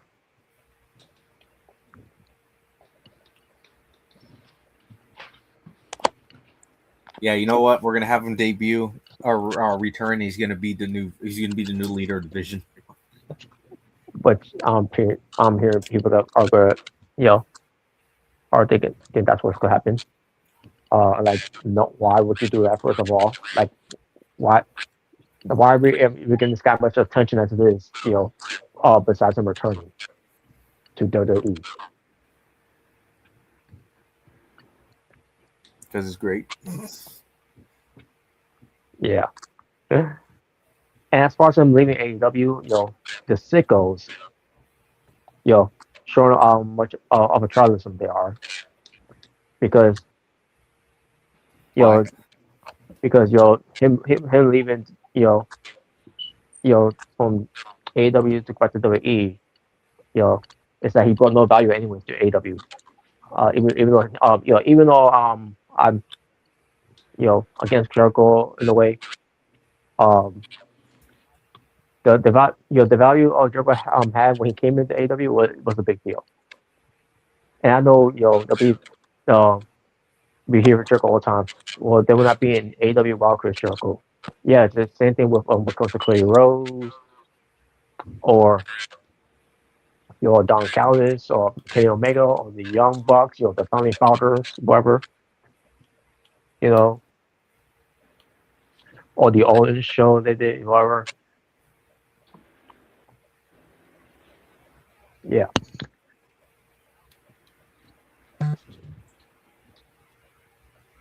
But the fact is, Jericho did brought value into AEW. And it's not because he showed up on TV. Yeah, it was.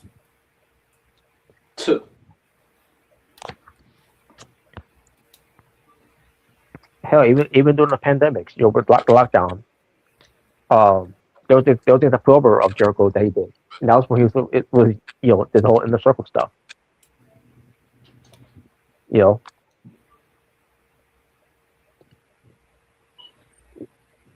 But either way, I now I see where all these sickos are right now when it comes to Jericho that he's leaving all of a sudden and going back to WWE. And as I say, it obviously we're gonna get that same with some WWE fans that because Jericho leave when he left WWE to go to AEW because he is a trader, but he's gonna be more of a trader now that he's going back to WWE in the singles eye. The just waiting for that tribalism to come full effect on that night on Monday, if he comes out on that night, or they'll just say for the Rumble. Either way, it doesn't matter which night they'll save it for Jericho make his return to WWE.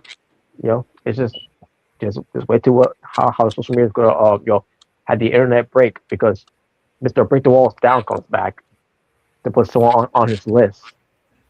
Because they will never ever, or never ever, again.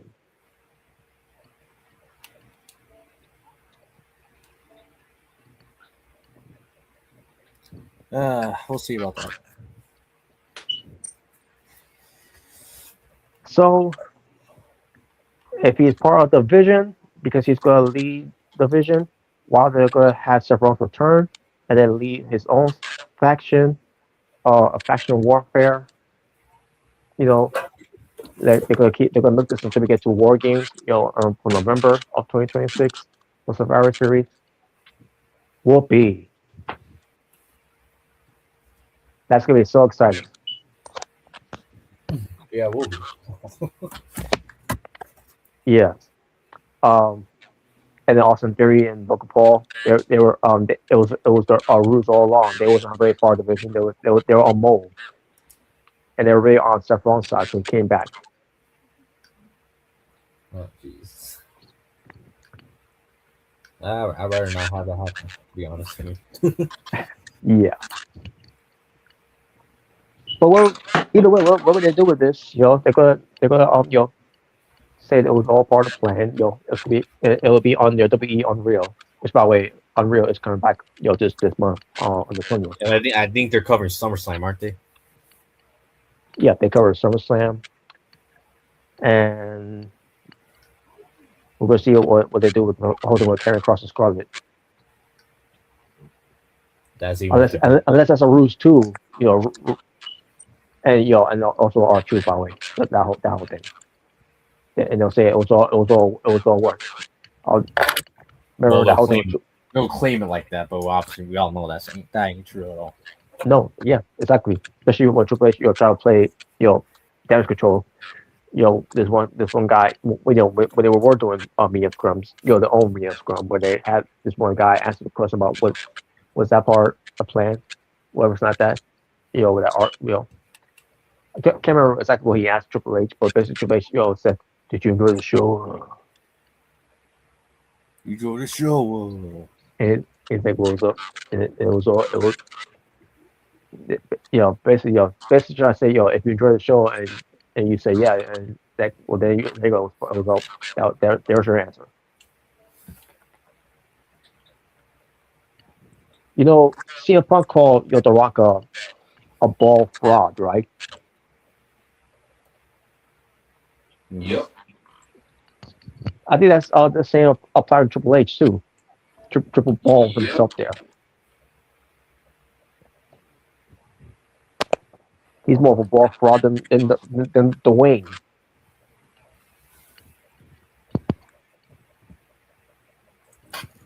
But then again, Rico bitch, it falls in that category too. In my point. No, you guys need to learn to grow hair. Oh God. Oh God. Yeah, you hear that, Robert? Grow hair. Oh God. You first, Ricochet. Rico ball. Come on, Robert. Give him a break. He was balding. Well, I'm assuming that's why he went bald. I'm assuming that's why. Yeah. Well, at one point, didn't he have a mohawk? He was sworn he had a mohawk at one point. Yeah, he did. Oh, okay. I don't recall a mohawk, but I remember he had long hair. He had long hair. He had a mohawk. He had a fade, but then his hairline started receding, so he just went bald. Yep. Don't watch for the hairline.